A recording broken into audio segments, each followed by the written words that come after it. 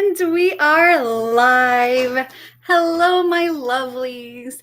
Today I have the lovely Dana here. She is one of my coffee patrons. Yes. And we are going to be doing some reading sprints for you. Yes. So, my dear, what are you reading today? Okay, so let me grab it. I have the dust jacket here. Okay. There's Someone Inside Your House. I started it. I'm only like I didn't even I think I fell asleep one night. I didn't even put a bookmark in. Oh, I'm on page 21. Not into it very much. So, what about you? I have read that. So, okay, Do you like it? After filming all of my wheel and cards and all that stuff, I realized that one of the books that I said I read, I hadn't actually finished. And not the one that I corrected myself on either. Spelled. I was reading this on the cruise and then I didn't finish and I have only this much left. Oh, wow. Yeah. So I figure I'm going to read this. I'm on page 289 and there's only 344 pages. So might as well just knock that out. Yeah. And I've also been listening to The Tower of Nero by Rick Riordan while I was working. Because, trying to unpack things. And it's like every time I empty it, I started in the kitchen. And every time I empty an area, we go over to the other house and sort more stuff and pack more stuff and bring it in and fill in the place that I've emptied. And I'm just like, so it constantly looks like I haven't done anything. Yeah, that's the thing that I hate about moving. It's like in my mind, I'm just like, I know I've done stuff, but it never looks like you've done stuff. Mm-hmm. And then it stresses me out. So I'm sitting in my little sunroom right here, and it's not entirely organized the way I want it to just yet. We're still kind of figuring that out. But back here behind me, I made a little coffee station. I got my coffee mugs. And it's so cute and I love it. Yeah. I'm in here. I have my coffee. I sit in a comfy chair. I have a beautiful scenery around me, except for the boxes. But this way I have beautiful scenery around me. Yeah. Because eventually it'll be everywhere. Yeah. Look out into the backyard and it's just nice. Yeah. That house is stunning. Like the tour, it was just, I love this house so much. Yeah. I do. I can't wait until I finally have things unpacked and sorted out and looking the way that I want and being able to decorate the way that I want. Right now, it's chaos. And I'm having to spend so much time at the other house still trying to get things sorted out because we haven't even gone through everything in that other house yet. Mm. Oh, hello.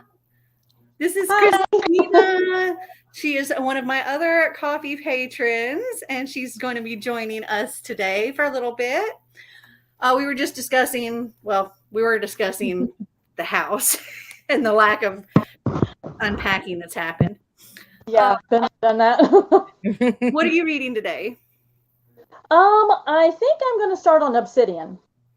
I haven't started that. I need to. I was going to say me either. I got it on Kindle Unlimited, but I haven't started it yet. Yeah, mine just keeps staring at me on my TBR cart over here. I figured not make eye contact. So Amanda says hello. Hello. Hi, Ozma. Hi, Melissa. Hi, Alana.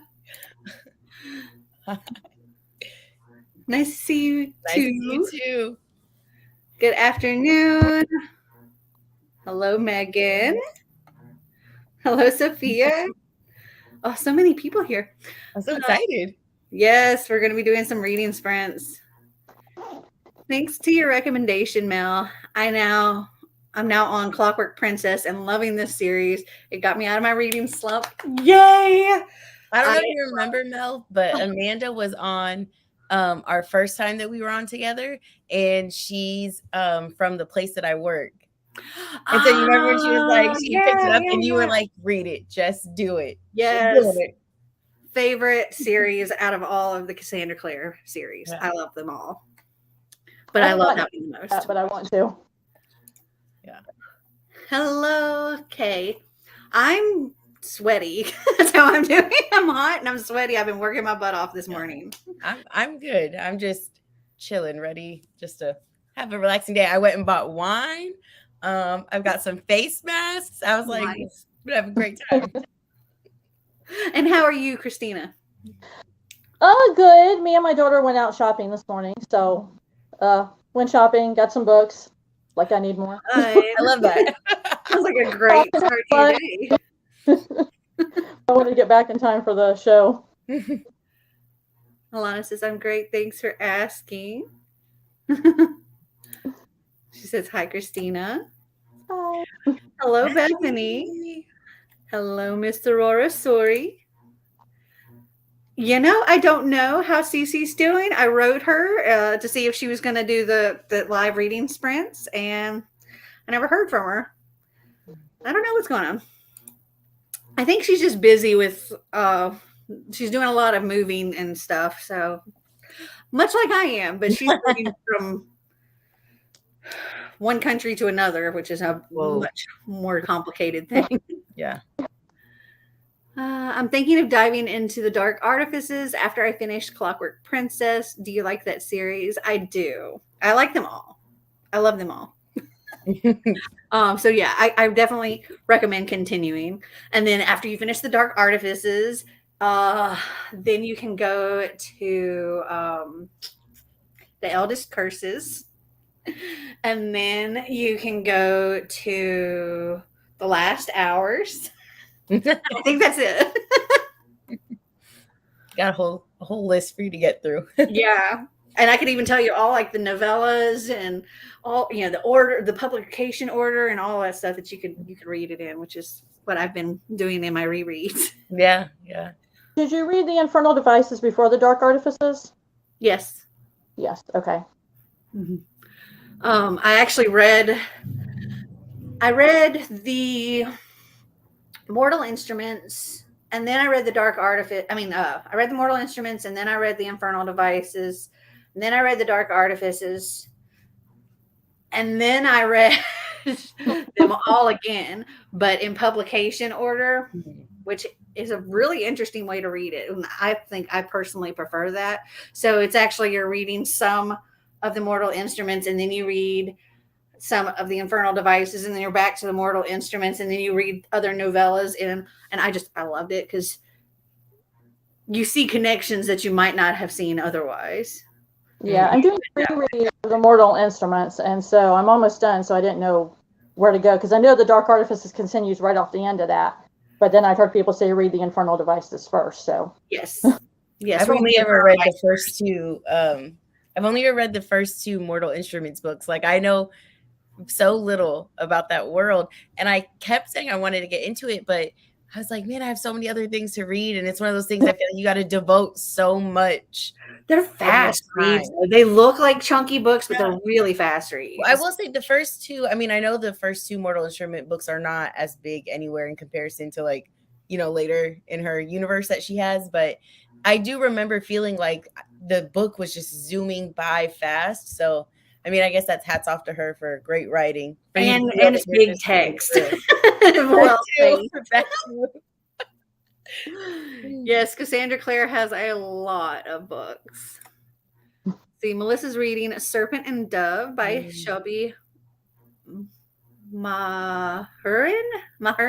I know that Clint loves that series, like obsessed with that series. I have the series on my shelf. I haven't read it, but it's arguably some of like the prettiest covers I've ever seen. I'm obsessed with looking at them. I'm reading Moon Dark Smile by Tessa Gratton. The princess stole the great demon of the royal palace. Both of them want to explore the world. I love the first book and the companion, Nightshine. That sounds really good. Yeah, I've never read that, but that sounds great. A princess steals a great demon. Yes, that sounds... Yeah. And then falls in love with the demon, probably. That's where I would go with it. Yeah, right? I'm reading A Mother's Reckoning by Sue Klebold. She is the mom of one of the boys who is responsible for the school shooting in Columbine. Oh, wow. That's got to be a tough read. Tough, yeah. It was heavy. I'll be reading We Are the Ants by Sean David Hutchinson. for my buzzword this month. What is buzzword? I forgot. Creature, animal. Oh, I already did mine. What'd you do? The Last Black Unicorn. Oh yeah. Yeah. See, I had like the greatest reading month of my life last month due to Seasonathon Academy and my obsessive need to feel like I was gonna do all the things. So I did like 19 books, and so I was just hoping that we were gonna keep this like progress rolling. And I've read one book this month, and that's it. And I'm like, because I have so many books that I told myself I wanted to get to in October for the spooky vibes, and here I am with one book and 20 pages in another. Like, terrible. I have the Serpent and Dove series, but haven't started it yet. I actually don't have that series, surprisingly. Currently reading Thistlefoot. I think I've heard of that. I've got one book to finish the end of, and then I'm starting Princess of Souls by Alexandra Christo. Buddy reading it with my bestie. That sounds like a really, I just love that title. I feel like everybody's got good books they're reading right now. Love Sean David Hutchison. Okay, let me get a timer going so we can get some sprints on. And how long of a sprint do we want to do? We normally do 30 minutes. Is that what we do? Yeah. Yeah. All right. I'm down for whatever. What? Okay, that's different. Okay. Huh. There's normally this thing that says share screen, and then you can like share whatever it is you're going to share. But now there was something called present on there. But when you click on that, then you can share screen and slides and an extra camera or a video file. I'm like, okay. Damn fancy. I know. Always having to learn how to do all the new and dangled stuff. For real. Okay. Everybody says 30 minutes. So let's do 30 minutes. All right. Let's get to reading. Happy reading, all.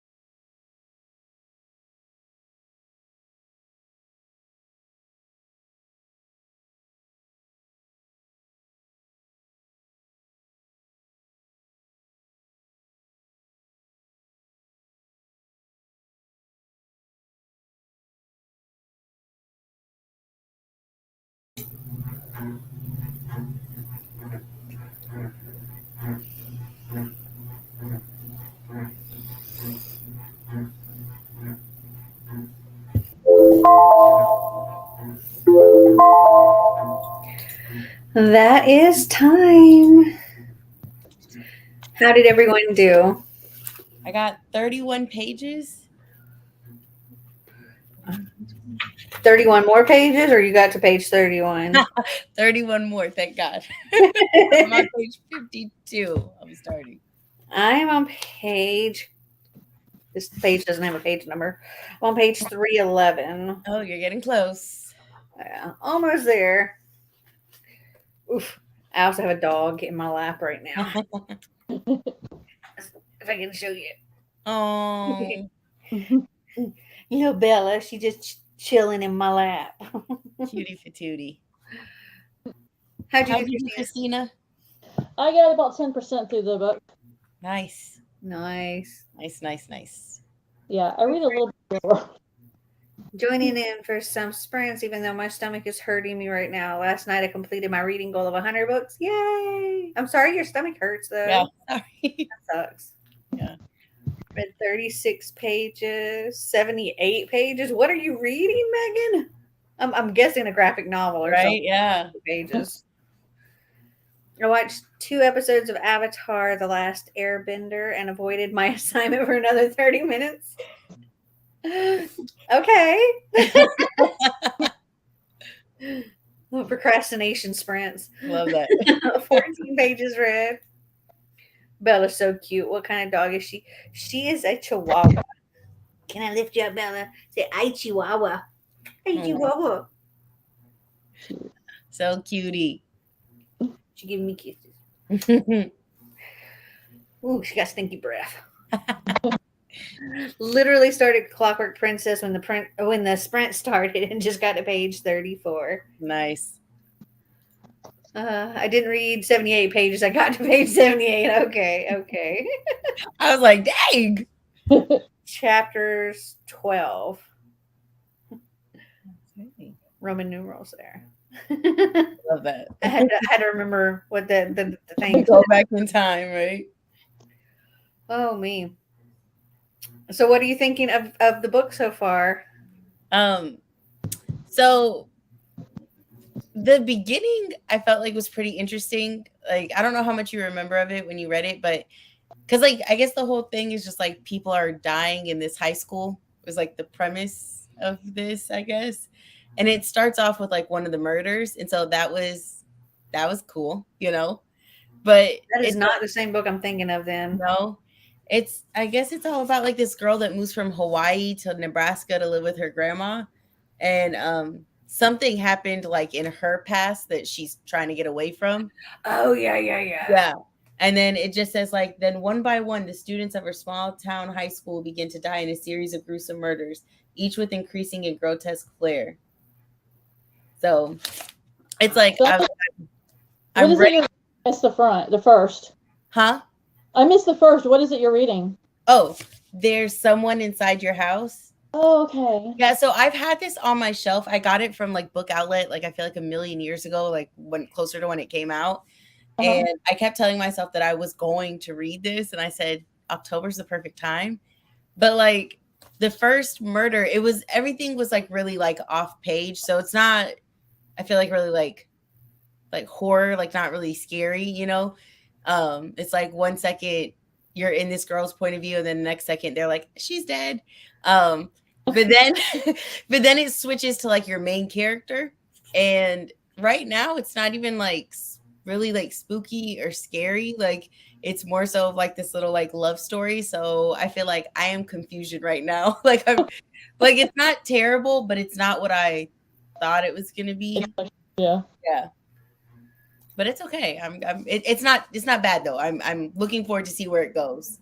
Did you like it when you read it, Mel?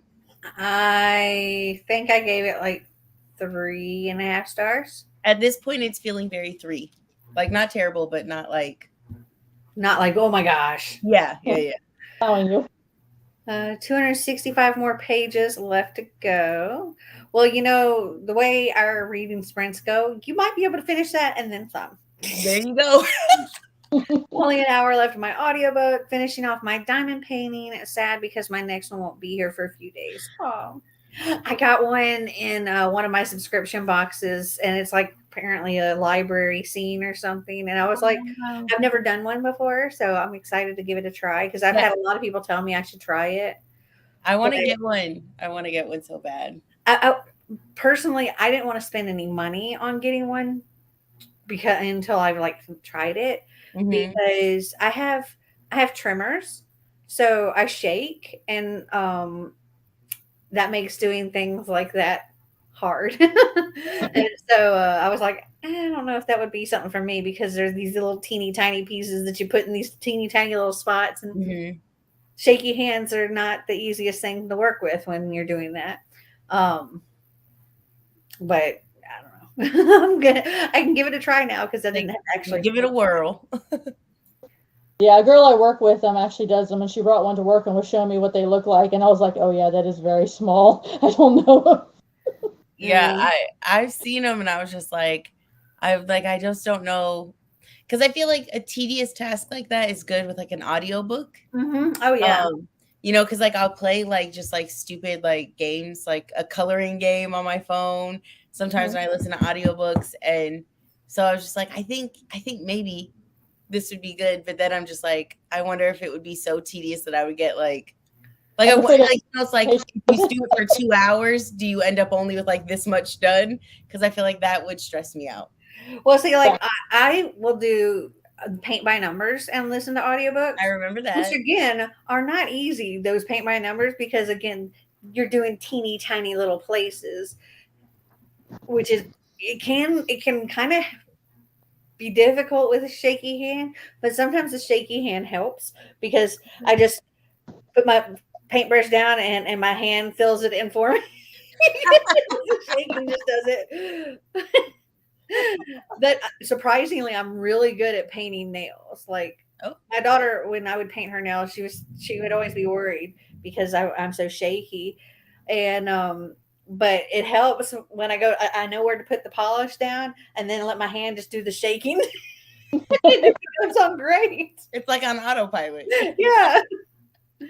I bought a paint by numbers. It's in my closet. I haven't even started it. I love them. They're so fun. Yeah.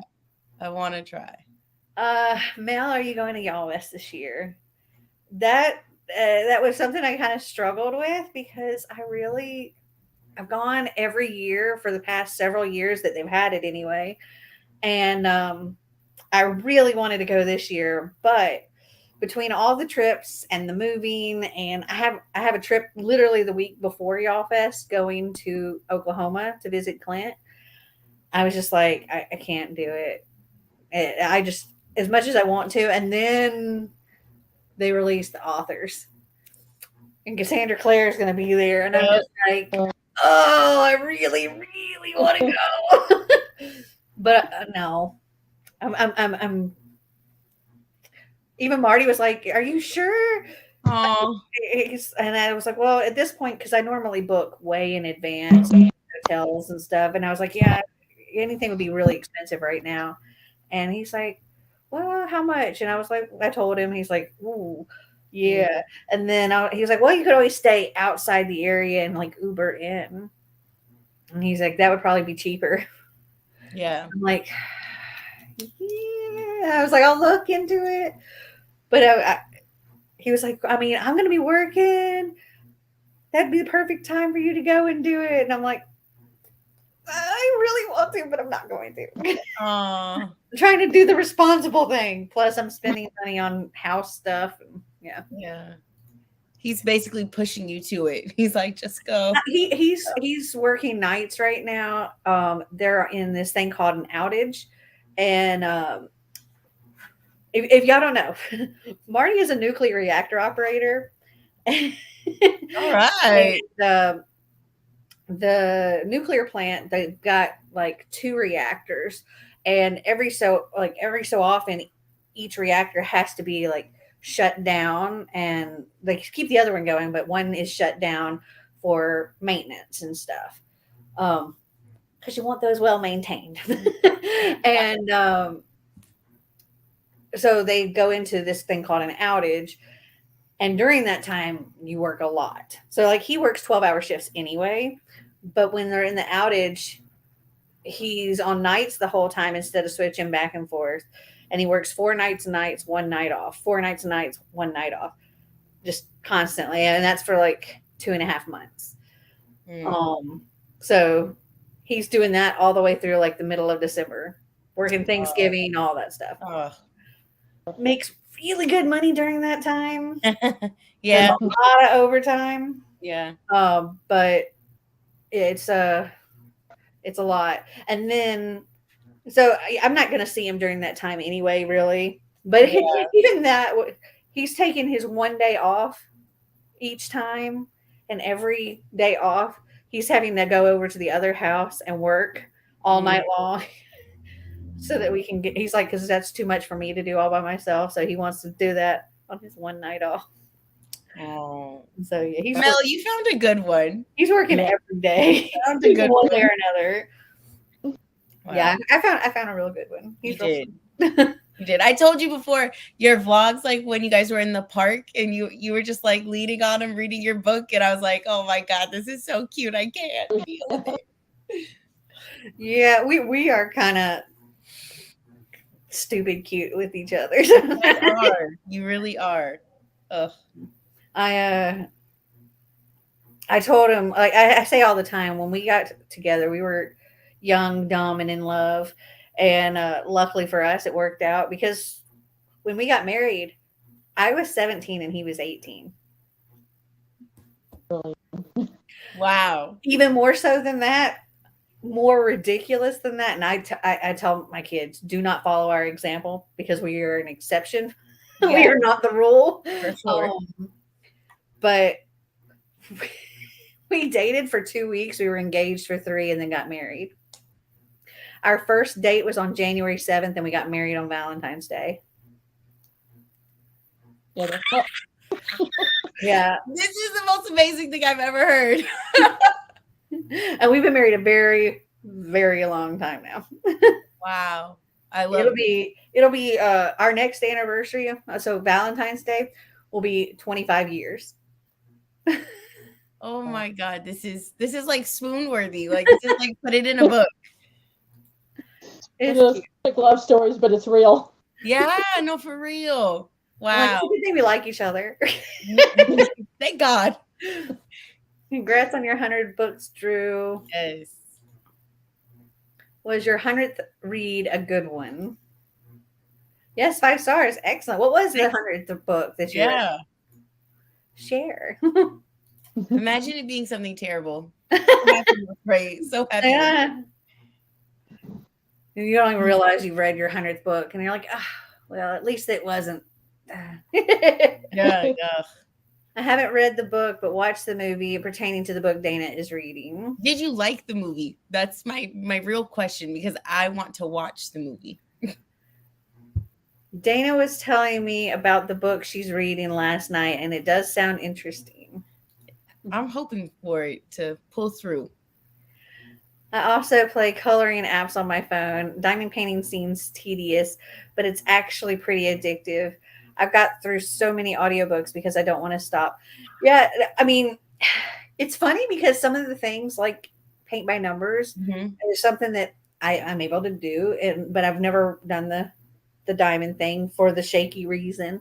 But I do other things too that are like super tedious and require like fine motor skills, I guess. Fine point things. Like I do like very intricate cross stitch and stuff like that. And but it doesn't, I don't know. I can do it without, I can sit and knit while listening to an audio. Maybe you should probably do the diamond painting then. Yeah, I'm just always worried that I'm gonna because I think you like glue them, like you have to have in tweezers or something maybe. No, I had a diamond pen because when I was making my niece's graduation cap, I was using a bunch of little stones. So I bought one of the diamond pen things, but it's just like a stylus kind of that you hold, but you put it, at least if it's the same stuff, you kind of put it into this like wax pomade thing, and then the diamond or the jewel sticks to it, and then you just take it and set it down. So you're not having to apply pressure to like hold like a tweezer, where if like you slip, it pops out. It's stuck to the stylus from like the wax that it uses.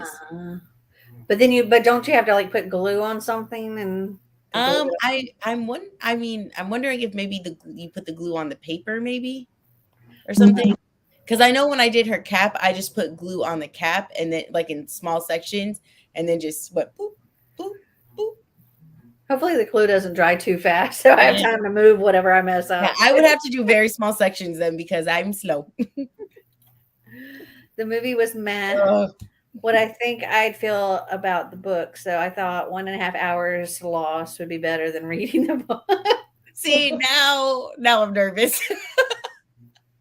Yeah, that's exactly right, Dana. And the diamond painting is the diamond painting's already really sticky. Okay. See, now I'm in. Now I'm nervous. Because if it's really sticky and then you go to and you put it on wrong, like, well, is it just stuck? Yeah, Bethany, if we make mistakes, what happens? Can we fix it?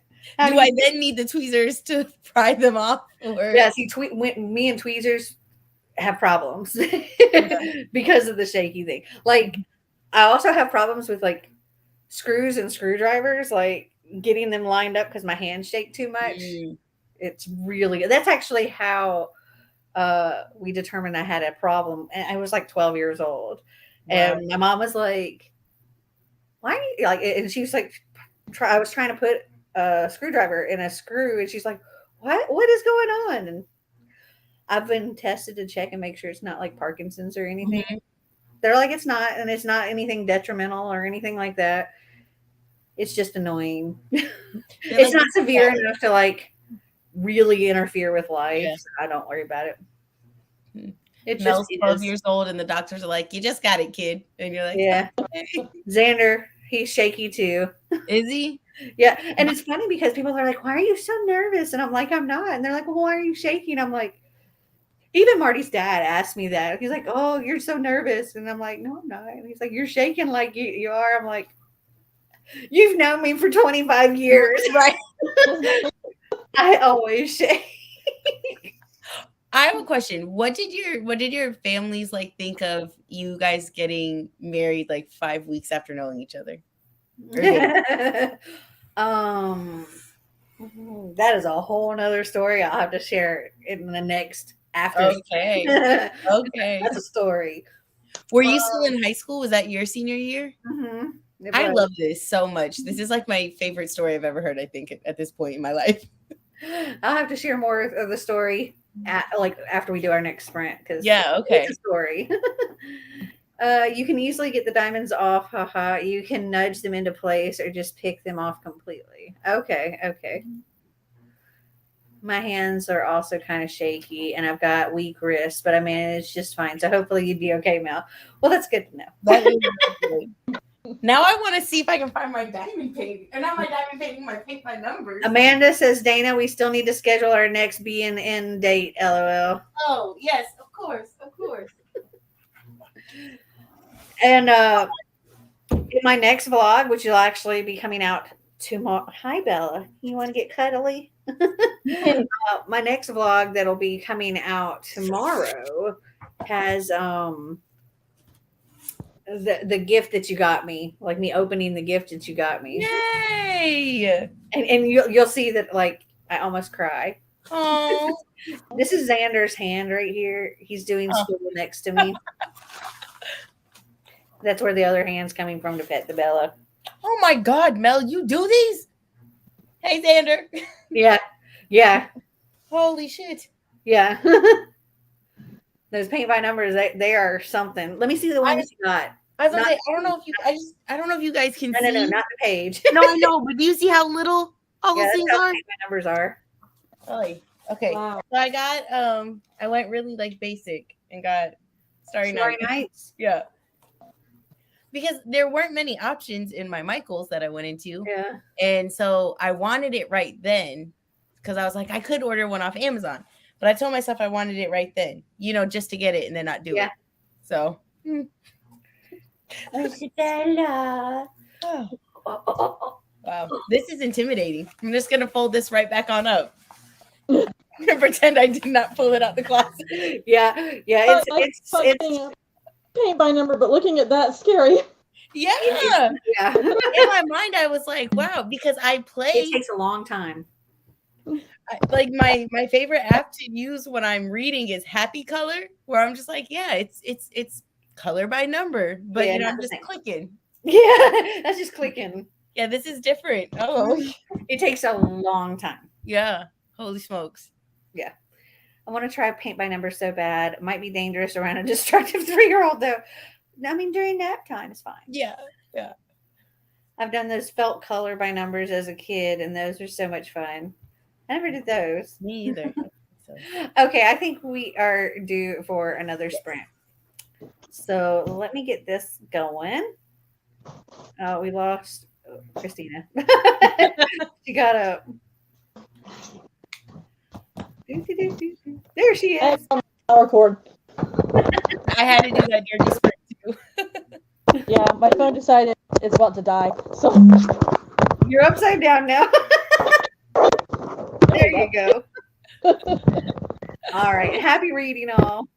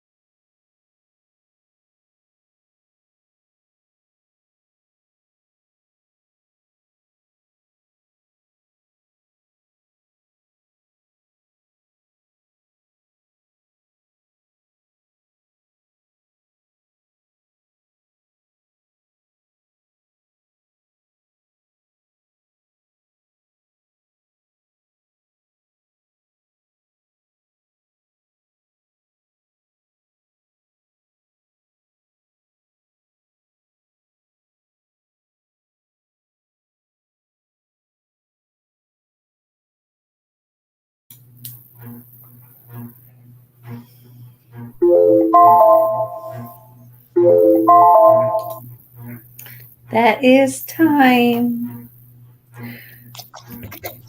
And we have T with us now. Hello, T. Hey. How did everyone do? I got 34 or 35 pages. Nice. I don't remember what page I was on. Just a second. But I'm on 333 now. Nice. So close to the end. Yeah. 345 is where it ends. So I'll totally get that next sprint. Yeah. I love this book so much. Oh my gosh. Oh, yay. It's a retelling, right? Yeah. Yeah. Yeah. Right up your alley. And the shoes. So cute. Yeah, she's wearing Hans Christian Louis Vuittons. Ooh, she's a fancy girl. They're enchanted. Yeah, I love that. Oh, where'd T go? How'd you do, Christina? I got another like 7%. It's like this story is like starting. It's not like a lot of introduction. It's just like jumping right into the story. Is But that I think it's that I read Shadows first because it is making us a little more. You understand what's going on. Okay. I got to make sure I read Shadows. I still haven't done that. I'm behind. Catch up, girl. Yeah, for real. Shadows is quick.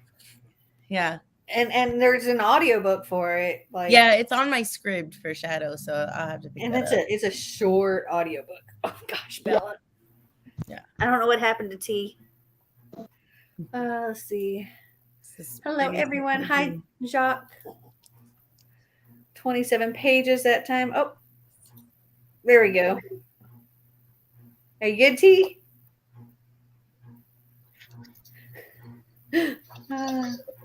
Read 38 pages. 3% of Foundry side. Started at 15 minutes left. Can you guys hear me? Yes. Yes. Can you hear us?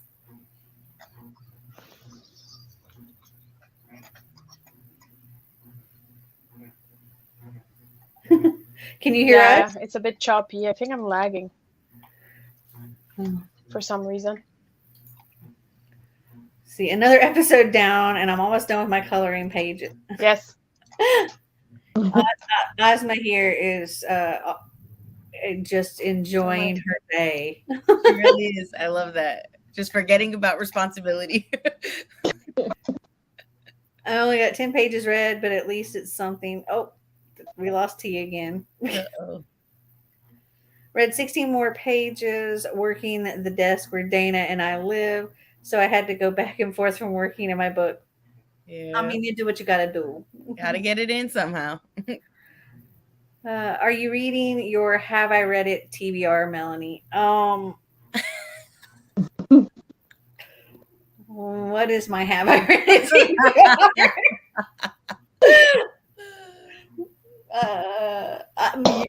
I don't know. I'm reading Spelled, which I thought I had finished last month and didn't actually finish. So I'm finishing that. And I have she's reading her Have I Read It TBR from last month. Yeah, I guess so.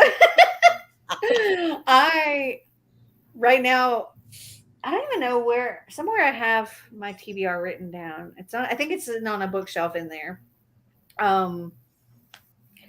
At this point, for the most part, I'm just sticking to audiobooks for now. Mm-hmm. Just because I have a million and one things to do. So the audiobooks, I don't have a lot of sit down time to read because when I am sitting down, I'm schooling Xander or editing a video or trying to film a video, but there's not a lot of sit down time either. And I've had to like spread that stuff out as much as I possibly can because life. All I remember is that there were 9 books. Thank you for reminding me.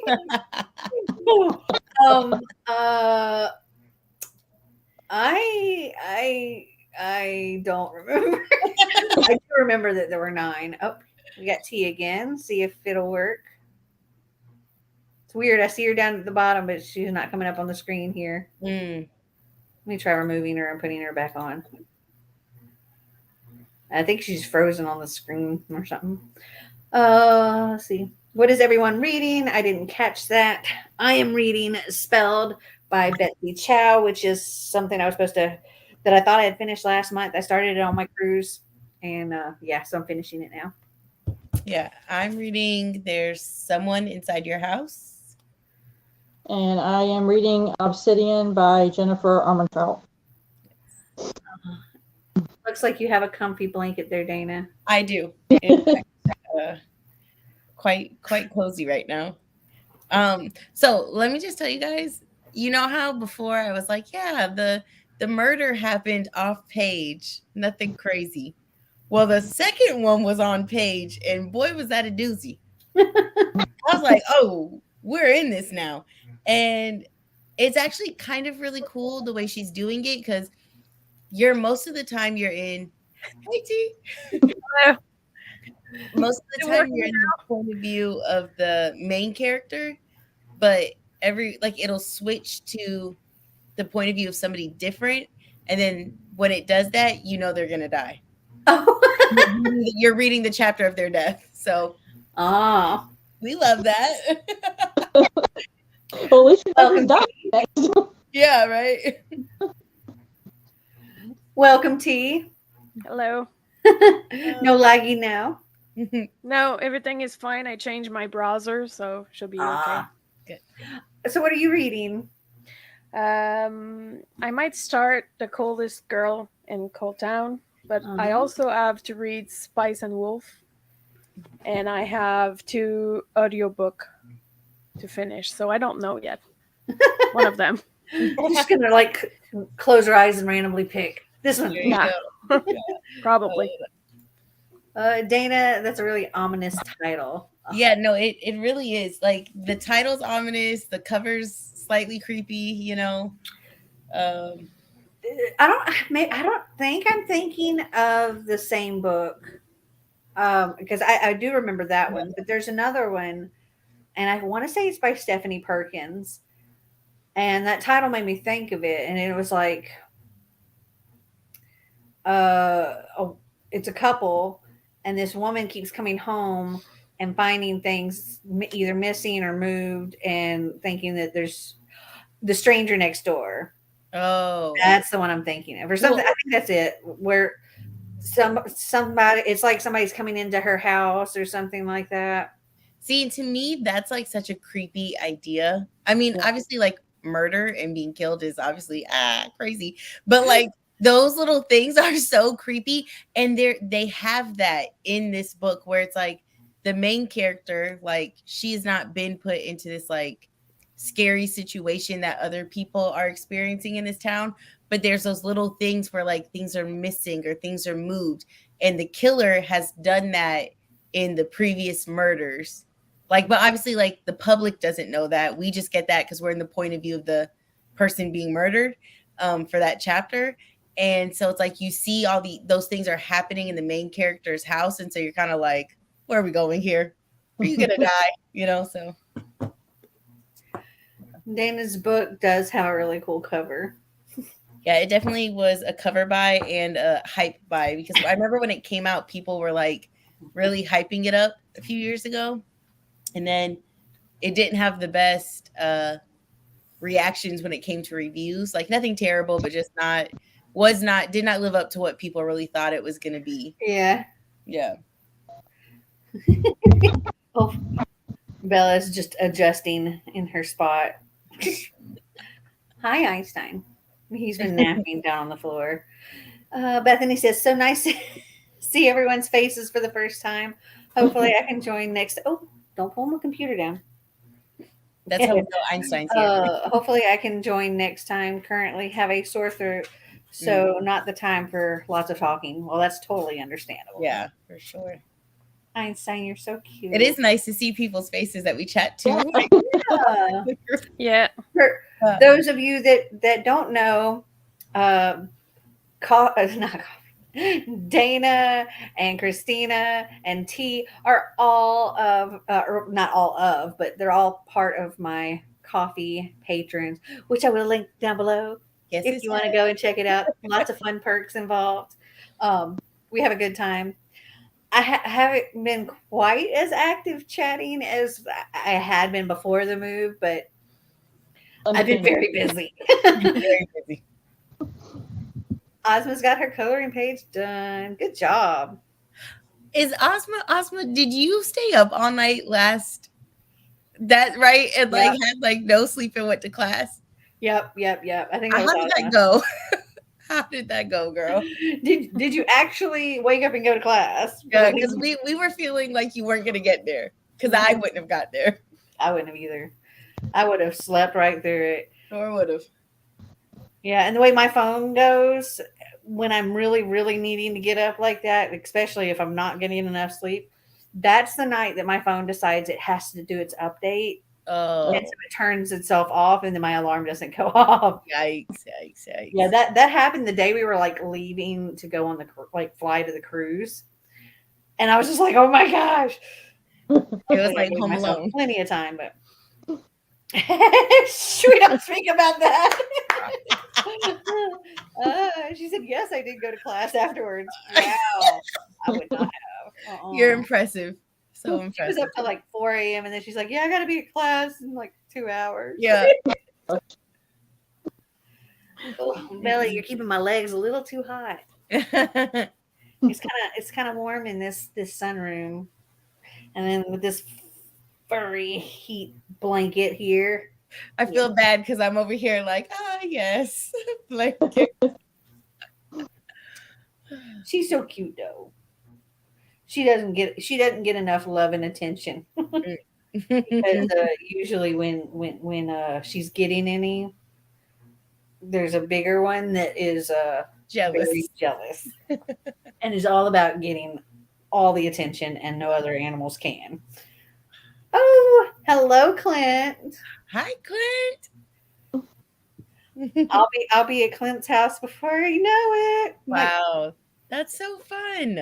Yeah, we've got 2.5 weeks, and I'll be on my way to Clint's house. I'm excited. That's exciting. We're gonna have fun times. Yeah, I don't know what that's like. We had our first snowfall this past Wednesday. Oh no, it's chilly. Like outside is chilly, but in this room it gets kind of warm because there's windows all around. So it's like, but it's so nice in here. Yeah. It's just so cozy. We had snow last weekend too. Did you? Wow. I'm in Florida, so it's still really hot here. I'm a little bit up north. Yeah. Oh yeah. See, we're just burning up in Florida. I just got the AC cranking with the fan. Makes me feel like I'm, somewhere else. Yeah, we're nowhere close to snow time here. I'm here snuggling in my duvet. Marty also likes it like Arctic in the house, so this is probably one of the few rooms where it's not Arctic, because he keeps it like 66 or something like that. Which to me is very cold. Oh, nice. I wish it'll snow over here already. Not me. I'm good to wait. The snow can wait and wait. But the I'm one of those people, I like snow, but like, okay, just a little bit. Like, let me look out the windows and look like I'm in a snow globe, but then go away. Yeah. I wish it was like that. Yeah. Here in Oklahoma, we have bipolar weather. We mainly just have rain all year round in England. Dana, have you read Things We Never Got Over Yet? I have not. It stares at me on the shelf, but I just stare back and then look away for, a quick moment. My books normally stare at me. Yeah. Right now, it's just boxes staring at me. We're making eye contact. I can see that there are books in these boxes from like the little hand holes. Yeah. I can see there's books in there. Listen, and they're just kind of peeking out going, are you going to put us away? No. Listen, the Things We Never Got Over is like, it's like a contemporary or a romance or something, but she's low-key thick, like for like just a little contemporary, and I'm just like, you're gonna sit there. You're just gonna sit there. Sit there and look pretty. Be warned, Mel. That's the temperature in our house as well. It's okay. I'm used to it. She's 25 years in the game of this, you know. Literally, Bethany, I love the rain all year round, but it's snow season and climate change needs to do its job and drop that ice. Yeah, it's like, I don't know. I don't know what temperature it is here right now. I'm curious. Sometimes it's quite chilly, and other times like it's gotten down in the 30s, but then occasionally it's like, oh yeah, we're going to be in the 80s today. Yeah, we're sunny in 81 right now. Exactly. Yeah. I was out today. I was like, it's hot. Yeah. Ready for it to cool off a little bit. Same. It's cloudy and 61 here. Wow. Actually, it's always going to rain. It was cloudy earlier, but now it's bright and sunny. Yeah, it was raining last night. It was like 2 a.m. thundering over here. Okay, so apparently it's 80 degrees right now. Yeah, today's one of those days. It's 80, and tonight it'll get down to 57. Oh, I love that. And Amanda can't wait to borrow it from you when you're done with it. Okay, got it. Clint says, we don't get snow, we get ice storms. Well, hopefully that doesn't happen while I'm on there or anything. I don't know. I think I'd prefer snow over ice. It's same. Oh, gosh, yeah. I'm used to everything. Hey. Ice storms are terrible. See, I always say I want to live in a place where it snows and stuff, but like I just know I would not want to drive. Like I would like to live in it, but have zero responsibility when it comes to getting someplace because my anxiety would make me like house bound forever. Like, I am not. That is me. And we lived in upstate New York for a while. Oh wow! And they've got like 6 months of snow. Yeah. That's it's like mostly like this here. Absurd. Though they're really, really good at like keeping the streets clean of snow and stuff like that. But if like you catch a place when it's just snowed, and when it just snows fast. Like, yeah, they haven't had time to plow things or salt things because it literally just dropped out of nowhere and it's like this much snow. You can't. That's nothing. No, I can't. Sometimes I walk out. Sometimes the apartment we lived in, like you walked out of the building, and then there was like a little sidewalk path to the driveway, and occasionally we'd walk out and slip, or one of us would slip and hit the sidewalk and just slide down to the car. And Marty's like, "I could live here all the time." I'm like, "Not me." Sometimes I get out in the morning and I have snow up to the middle of my car door. Oh, wow. And you have to shovel everything to get out. Yeah. Yeah, I don't want that. I don't want that. I don't like it either because everything takes more time. Like you have to get up earlier. You have to think about the snow. So you have to take more time to drive where you want to go. So. See, I feel like if I woke up late, I would just have to call into work. Because like by the time I got there, day's going to be done. Like, you know, I know snow isn't an excuse here. When she went to Colorado, it was like she was like, "Oh yeah, we got snow," and then after like a couple of months, she's like, "No, I'm not done with it." Yeah. Oh, it's beautiful the first of the year, and after that, we're like, "No, we're done." Mm-hmm. We lived in Maryland for a while, and we would get a lot of snow there, just during the winter, but we would get a lot of snow. I hope so. And a lot of snow drifts. Well, see, in New York, it wouldn't be just the winter. It would be 6 months you'd have snow, like half the year. But in Maryland, it was just like the winter time. And but we would get like a lot of snow, and we get snow drifts and stuff. And Xander was like little. I want to say he was like 5 or 6 when we left Maryland. And from our front door, we had like 3 steps going down, and the snow would cover the steps, so you couldn't actually see the steps because the snow would be that high. And so Xander would just jump past where the steps would be, and the snow would come up to like here on it. Wow. And because of how our house was situated, because we were close to the water and stuff, we get this snow drift up the side of our sliding glass door, and you couldn't see anything out it but snow. And you open up the sliding glass door, and it was a wall of snow that you could just kind of push over. Oh my God. Yeah. I'm in Florida, like, look at the palm trees in the sand. I'm the Celsius user, confused about the temperatures you're listing. It's 16 Celsius here right now. It's like the US is the only place that use Fahrenheit as a temperature. 80. 80 is like 25. Yeah, it's like about 27 Celsius here. The last time I experienced an ice storm, a massive piece dropped onto my head and cracked into pieces, and I still had to go to school that morning. Oh my God. I'm from Michigan originally and hated snow growing up. Yeah, they get a lot of snow. 42 Fahrenheit is 6 Celsius. Yikes, that's cold. 68 is 20 Celsius. 80 seems toasty. It is. It is. Yeah. 100 are so hot. We get that here too. The difference in temperature in Quebec is really crazy. I used to live really high up, and it would be thick snow in summer, and my mom would call school to say I couldn't go because we were stuck. And they'd say, "What are you talking about? It's sunny out." We go into the 40s in January, February, so I'll take +6. I agree. 8 Celsius here right now.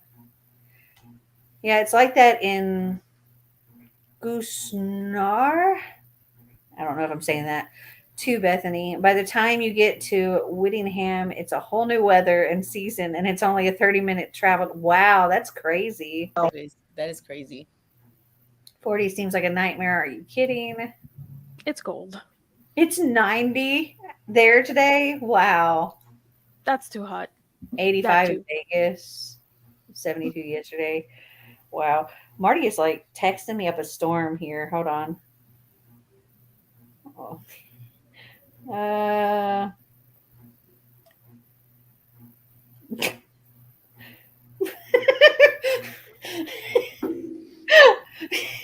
Random. He says, he was just like, well, shit. ... He just woke up. Oh. I just remembered that we're out of bread. It was like, wakes up. Fuck. Just random. Like, how am I going to get my sandwich for work now? Funny. How can it be 90 in October? Yeah, that's. Oh, it can. Yep. 10 C, 50 Fahrenheit in Northwest England. Too hot for me. Are y'all okay? Okay. No, we're not okay. Are you I'm hot right now, actually. And I got a dog heater on my lap. And she just won't budge. I keep moving her, and she's like, no, I'm cozy. It's Oklahoma. It hates us. Okay, let me get this clock back up. Huh. Dana, you're making me even hotter with that blanket. Pull it down. The AC was messed up in my apartment not that long ago, and so now that it's back, I just feel like I'm cranking this thing, and I was like, just to pretend that I'm getting closer to a fall winter type of wonderland. Yeah. Okay. It's supposed to be I'm autumn. looking forward to those days when it stays in like the low 70s, high 60s. Like that's good fall weather. Yeah, because like we have like Decembers where it's like burning up. You're like roasting alive. Yeah. And then it'll be Christmas Day and it'll randomly rain. And then your like humidity is out the wazoo and you're just miserable. Like, yeah, humidity is worse than the temperature. It is for sure. All right, let's get some reading in. Happy reading, everyone.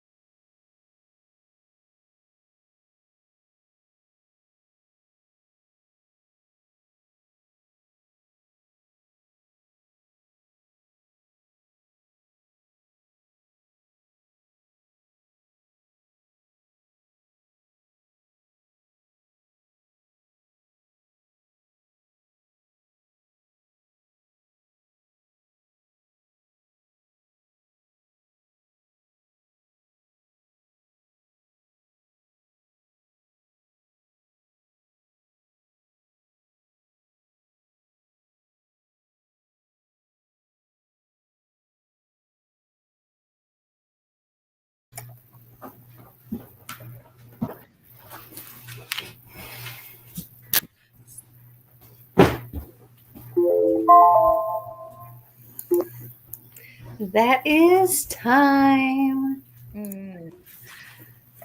How did everyone do? I read 37 pages and I'm freaking out a little bit because it was like a death chapter, and it is really amping up. Like something happened and I was just like like it shocked me. Hold on a second. Einstein has devoured something and there's cotton everywhere. Oh God. Okay. It's just one of his toys.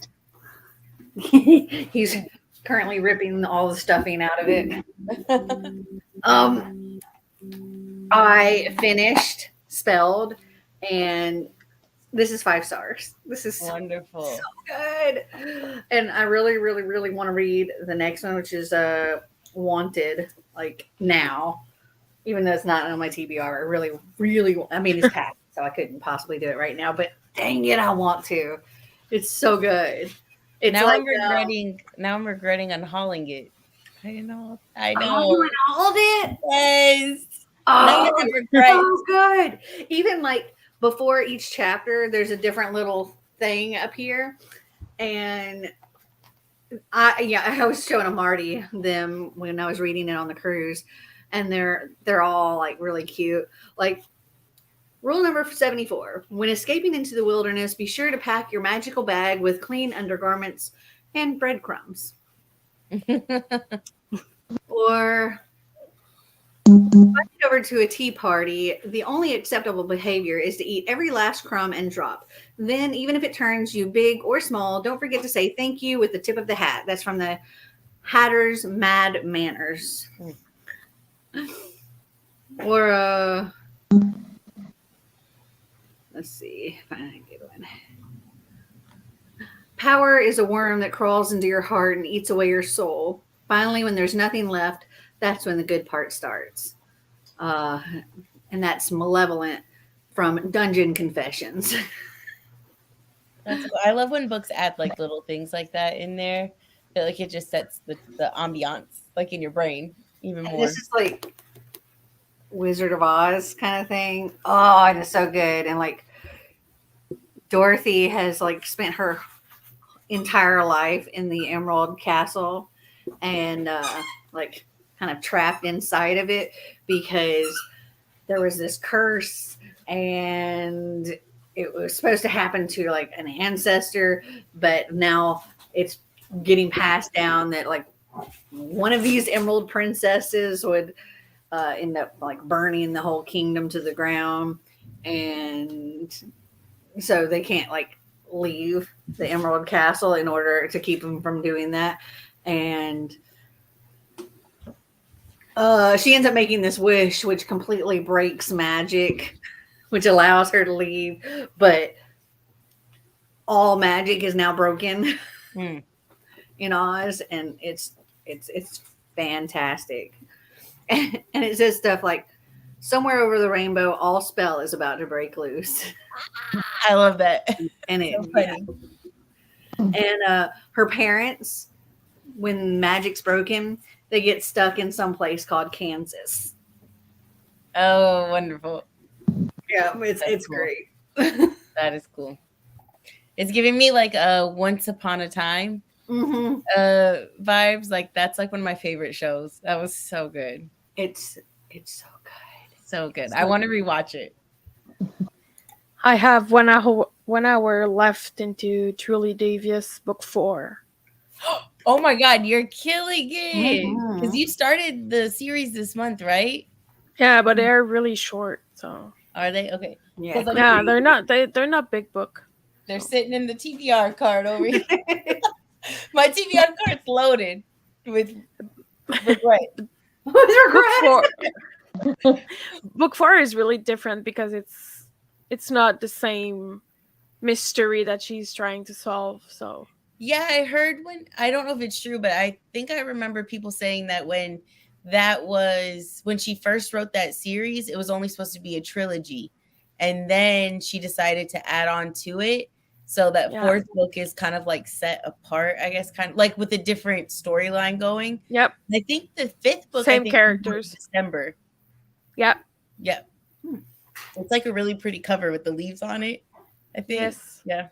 The first book was a 4 stars, I think. 2 and 3 I gave 3 stars. And would probably be the same with that one. Okay. I think first book was good, but the rest was just, oh, okay. Okay. I've only read the first book, and I really enjoyed the first one, but I haven't read any of the others yet. Yeah, but there's some stuff you go like, yeah, this is not really believable. So, how'd you do, Christina? I got like another 7-8% in. It's getting really away good. I'm really liking it. Nice.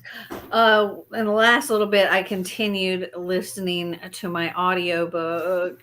Where am I?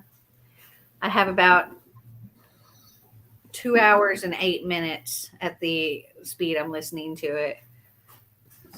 And then I'll be finished with that series. So I have to read a novella at some point. What series is that? Trials of Apollo. Oh, okay. Okay. I'm listening to The Tower of Nero. Oh, yeah. I remember. Dimone Book Rough says, hi, everyone. I'm reading my first fiction book in a long time. And Kay wants to know what book you're reading. Hello, Karina. Time at the end of that sprint. 42 pages of Feather and Thorns by Kit Vincent. I haven't heard of that one. Me either. More into my book, I mean. I'm so glad you enjoyed it, Melanie. I immediately put it on my TBR when you talked about it in your Have I Read It video. Oh, spelled? Yeah. And I love like the shoes on all the covers because they all have like a different shoe because of the whatever character is like the main character. And I think the next one is it's got Robin Hood, maybe. Is like the retelling, but this story carries over into that. See, now I'm really regretting that I unhauled that book. I regret that you unhauled it too. It's so good. Ugh. It's been so busy during that sprint at the desk that I didn't get any time to read. Man. November 9 by Colleen Hoover. I've read that one. I can't remember what I rated it. I think 4 stars. I think I read that. I don't know. Got to 88% of my book. Nice. Only 5 minutes left. Oh, Bethany, you should have just kept going. Once Upon a Time is so good. Yeah. So good. I never finished watching that. But I watched like the first several seasons. Yeah. I watched it for a long time. And then I don't know what happened. The last season, a lot of people were really iffy about because they changed a lot for the last season. And it felt like they should have just ended it where it was at and then maybe did like a spinoff. I think the last one that I watched like was where they had like the Wizard of Oz stuff come into play and Elsa, like the Frozen. I want to say like that was just being introduced. That's where I stopped watching. Okay. But not because of anything with the show. It's just, I think, life. And then I stopped watching all TV for the most part. Dana, can we see your book cart? Yes. Give me a moment. Let me just move my computer. Okay. So, because I'm a child, I have a Buzz Lightyear shirt on. Don't judge me. Okay. Here is the book cart. Is it in frame? There we go. So I have like the companion novel to the one that I'm reading right now, and then like a bunch of thriller books, and then some series. This one, I can't remember when it came out, but they republished it with like new covers. I have those. Do you? Yeah. And then I got the Ravens duology, and then I got Truly Devious. And then this is the Small Spaces like series. Oh yeah. Like the covers are so scary to me, but they're middle grade. but this is like the stuff of fears and nightmares to me. Then I've got a couple on the other side. Let me spin her around. Got that obsidian there. Got to read. And then a couple more here. I need to get I really want to read Obsidian. This is like a clue mystery. I know I do got to read Obsidian. I need to like order that whole series. So I have I'm gonna have to do like a whole Jennifer L. Armentrout thing, like my Cassandra Clare. Yeah. I also have the last live that we did during the hurricane.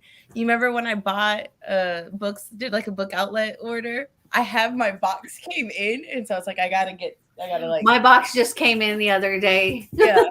And now that we're on a live, I'm gonna have to order something. It's a tradition at this point. I've got to order something on the live. So start to think, you guys, what I need to Amazon. Just ordered the book that she just finished. That you unhauled. The book I unhauled. Oh yeah. That's what you need to order. Well, put it in the cart. You need to order this one and at least the second one, so you can we can read the second one together. Okay. Who is that by? Let me order now. Betsy, Betsy Chow, Schow. Okay. It's so good. All right. It's in the cart. Truly Devious is so easy to binge. I could read 10 more easy. Can't wait for the next one. Can y'all hear the dogs wrestling around? Yeah. It's like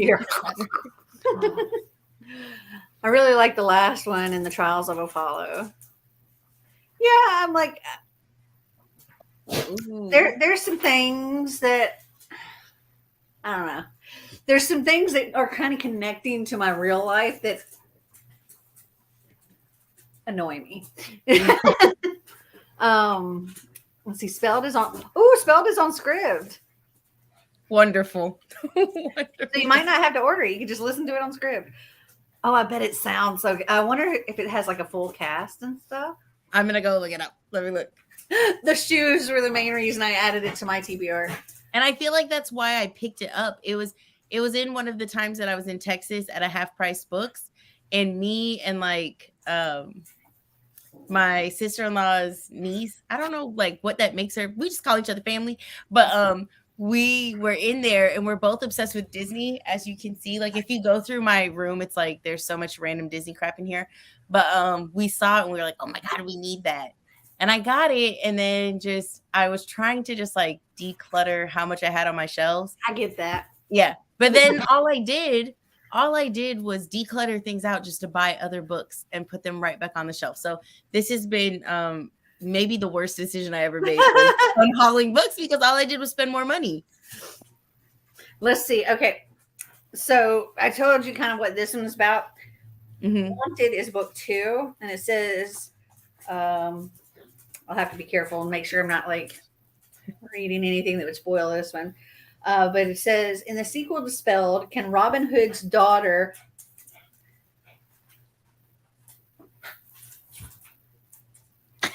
she's excited.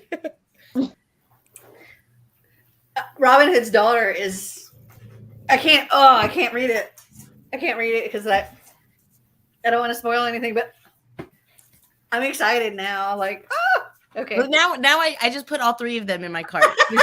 There's 3 in the series, and now they're all in my Amazon cart. Yep, no spoilers. No spoilers. Yeah, I'm very much on. I don't want to give any spoilers to anything.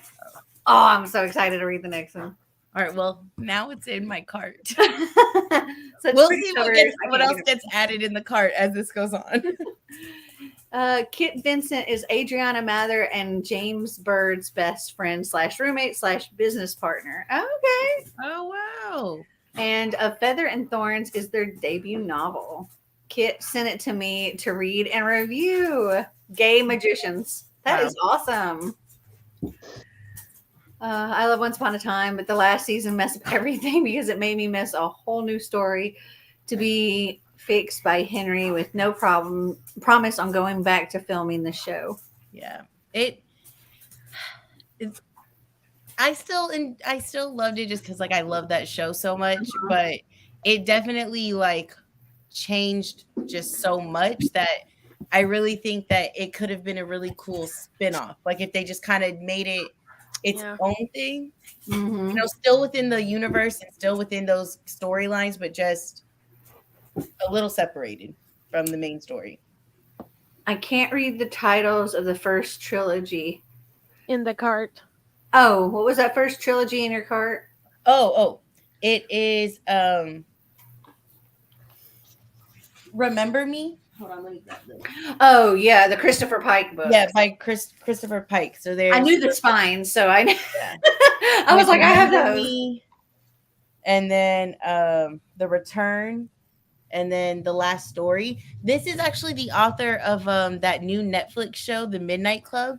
Oh, I started watching that. I've only watched the first episode. I haven't watched it yet, but I didn't realize that it was based off of one of his books. It's so good.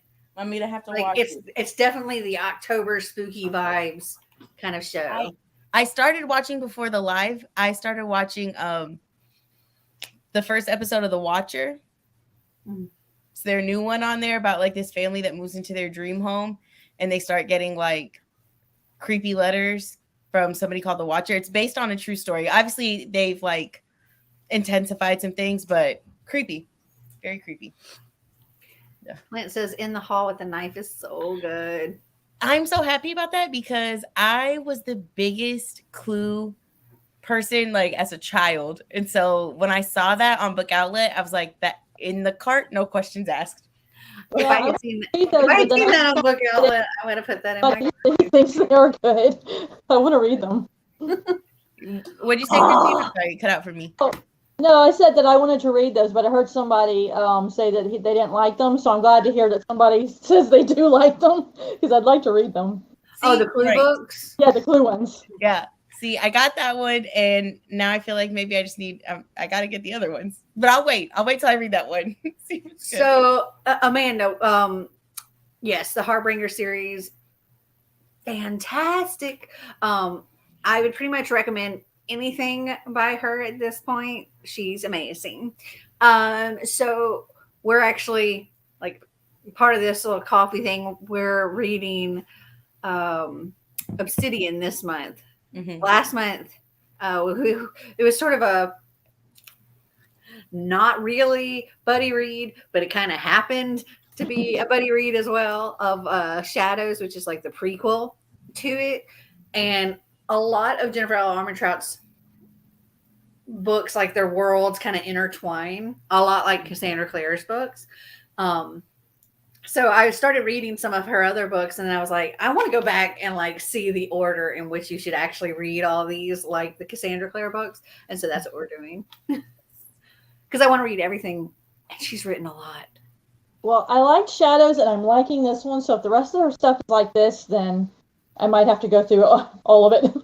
Wow. Like this makes me excited because this is like a journey our coffee group is going to go on, like the Jennifer L. Armentrout journey. I can tell you though, Shadows, I was just like, what? I was like, no, you didn't. For it to go the way it went. Nice. Me either. I was like, huh? Exactly. Mm-hmm. LOL, I remember that Book Outlet order, the one where you weren't supposed to place but did anyway. But who am I to judge? I got 3 books in the mail today. Listen, just like you said, Ozma, shh, we don't talk about that. We don't talk about it. Stop reading, Melanie. Talking about me reading about the sequel. I just added the whole Stealth series to my Amazon wish list. It sounds so good. Reminds me a bit of the musical Wicked, which is one of my favorite musicals. Okay, so the witches. That got her going. The witches are very much like Griselda. She in here. And Ozma is in here. Oh. We find out that was an interesting one. Yeah. We have the Gray Witch, which is Griselda. We have a White Witch. We have Vert, which is she She's green. She's the green witch. And yeah, I can't say other things that are in here. That's when you know a book really was good, though. It's like when the person is trying to talk to you, but they're like bubbling over with like excitement, but they're like words. I can't tell them to you. Yeah. Thank you for showing me. Oh, you're welcome. I still need to watch The Midnight Club. Yeah, I've only watched the first episode, and it's really good. Might have just poured myself a cherry rum Coke. Yeah, I just bought 3 bottles of wine just for options. At one of the estate sales, I got like a box with 3 bottles of wine, like blueberry or blackberry wine. Hopefully they're good. Yeah. But I have that. I also have like it's an Arbor Mist, but it's like a frozen slushy peach lemonade with alcohol. And I've already tried a wine, and it's really good. Yeah. Need to continue the Clue series so much. It's so good. Go into it knowing it will be cheesy like the movie was. Wow. I love that. That movie is just like, ugh, I love it so much. I did read White Hot Kiss by Jennifer L. Armentrout, but haven't finished that series yet. I know you're supposed to read that before the Harbinger series, but I did it backwards. I did it backwards too. I read them too. What led me to going, wait a minute. They're right here. Yeah, see, I had those, and then I was like, I need to go and read, because I could tell there was something like from a different thing. And so I went to the White Hot Kiss and I read that, and I was like, oh, those are those characters. And then I found out that there's other things that tie in from other series before. So I'm like, I just need to go back to the beginning and read everything. Yeah. Which is where we're at now. She writes too fast. We don't have time to catch up. She has like 40 books, and she's like 42 years old. Get there. I'm never gonna catch up. But then I have somebody like, I'm a really big Karen M. McManus fan. Oh. And like she has 6 books out, and I've read all 6. Like one just came out recently, and I read it. If you guys haven't read it, Nothing More to Tell. It's fantastic. It's right there. I haven't read it yet. I have 2 copies of it. I have an ARC, and I have It's funny how you pointed right where she took it out right in front of me. She was like, it's right there, and she goes like, "Ooh." But this was so good. But she puts out, I mean, not that I could ever write a book, but she puts out only 1 a year, and I'm just like, give me more. I mean, to put out a book a year, I think is still pretty good. Oh, no, it definitely is. I'm just greedy. Yeah. You know, like, it's like I want more. That's why I have a hard time with a lot of things where I'm like, I don't want to read it as soon as it comes out, because then I want like, especially if it's part of a series, then I want the next one like immediately, and I'm like, well, crap, I'm gonna have to wait a whole year so I can get the next one. Yeah. Hard. I told Dana I bought No More to Tell. Can't wait to read that too. Yeah, it's I feel like this was, I think it was The Cousins that was still good to me, but wasn't like my favorite of hers. But this one that she just put out, like this one was good. Like I was like, whoa, because it brought in like a whole like true crime like podcast element to it. Nice. Of like the storytelling. I don't know. It was so well done. I have Einstein, you're covered in fuzz. I got the UK paperback edition that has like the sprayed edges and the foil, and so pretty. I have all you showed some of the ones that you got. You showed us some of those, I think, in a vlog, and they're so cute that I'm just like, do I need to buy them? I got them all from Book Depository. Yes. And I had pre-ordered that one, so that was me with Stephanie Garber. Once Upon a Broken Heart. I read 1 and 2 back to back, and now doing the waiting game for book 3. Didn't book 2 just come out, or is it about to come out? It just came out. It just came out. Yeah, I pre-ordered book 2, so I guess I have it somewhere. And I also ordered book 1 because I didn't already have it. I think I remember seeing you unboxing book 2, so Okay. Yes. Life is a blur. Hey, zooming right by. My book mail. I haven't opened it yet. Just came out. I got both of them from Alcrate. Peacock has season 2 of One of Us is Lying. At least I think it's already out. I can't remember for sure. Oh my God. If it is, I'm about to lose it. I don't know if I have Peacock. Is Peacock a free thing or is it? I think they have some things that are free, and then for almost like all the good stuff, you gotta pay. Y'all see the sun coming through? Yeah. That's kind of wild looking. I love it. It's like an orb of light. Not yet, Amanda. It comes out soon. All right, hold on. I'm going to go grab some mail and open it here with y'all. Hold on. Okay. Yeah. Hey, guys, if anybody has like some really good book recommendations, send the recommendations through. I feel like every live I do with Mel, I always place some type of book order that I shouldn't be placing, but I do anyways because gotta treat yourself sometimes, Yeah. I came home from the bookstore today and my husband was like, okay, how many did you get? What's the damage? It doesn't matter. It's like I have my own like spending money that I can put to the side, so as long as I don't go over that, it's like I know it's coming. Tradition. It is a tradition. I'm good for recommendations, Dana. What Rex are you looking forward to? Oh, man. No, Dana, not this life. I can't help it, Ozma. I've got to keep tradition alive. So, this package is actually not books. Do y'all remember where I got the sparkly shoes? Yes. The bag came in. Ooh. I was obsessed with, they were boots, right? The boots I had to send back because they were too small. Oh. But the sneakers that I took them with me on the cruise. Yeah. Freaking love those shoes. I haven't opened this yet. It's exciting. Sorry, dogs. It's okay. Everything's okay. You cannot have this. This is not for you, Einstein. Oh my gosh.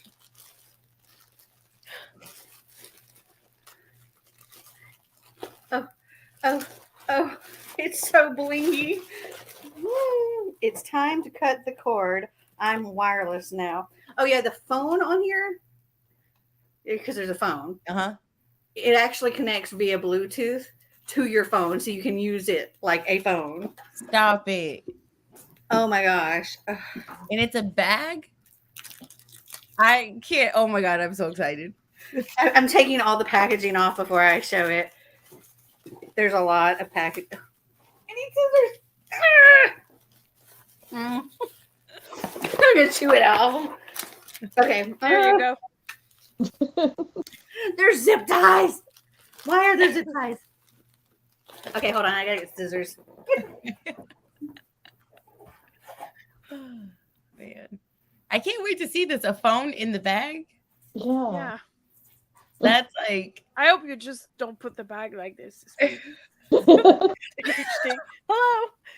It's like, hold Wait, on. my bag is ringing. Okay. Let me cut these zip ties. Ugh.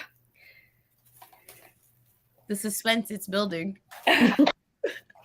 Oh my gosh. It's so cute, guys. It's bigger than I thought, too.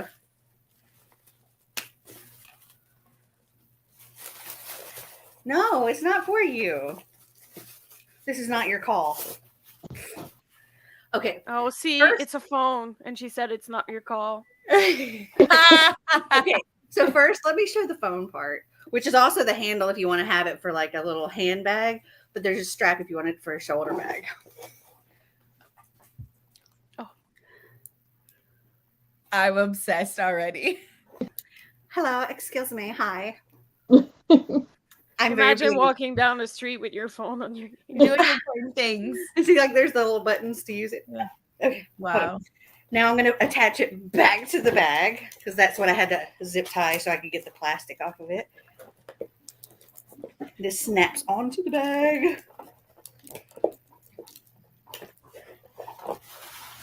Here it is. Oh, that's cute. I'm obsessed. That is so cute. It's so cute. It's so sparkly. Oh! You have to like put together like the best fit to wear your bag and your shoes.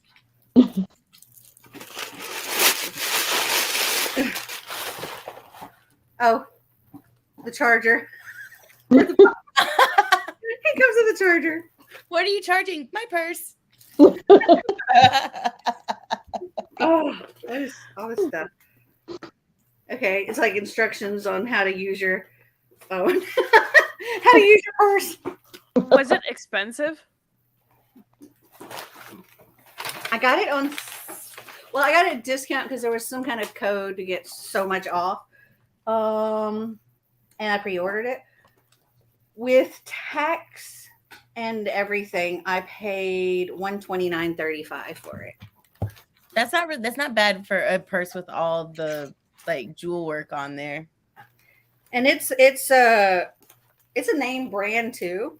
Plus, Like, there's Bluetooth and everything. Yeah, I was going to say that, and you also got techno. Oh, this is the shoulder strap. this is just leveling up, and I'm here for it. Oh, I love it so much. Oh, All right, listen. excuse me. Hello. Okay, listen. When I come to visit, I'm gonna have to get one so we can take like pictures. Like, absolutely extra with these bags. It's Betsy Johnson. Oh, Miss Ordered it Betsy. from the website. That's where I got my shoes. I love it. So pretty. Okay, now let's do the books. That is absolutely absurd in all the correct ways. I Like, know. in all the best ways. Okay.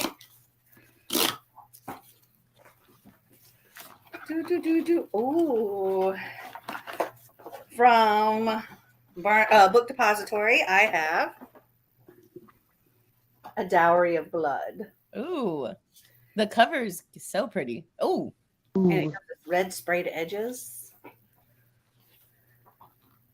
Very red book. I gotta close this curtain because the sun is really coming through. Hold on.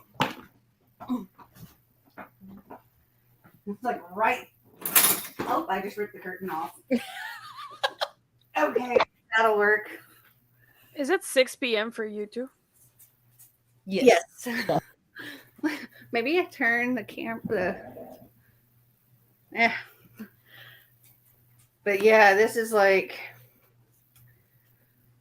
I don't know. It's a thrilling and seductive gothic rife with spine-tingling tension and dark romance.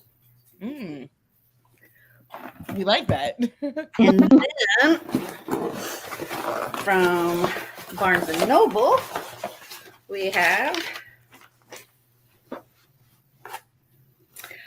I Miss You, I Hate This by Sarah Saidi. Oh, what a pretty cover. And it looks like that. Is that a new release?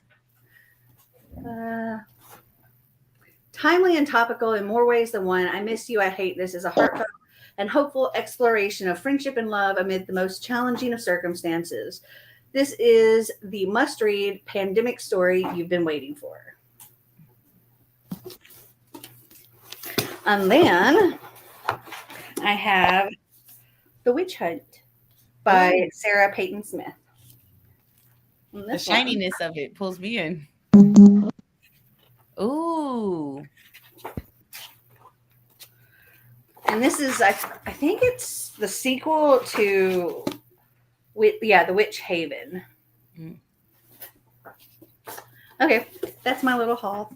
Very pretty. Like, I feel like all the books were so aesthetically pleasing. Like, wow. Oh, and this one's like that soft matte feel. Oh, I love that. And I didn't know it had sprayed edges. Like, really? I love that. Let's see, what does it say? This is my last love letter to you, though some would call it a confession. Saved from the brink of death by a mysterious stranger, Constanta is transformed from a medieval peasant into a bride fit for an undying king. But when Dracula draws a cunning aristocrat and a starving artist into his web of passion and deceit, Constata realizes that her beloved is capable of terrible things. Finding comfort in the arms of her rival consorts, she begins to unravel their husband's dark secrets. With the lives of everyone she loves on the line, Constata will have to choose between her own freedom and her husband. But bonds forged by blood can only be broken by death. It's a S.T. Gibson's sensational novel is the darkly seductive tale of Dracula's first bride, Constata. You're gonna have to keep us updated on that. And let's see, what is this one about?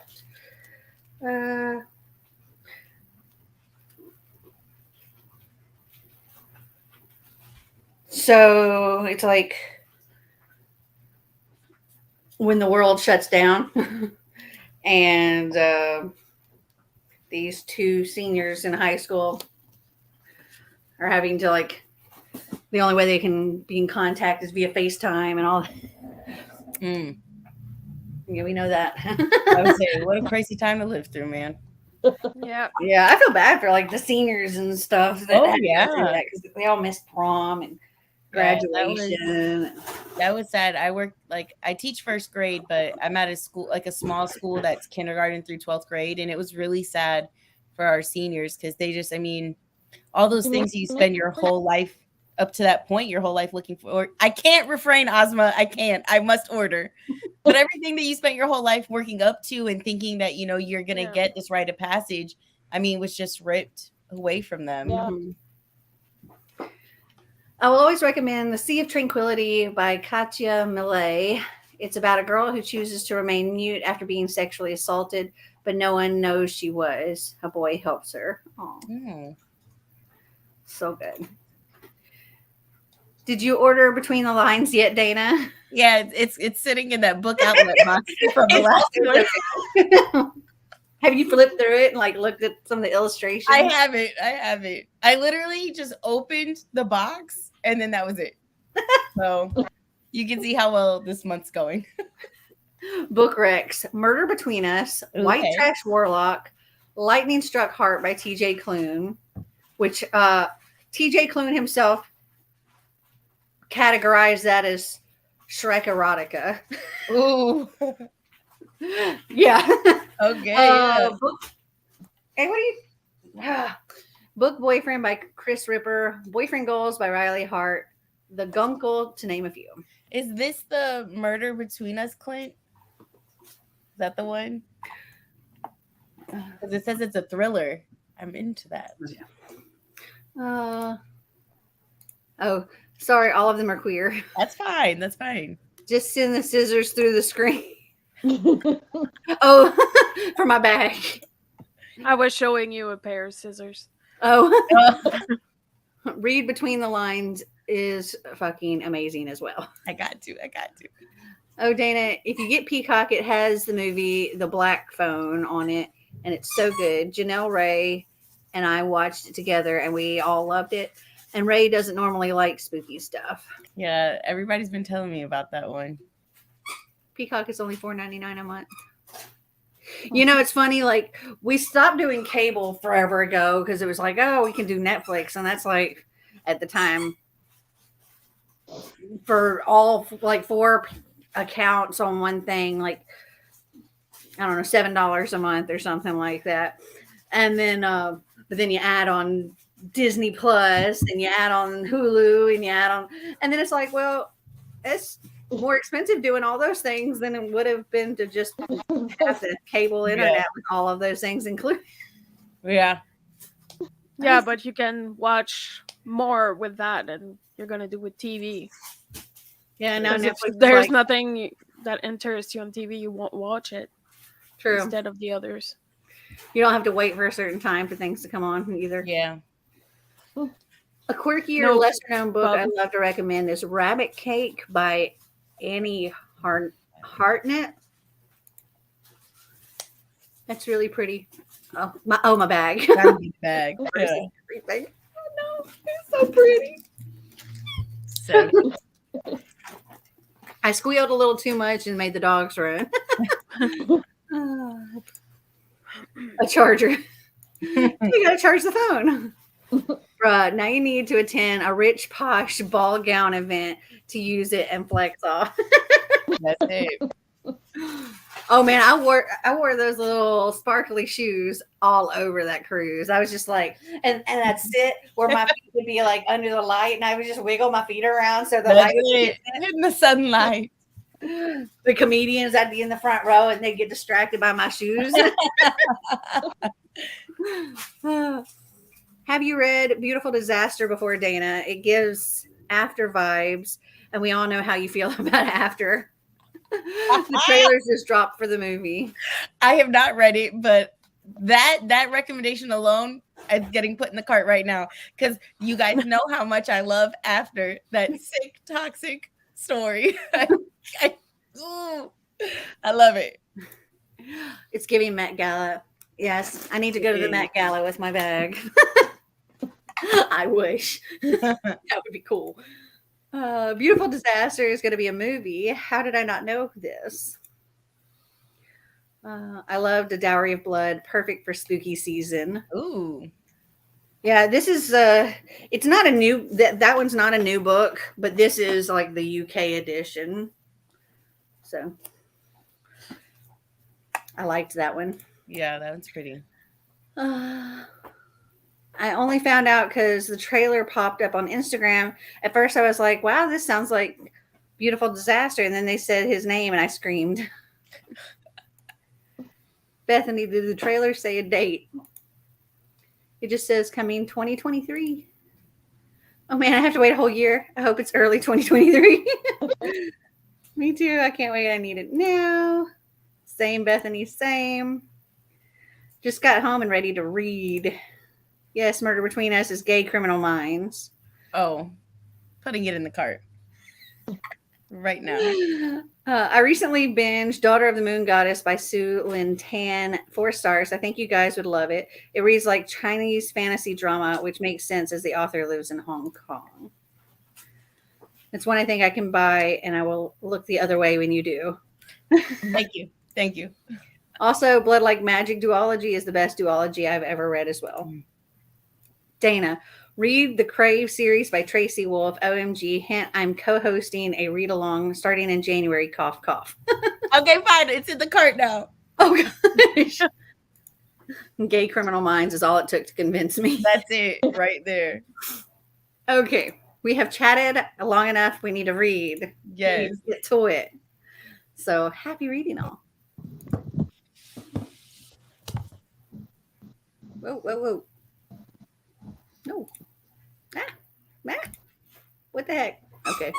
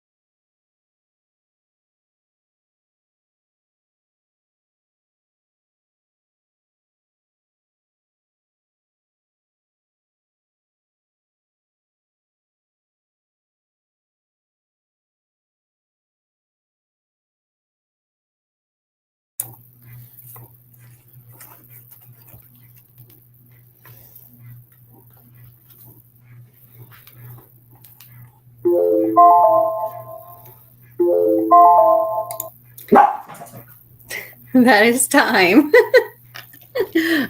Bella sounded the alarm too. Let's see. So I continued listening to my audiobook for a little bit, but then I switched to Citizen Brown because I never finished this one either. I was on page 42 and got to page, I think that's 53 or 63. Oh, 63. Nice.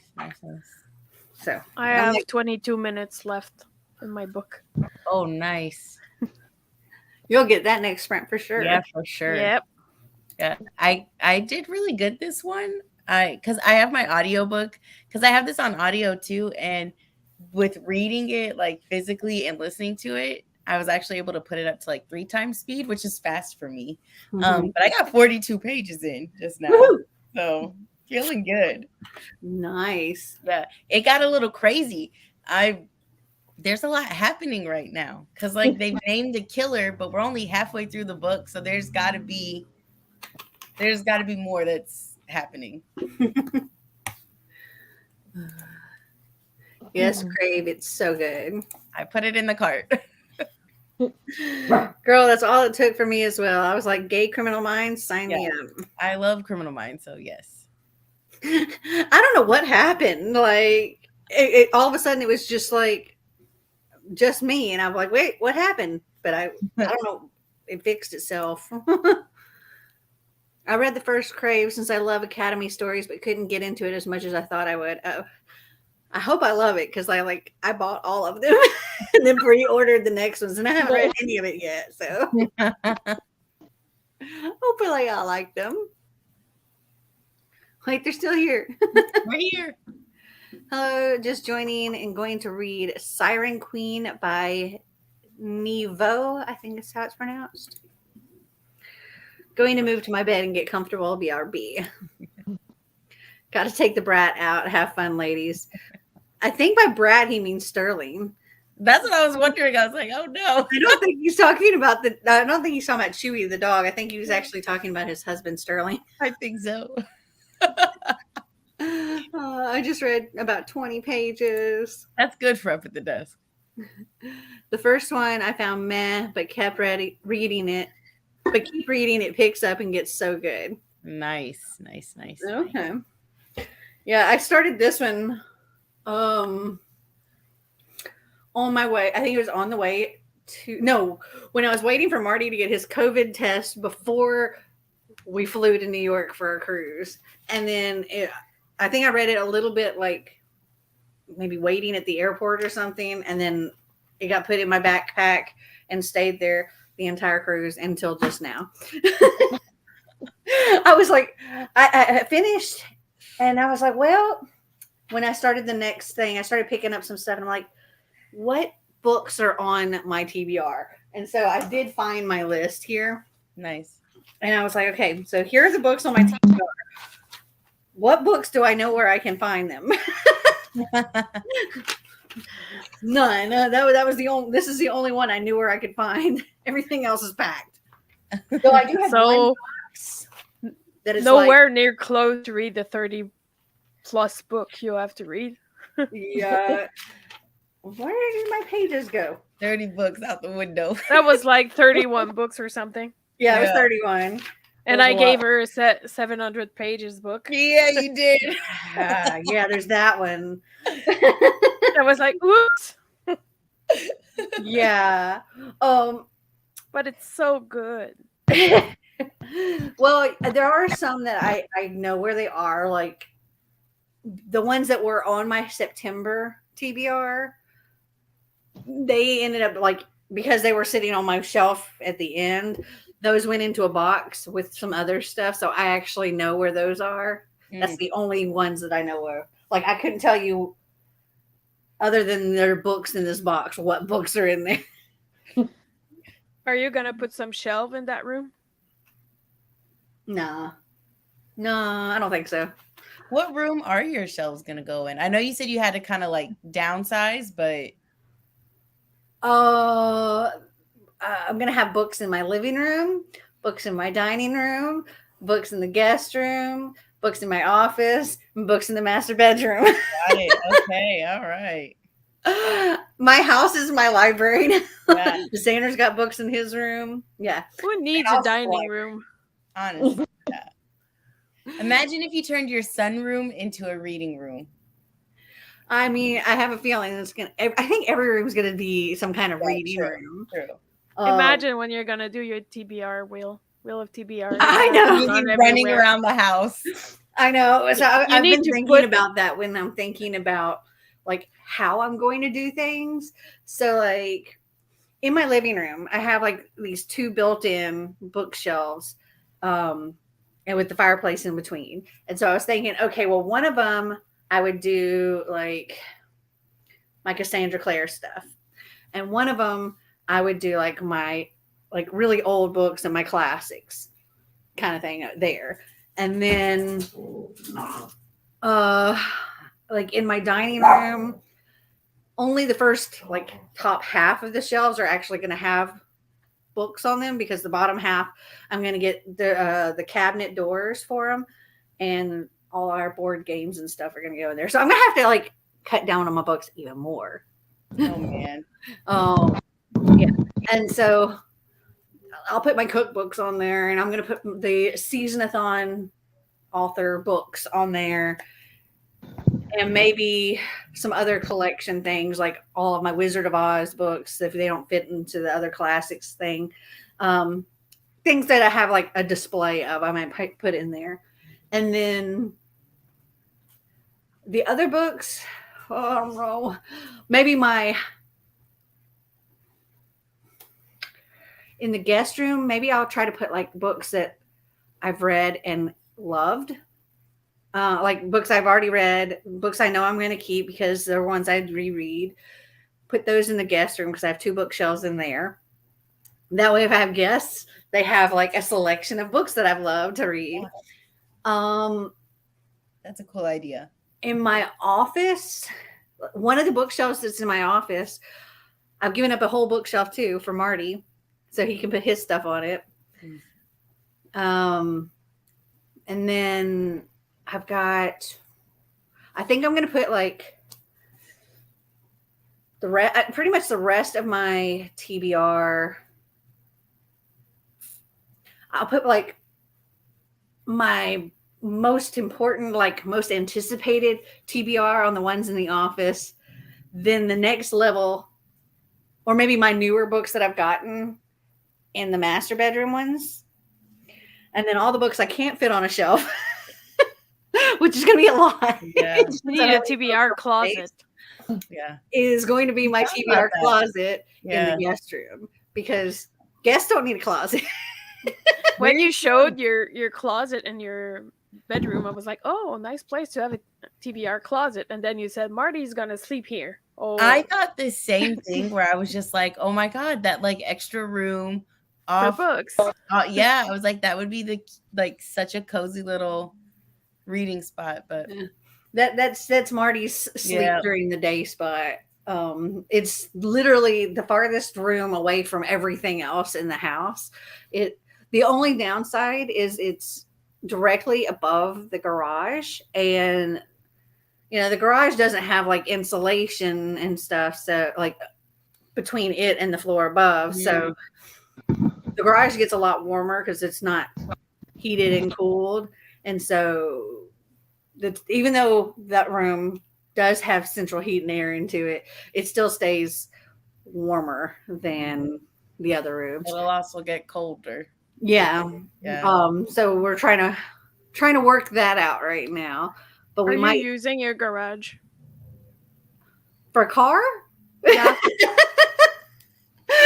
Not at the moment, no. You could turn it into a library. Imagine. You remove the door, close the No, see, Marty wants to be able to use it because we've had lots of garages in the past and have never been able to actually park a car in it. And so he really wants to be able to park his car in this garage. So I can't do that. But right now nobody can park in it because all the boxes just moves. It's normal. But even Xander room wouldn't be big enough to fit all of your books. Xander's room is smaller. There's some built in though, but yeah. Eventually, fit I all think of your that'll be bookshelf. I'll move my office stuff over to that and make it my library. You know, when he's gone, one day maybe. He's like, no rush on that. You could use the bed that closes in the wall. Oh yeah, bed. You would have more space in that. We actually we brought. He has this. So the bed that he was using was like one of our old beds, and there's like this huge 4-poster canopy bed, like queen size bed, and we brought it to this house, and his room here is significantly smaller than his room in the last house, and so that bed pretty much took up almost all the space in the room, and he's like, I don't think I want it. So we brought it back over to the other house, which is not an easy thing because it's a beast of a bed. And we've ordered him this little couch thing that pulls out into a bed. And well, that came in the mail the other day and it was broken.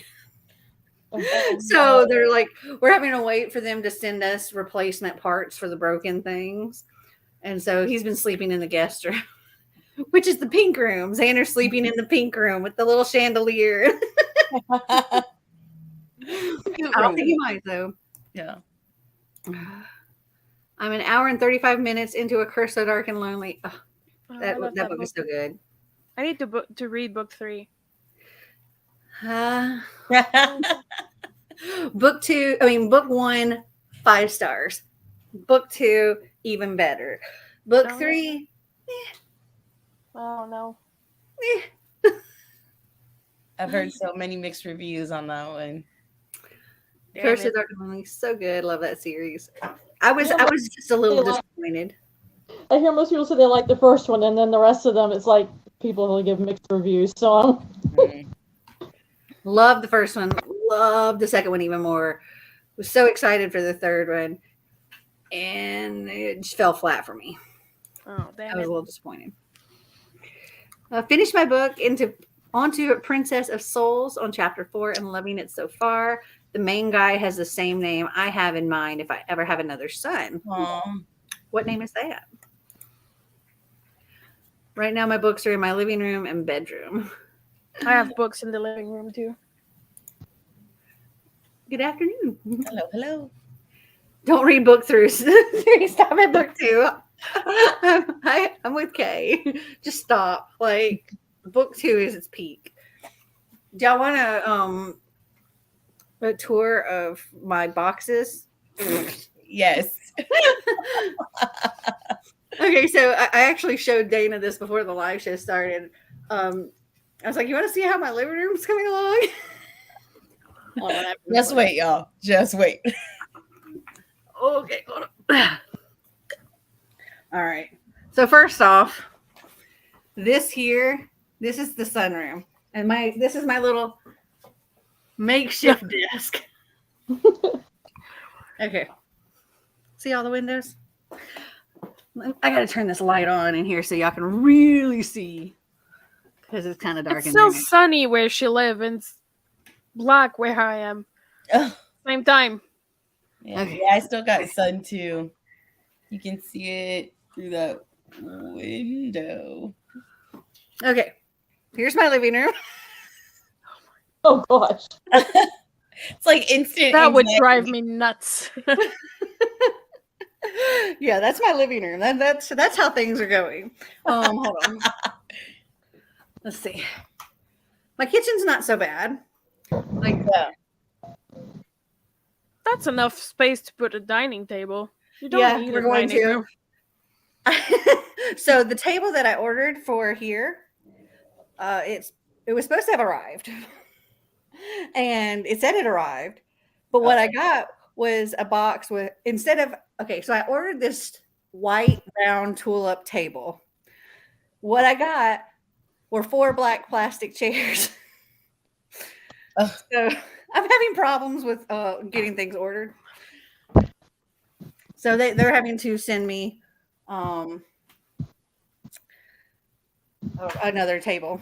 Yeah, I'm with T. Let's put a dining table in there and then take over the dining room for the library. Okay, so here's the dining room. There's the bookshelves I got sitting there. See, already done. Here's this is the dining room into the foyer. Those are a lot of empty boxes right here. That would be a perfect library. But I also have to have a dining room because we ordered a really cool dining room table. I'm taking you upstairs.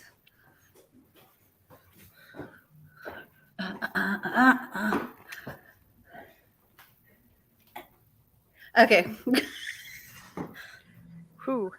This is Xander's room. Let me turn that light off. Took his light bulbs out. Okay. Hold on. Let's see if I can squeeze in here. Okay. This is the office. Okay. And you and Marty are sharing that. Yeah. These are the parts of Xander's bed that were broken. So yeah, this is the office. Oh. My chair's in the way. Can't open the door. Okay. Let's see what we got. How about you want to bet I could find? Oh, there's the Xander. He was taking a nap in the guest room. Here's the guest room. Yes. With the cute chandelier. Cute chandelier. Yeah. There's not really anything going on in this room. Still have to put the bed together all the way. Then I think it's such a cute idea though to put your favorites in there, like as like somebody could come in and read. Okay, so this is what the master bedroom currently looks like. Where do you sleep? In Marty's hidey hole. Let me take you through the closet. I was like, there's no bed. Yeah, here's the closet right now. Oh, man. And then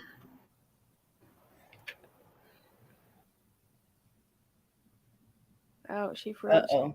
Yeah. No Wi-Fi in the closet. I was about to say no Wi-Fi in the hidey hole. okay. No Wi-Fi. We didn't see. Oh, you didn't see? Okay, hold on. No. The Wi-Fi It cut out. froze. As soon as you reached the door, it froze. Okay, can y'all see? Yes. From Yeah. there? Yeah. See, you could make your room there and keep the bedroom as a library. You don't need more space. And see, when the light's out, it's nice and dark in there, and we just close him in there. So it's like there's a closet in the closet. Yeah. And then this is what my bathroom looks like. Pretty sure you can put one of your shelf there. You have so much. There's a lot of boxes everywhere. How many shelves did you have in the old house? In that the are trying to library? that are trying to get dispersed through this house. Oh, no. So in the library, I had 24 of the Billy book. I mean, not 24, 12 of the Billy bookshelves with the extenders. And hold on, I've got to walk down the stairs and I don't want to fall. Yeah, don't fall. But I also had 12 other shelves. That were in a different room. Oh, wow. All I brought here were the 12 Billy bookshelves and their extenders. Though the ones in the dining room can't have the extenders because of the crown molding. But here's the built-in ones in the living room. Yeah. So much stuff. For real. Man, you got your work cut out for you, friend. I know. Did you ever unpack everything in the last house? No. Because every time we started getting things unpacked, we had some reason that we had to pack again. Like we got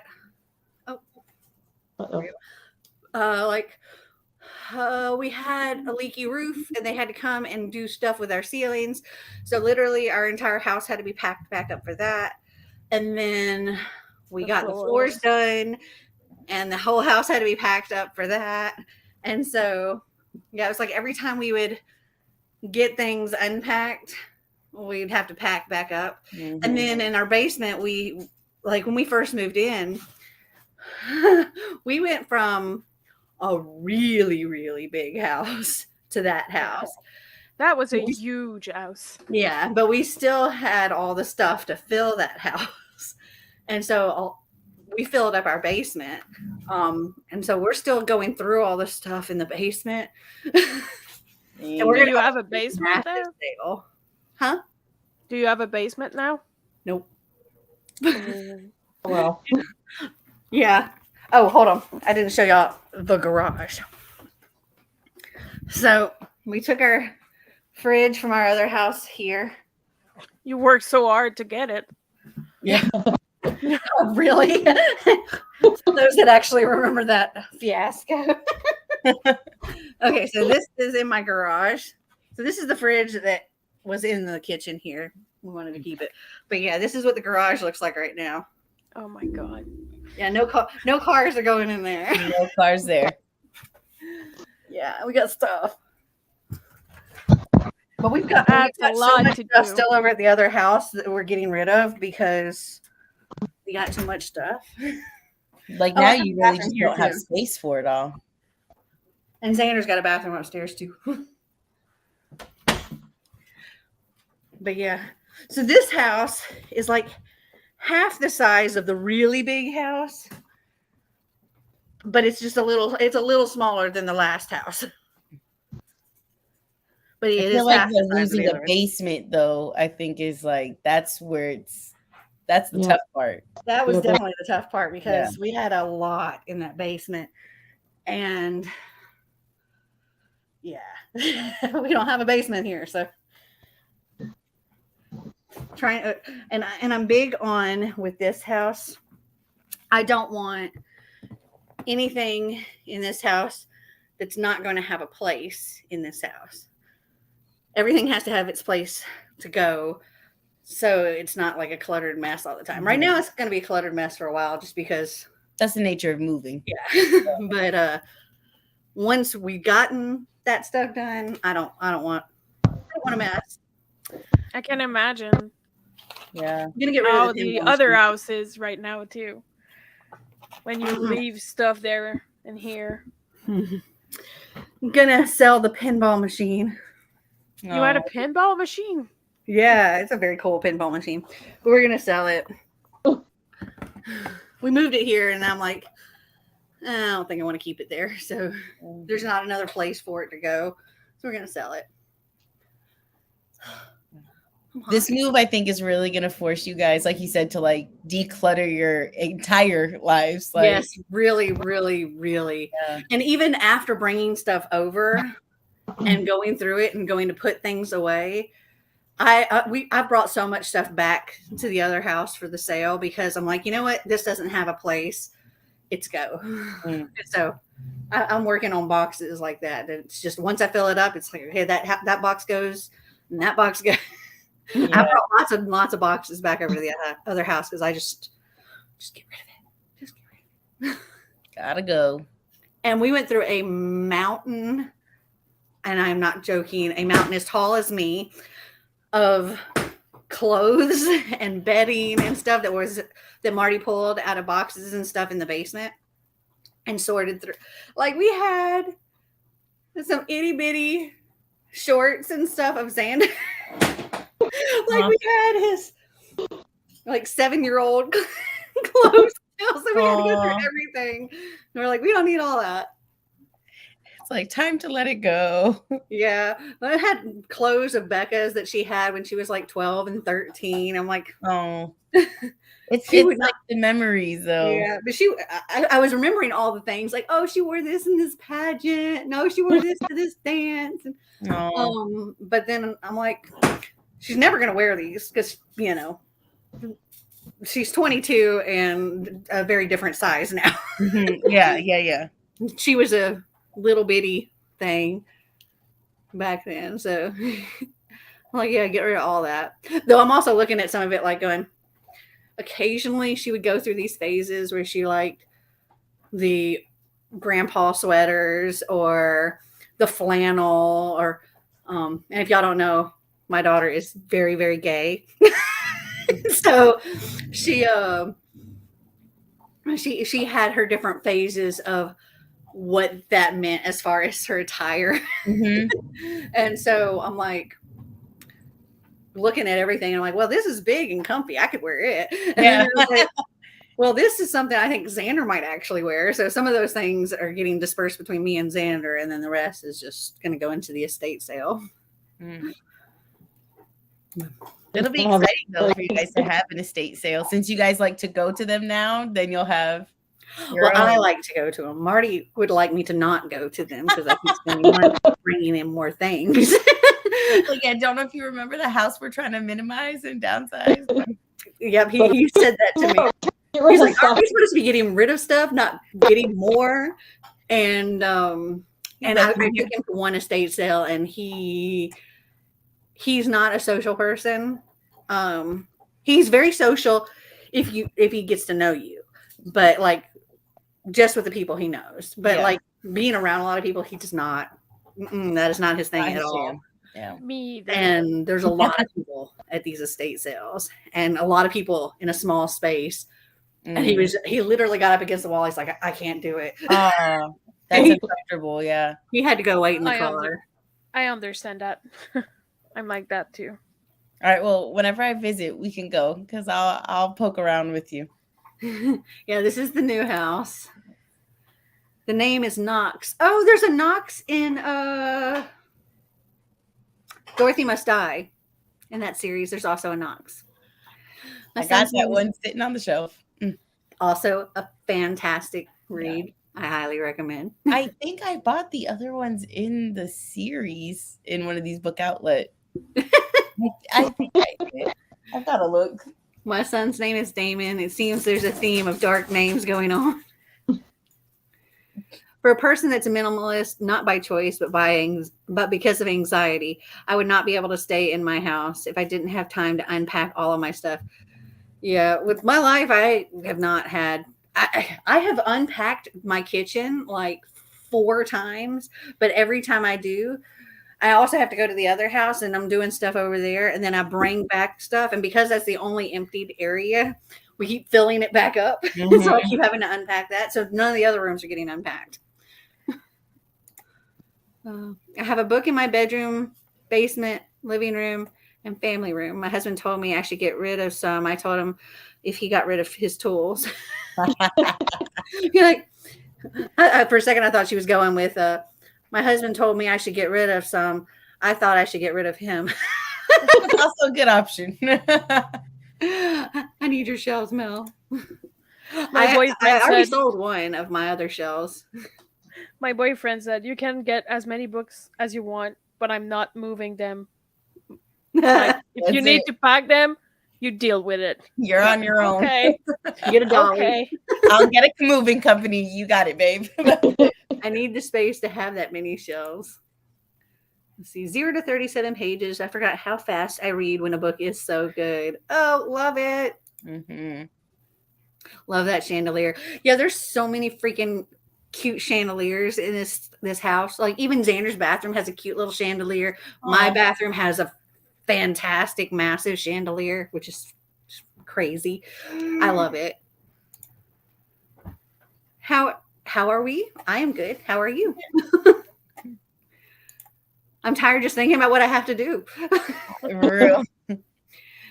See, I was going to say the same thing. Turn the master bedroom into a library and the hidey hole your permanent bedroom. I don't want to sleep in that thing permanently, though. Like that, it's okay for him, but I'm claustrophobic, and so and that would not work. I mean, it's open enough that I'm okay, but like when I get up out of the bed, like I sleep on the side that has those like wire shelves and stuff, and so like when I stand up, they're like right here in front of me, and I'm just like I can't. It's okay for just temporary, but not to be in there. I just couldn't do it. Hello, Dramini forever. Why did I move? We got an offer on our house that was good enough for us, and then we shopped around for houses, and we found this house, and we fell in love. And then the offer on that house fell through. So now we have 2 houses. But we're going to sell the other one, but we love this house, so I didn't want this one to go away. When are we doing the next sprint? Just as soon as I get through these comments. They didn't move far. It's just same city, just downsized. Yeah, 9 minutes away. Can we start the next one? My fiance Ray says that about my Starbucks cups that I buy. He says I need to stop buying them since I don't have the space, and he doesn't want to wash them. I told him he has to live with it. Okay, we will get to a sprint right now. Get some reading in. All right, happy reading. I'm gonna finish my book. Yes. Yeah.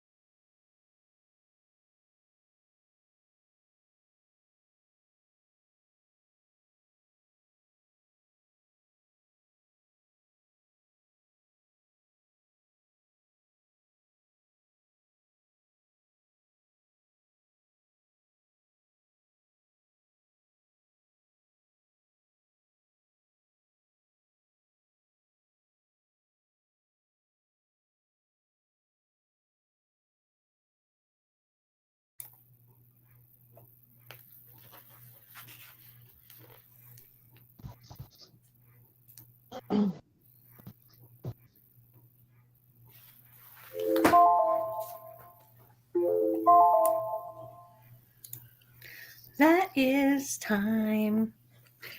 How did everybody do? I got another 42 pages. Nice. I only got. I got to page 78 because, for one, it's getting dark in here. Can you tell? Yeah. This little lamp back here. I finished my book. Yay! Yeah. Oh, you look disappointed. Yeah. It's like a 2.5. Ooh. Are you going to continue on with the series when the new one comes out? Or is this Maybe. But this one the reveal was a bit over the top, like a bit ridiculous, I would say. It was too much. It didn't make sense. I'm sorry, that sucks. When you committed to a it series. Seems like maybe that series isn't for you. Because it's like it started out 4 and then 3 and now 2. But there's some stuff that doesn't make sense. So if you read it, you're gonna understand what I talk about. Like, it's too much. Hey, stop that. The first book was the best. Yeah. I didn't too far this time. I was doing some other stuff. I had to try to bring a lamp in here because it was dark. And yeah, I tried moving my lamp up to see if that helped, and I was sitting over here like trying to read. I don't actually have a lamp in this room, just the overhead light casting shadow. So I went and got it from the other room. Thanks. Yeah. It's midnight, and the selfish asses in my street have decided that this is the perfect time for fireworks. Can't wait for babies to start crying and dogs to start barking. Wonderful. Oh, man. Oh, look at that. The entire neighborhood has awoken. Beautiful. I'll never understand the logic behind fireworks at night in dense residential areas. I could only see that if it were like 4th of July, like in the U.S. or New Year's or, one of those times when people are expecting fireworks, but then they don't go at midnight. Yeah. Unless it's unless it's New Year's. New Year's, yeah. Just read 31 pages. The sprint, a record for the desk. Woohoo! For real. I didn't get much reading done. I just got a new kitten, and she's been very playful. Oh. I read about 2 pages of Don Quixote and a chapter of A Conjuring of Light. Turning it off tomorrow. Don Quixote. Don Quixote. Listen. I was about to say quick soap, but no, I think it's Don Quixote. I'm gonna turn it off tomorrow. Mute yourself. I just came to the sprint. Hi, hello. Hi. I read 25 pages. The fireworks gave me a headache. Oh. Yeah, I think next sprint I'm probably going to maybe switch to my audiobook, for one, because it's dark in here, and 2, I might prepare dinner because it's almost 8 o'clock. Yeah. Gonna have to fix some food. We'll have Asian food tonight, not Mexican, okay? Look at her. Oh, here comes the big boy. Oh. And then my other big boy. He's got a Katniss. Oh. The kitty cat. Oh. Hi, Katniss. This is just a animal farm here. No, don't do that. Xander's currently reading Animal Farm with his school stuff. Oh, man. I have that book. I've never read it. Animal Farm's great. It's a small book. Yeah, it's very small. I before audiobooks became like super popular, and they, well, I don't want to say super popular. Before digital audiobooks, not like the ones that were on cassettes or CDs or whatever, but there wasn't Scribd and Audible and that kind of stuff. Whenever we would make like long road trips, I would have my iPad, and I'd have a bunch of ebooks on my iPad. And so I would read, or just regular books too. I would read out loud to Marty while he was driving. And that was one of the books that I read out loud to him. I remember we both very much enjoyed Animal Farm. I've never read it. It's really bad. It is not really. It's not really bad. It's actually really good. It's on my list. Haven't gotten to it yet. I only read a chapter. Remembered I had presents to wrap for tomorrow, so had to do that first. Oh.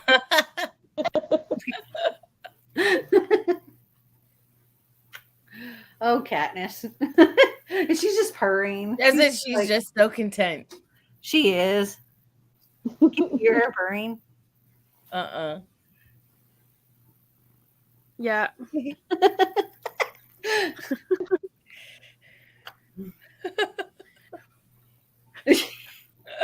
She's still just purring. She's like, I like this. She's my parrot. Just sit on the shoulder, walk around the house. Hi, Einstein. Hi. Hi. You want to make an appearance too? Okay, hold on. Come here. Oh, big boy. Oh, hi. My big teddy bear. Hi. I can't believe how big he is. He's huge. He's huge. He's such a teddy bear, though. It's like I remember like him being brand new. Yeah, he was just a little fuzzball then. Oh! Don't push that over my computer. He's moving the chair that it's sitting on. I think his head is bigger than my dog. He's a whole big dog. boy. I am a 7-pound Chihuahua, so. Hi, Chihuahua. Oh. Yeah, I think his head might be bigger than. But it's really smaller than yours. Oh yeah, she's not small. She's my little corn dog. Little burrito dog. Einstein, Mom. Einstein's trying to dance with Xander while he holds the cat. Einstein said, I want the attention. He wants the cat. Oh. He's like, please, can I have her? Xander's just dangling her over his head. Oh. Christina, what were you reading again? Obsidian. Yes, the Jennifer L. Armentrout book. Are you still enjoying it? Are you still enjoying it? Yes, very much so. Okay. It's a little bit like old YA though, but It is. the story's really It's good. very old, but I still enjoy the old YA stuff. So. Oh, Lord, help me. Oh, gosh, I got a boy behind me and a dog in front of me. I got really into audiobooks when my son was born. He'd scream whenever don't knock this over. Whenever he was put down. So I spent all day walking around the house listening to audiobooks. I wish I had audiobooks then. Oh my gosh, that would have been great. Back then, you only had just regular books. I know for one of my friends, audiobooks has been such a big thing for her too, because she has like he's just over a year old, but like while she was working and just like preparing and being at home, she said she's been burning through audiobooks. Mm-hmm. I used to have a Chihuahua named Leo. Got him when I was 13, but my mom had to put him down when I was 26. He was doing well. He wasn't doing well, unfortunately, and I miss him lots. Oh, sorry, Amanda. That's sad. Are you close to the end, or did you start these sprints, Christina? I started it at the very beginning of these sprints, so still not too far into it, but I'm really liking it. Funnily enough, that year I read the most I ever had. Cheers for the audiobooks. Oh yeah. Yeah, I would read almost nothing or like right around now if it weren't for audiobooks. Like same. If I didn't have audiobooks, I think my reading would be so much less than it is now. Yeah, my goal for the year on Goodreads would not be like 120 books. It would probably be like 20. Yeah. You know, it's just finding the time to sit down and physically read it, Mm-hmm. you know. But audiobooks, I'm like, anytime I'm in the car, I'm listening to them. When I'm cleaning house, Yep. when I'm doing this or doing Mhm. that, I'm listening to it. And so I can get through a lot of books that way. Yeah. Dogs are wrestling around. Speaking of, I'm going to put this back. Hold on, I just read 2 chapters. I might be the minority, but I think Chihuahuas and Maltese are the most annoying dog breeds ever. They act bigger than they are. My dog is really fun, but he barks all the time. Bella's a little instigator, but she knows she ain't that big. For a while, I used to have audiobooks on to fall asleep. Then I ended up missing the whole thing. Yeah, I don't do that for that reason because I can never remember where I'm at. Yeah. That's why you put the timer. Yeah, but then it stops, and I'm like, or like it'll stop, and I'm like, I'm not ready to sleep, or it'll stop after I've fallen asleep, and I'm like, how far back did I fall asleep on? Yeah, I've definitely been there. It's called Light It Up by Nick Petrie. Cool. All right. Ready for another sprint? I need to fix dinner. Yeah, I need to get something to eat. All right. Happy reading all.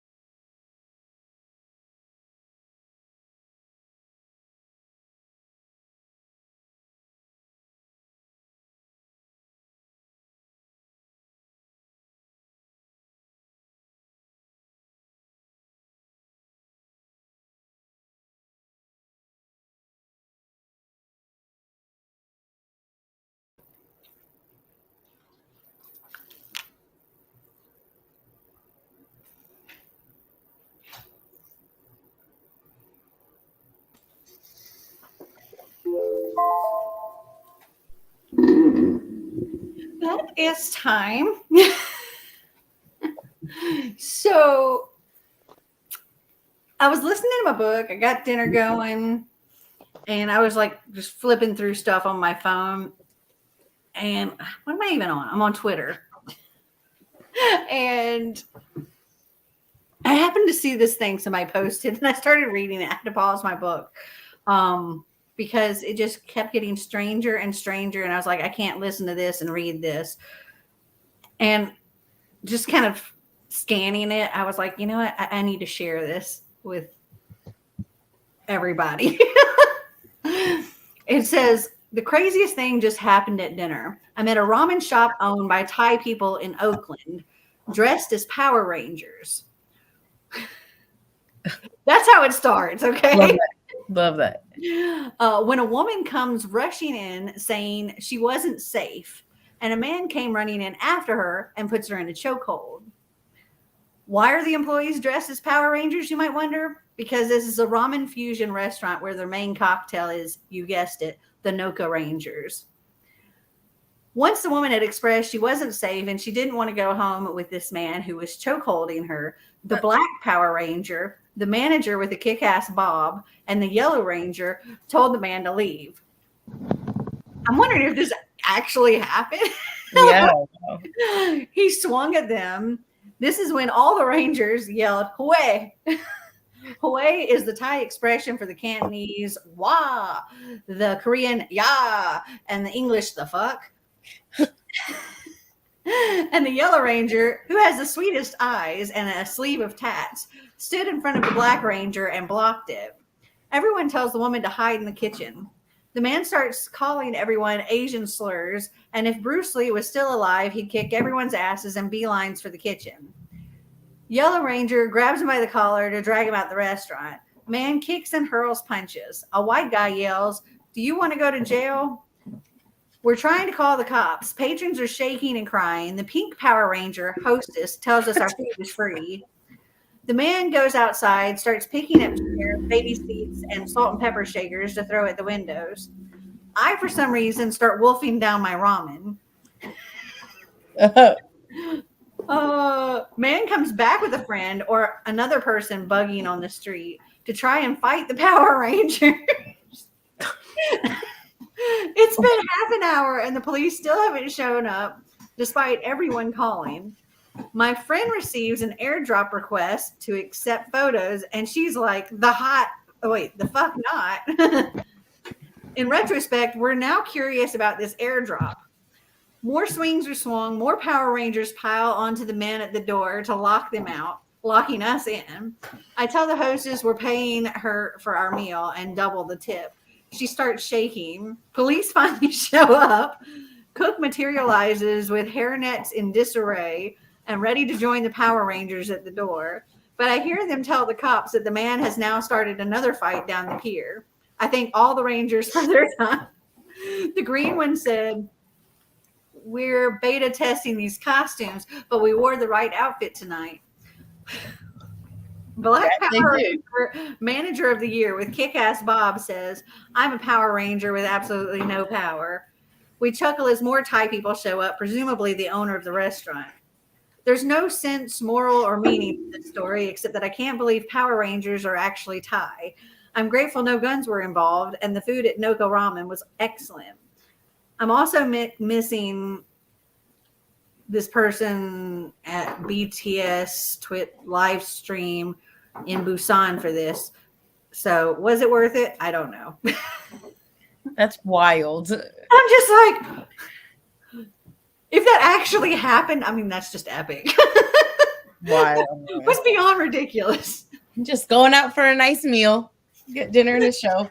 And then the Thai ramen Power Rangers bad guy. Dinner show. That is crazy.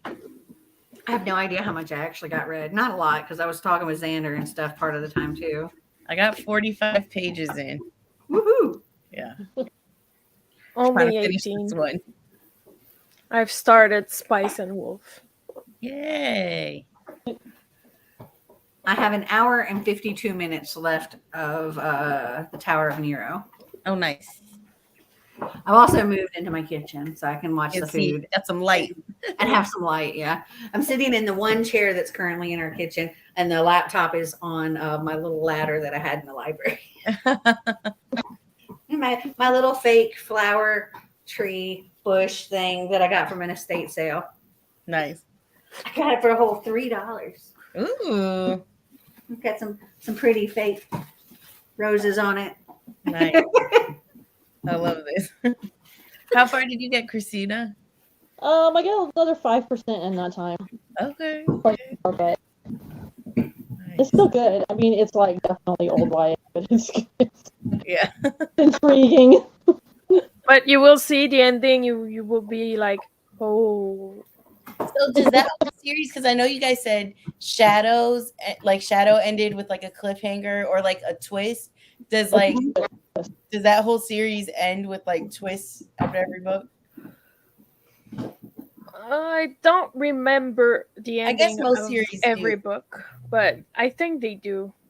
I remember the first one because I reread it not so long ago. So, but I'm not sure how each of them ends. Have you ever heard the books at the library store? What? I have not. I don't know if that's like the name of a book or. I've bought books from a library sale. I have 2 Great Danes and Chihuahuas back them into a corner. Yeah. Bella can take Einstein down if she wants to. I love that. That's funny. In Tarzana. I used to do that with audiobooks, but then I get into the book and the next thing I know it's 5 a.m. and I finished it. Yeah. I don't do audiobooks at night because I wouldn't go to sleep because I'd just be too interested. Chapter 4 of Light It Up by Nick Petrie. 24 pages this time. 27 pages. I just read that somewhere. Oh, my food's done. That must be the Power Ranger thing. She probably read that too. Oh, 40 pages. I'm now 60 pages from the end. Woohoo! Yay!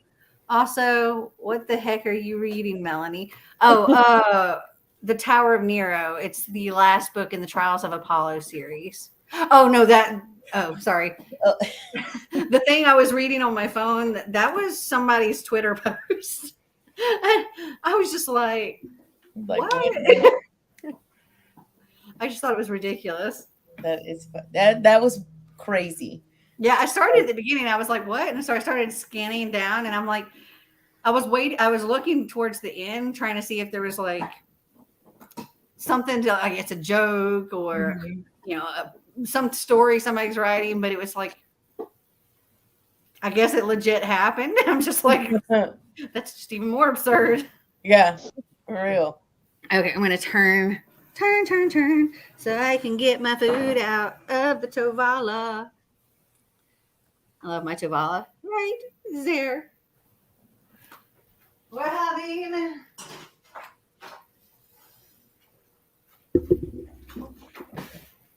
having zot for dinner. Oh. It is lemongrass beef and carrot stew with noodles. Yum. Yum, yum. Y'all see my pajama bottoms? It's okay. Last live during the hurricane, I was literally on the live in a nightgown. So, hey.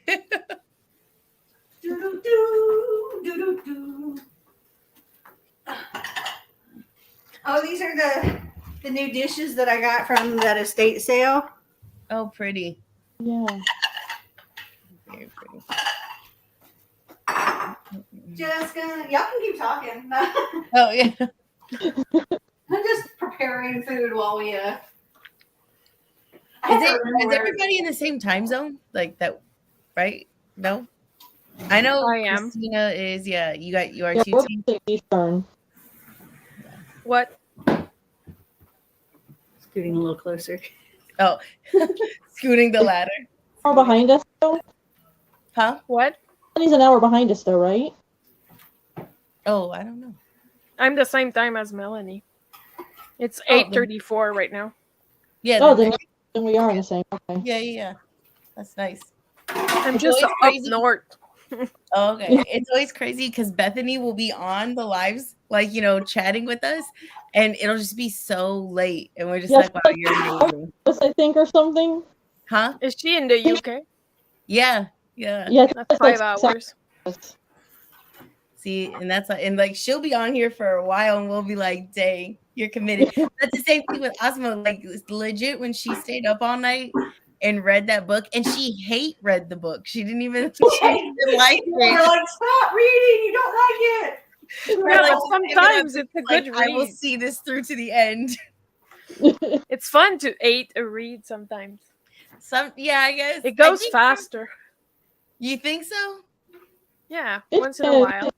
I did do that on one book. I was hating every little bit of it, and I just kept reading it to get through it. And then at the end, I realized that it had a sequel.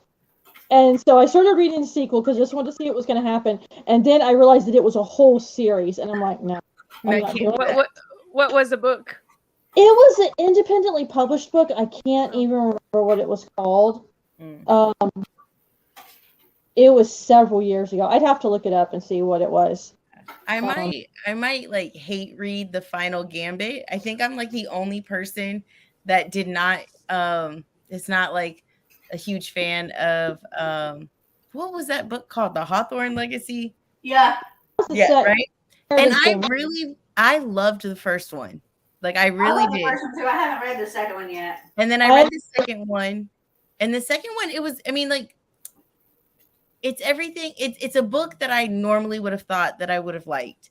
But I'm very much the type of person that when somebody does a love triangle and you pick the one I don't like I hate it now. But here's my thing. I think I could have got past it because like the whole idea of like the series was really cool with like had all these like puzzles and games in there, and she was like, kind of like crack the code and she inherits like all this money. But I just think if you're gonna do a love triangle, like you have to do it in my mind properly. Like you have to give both options like page time. Like you've got to build that interest. Oh, that does look good. It does. That's like you've got to build that interest to make people like feel that like both of them are getting a chance. And I feel like she really did not. It's like there was one that she introduced, and that's who I was like, wow, I'm here for this.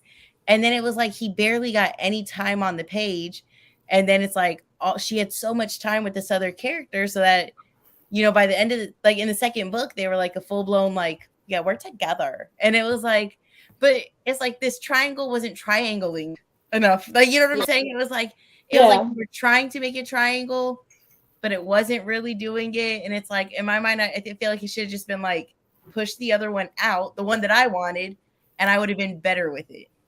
A really good book like that has a love triangle in it that I think you would really, really enjoy if you haven't already read it is the Deceiver series by Kristen Simmons.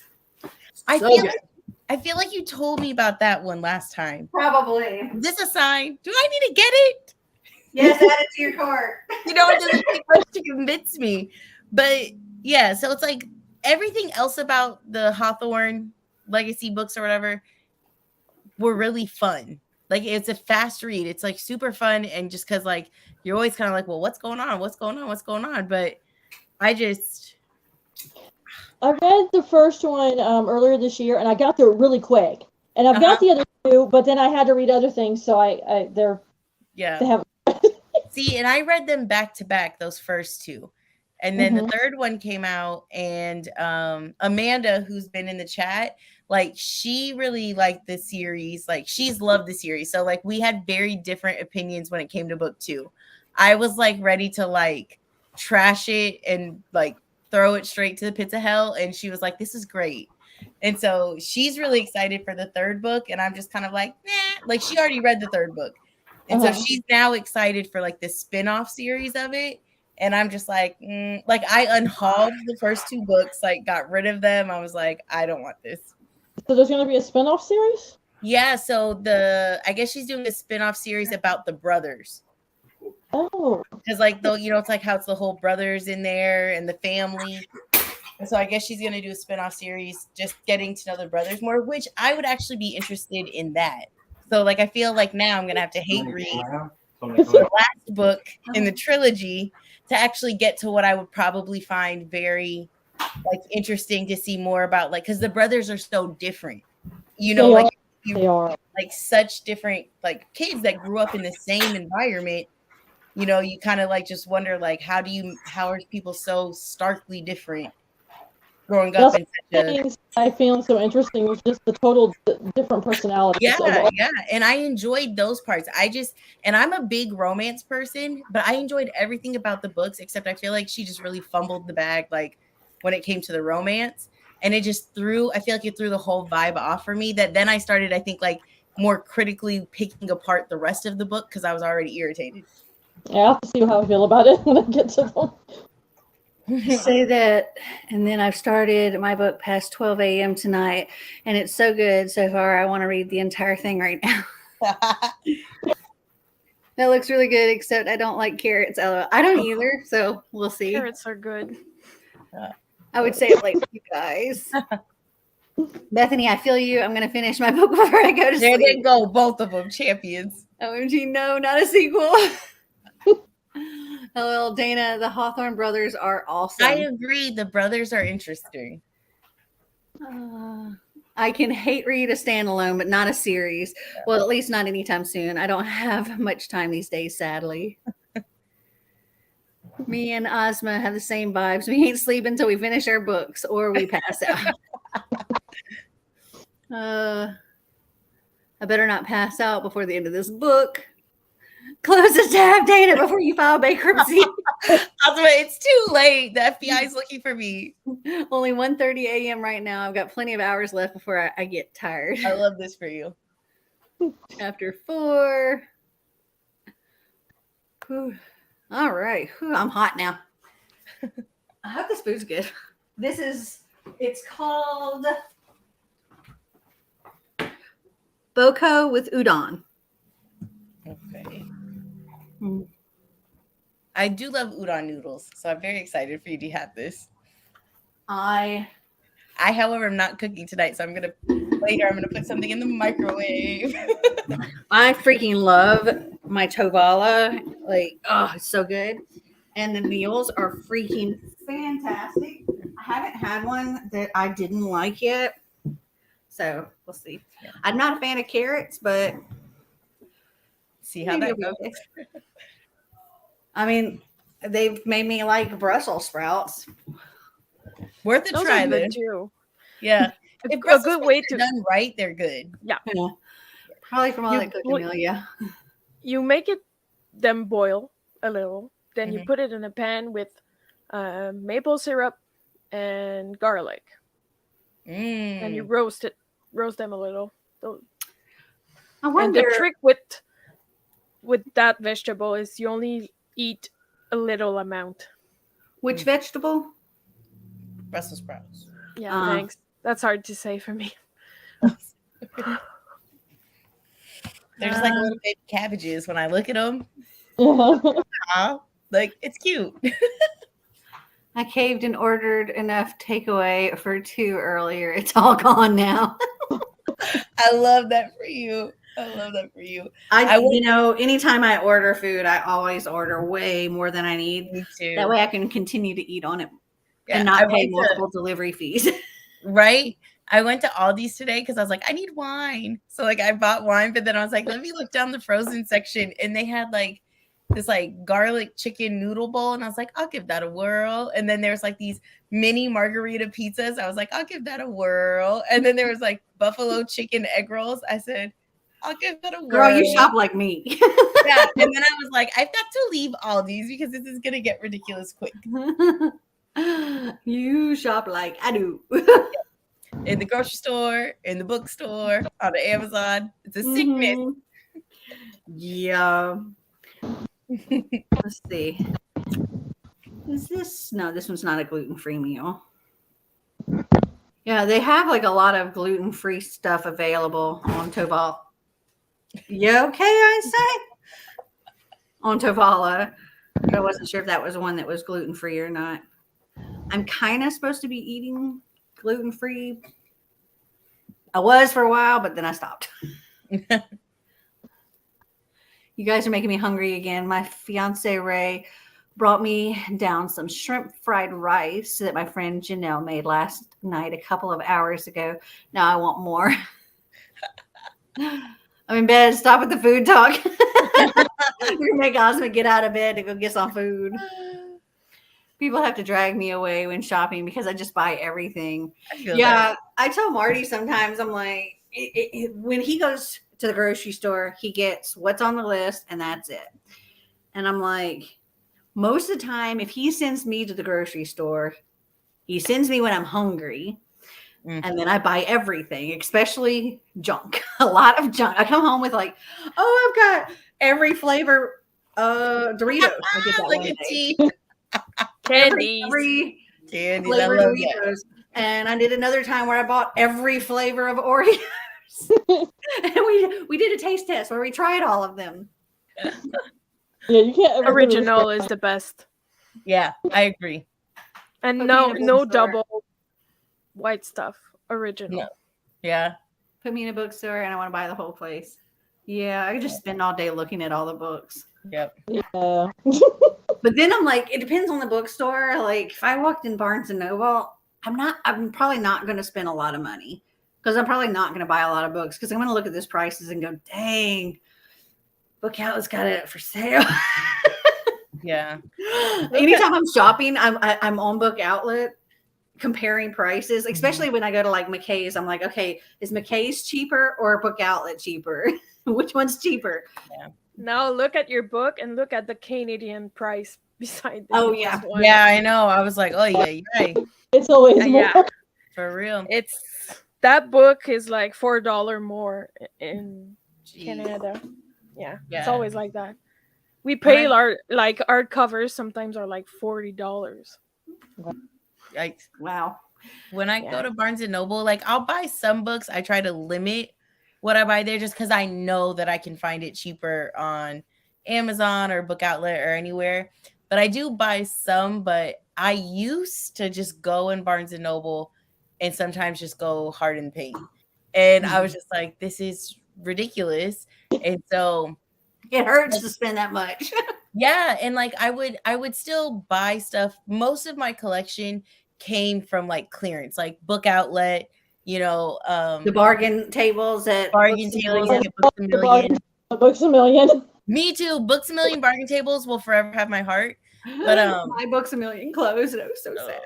Oh no. but it's like that's where I do get most of my stuff. But I had like a chunk of time where I would go into Barnes and Noble with almost like reckless abandon, and then I was kind of like, "You're doing too much. Calm down."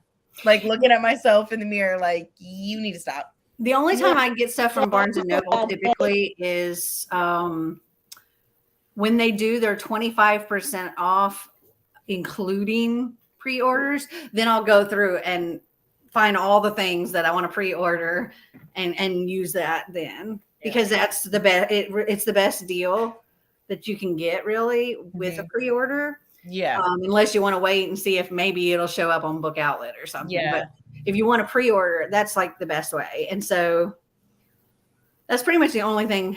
But now I've started kind of comparing. I'll compare like Book Depository and Amazon and see if somebody else has it cheaper. But typically Barnes and Noble is going to win with that 25% off. Yeah. Otherwise, it's usually Amazon. Yeah. I think the most I ever bought in Barnes and Noble, and this is going to sound crazy because we know Barnes and Noble prices. I think it was around like 20, but it was the first time they did that like 50% off of like so many books, like when they do those hardcover sales. Mm-hmm. And the last time that they did it recently, I personally, for me, like I didn't feel like there was that much that they offered that I actually wanted to buy. But back, I think it was like 2017, 2018, I think was like the first time they did that, like a huge one. And I had set money aside and like I went on there and like was like went through the whole list and like picked out all the ones I wanted. And I went into my Barnes and Noble and I bought so much. It was ridiculous, but they were 50% off. So in my defense, I feel like I didn't do the that's fine. but now I feel like when they do it, they don't have as much offered as they did when they first did it. I just don't know if they thought they were going to get as much people going in there and buying those books. And then now when they do it, I'm like, there might be like a couple that I'm like, oh yeah. Yeah, there wasn't a whole lot this last time. Yeah. I mean, I found a couple, but most of them were either things I wasn't interested in or already had. Yeah, same. But most of the Barnes & Noble, I like to do like the pre-orders because like when they got the exclusive editions and stuff.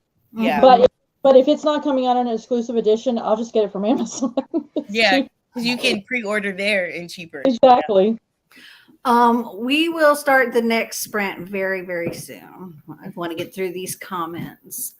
When I was with my ex, he refused to let me go food shopping with him because he said the price of the shop doubled. Yeah, it's way like, I'm one of those people that goes up and down every aisle and goes, do I need anything on this aisle? Do I need anything on this aisle? Ooh, I'm hungry. Let's get some of this. Ooh, this looks good. Oh, wait, there we go. My brothers buy everything that's not on the list, and my mom will go with a list and then start calling to ask if I want to try this new food product she saw on sale. Whenever Dana comes back with more books, I always ask her what she's got since I love to see what she picks up. I gotta stop.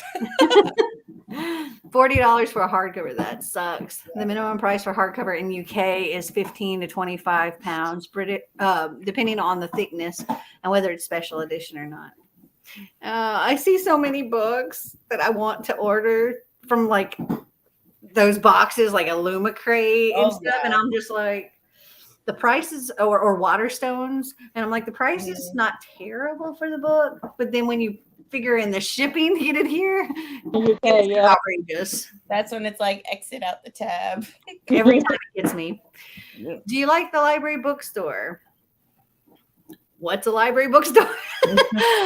My library doesn't have a bookstore, but they do have like certain times of year they'll have a sale and they set it up like somewhere, not at the library. Well, sometimes it's at the library if it's really, really small, but when they do their big ones, they like rent a place. And oh wow, yeah, it's a big thing. Like they'll rent a space in the mall or something. That's cool. That's really cool. I get buy one get one for 50% off at the library bookstore. That's awesome. Yeah, the way my library does their sales is they have like you just buy well, it's like the first couple of days the prices are this and this, and then other days you have like you can buy these were the days that I would go. You can buy just the bag, which is like just a brown paper bag, and for $5, and then however many books you put in that bag, it's $5. That's a steal of a deal. Yeah, I would, and it was just like whatever, how many of your books can fit in the bag is what you can have. And so I would puzzle piece Tetris as many books, and it would be like flat or possibly even over the edge, but it's still in the bag. Yeah. I had so many books from those sales. But then, I mean, other times it's just like, okay, adult hardcovers are $2 and adult paperbacks are $1. And then YA and children's books, hardcovers are $1, paperbacks are 50 cents. Wow. So, that's still a great deal. Yeah. I usually buy books through Amazon, Barnes & Noble, or Books A Million. I miss my Books A Million. Oh, well, Mel, I do the same thing with the Tetris style. Oh, there's a Xander. Mm. There's a mop here.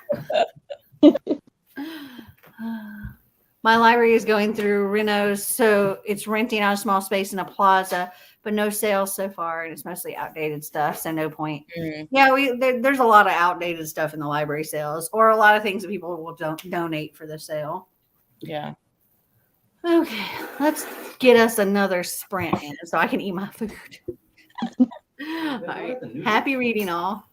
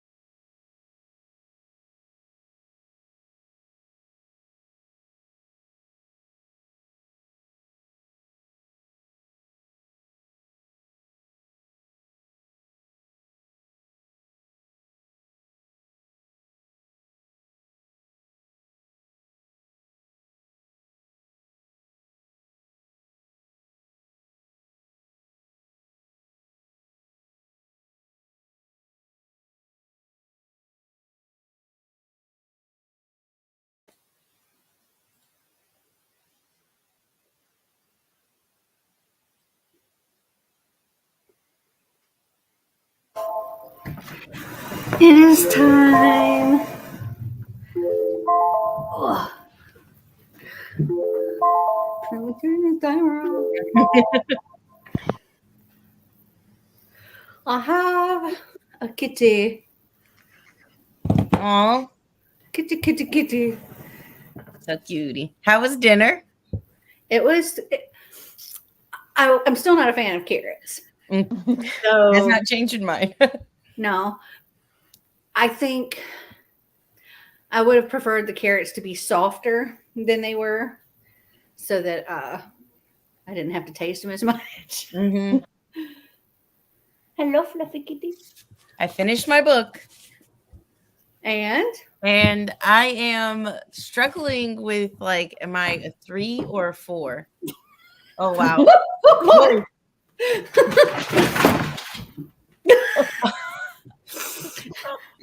That was dangerous. That was. I'm struggling between a 3 and a 4. I don't know.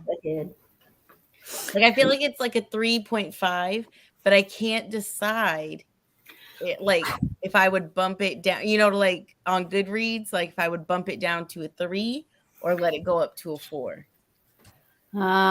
See, I'm like, if it's something that's a 3.5, even a 3.75, I put it as a 3. Yeah, on Goodreads. They need to have half stars. Half stars. Like, come on, man. I don't know why they're not doing it. Me either. But honestly, like, Goodreads, like, format is so terrible. Like, if somebody replies to you on a comment, like, you don't get notification. It's just like they need to do better. Mm-hmm. But this was not terrible.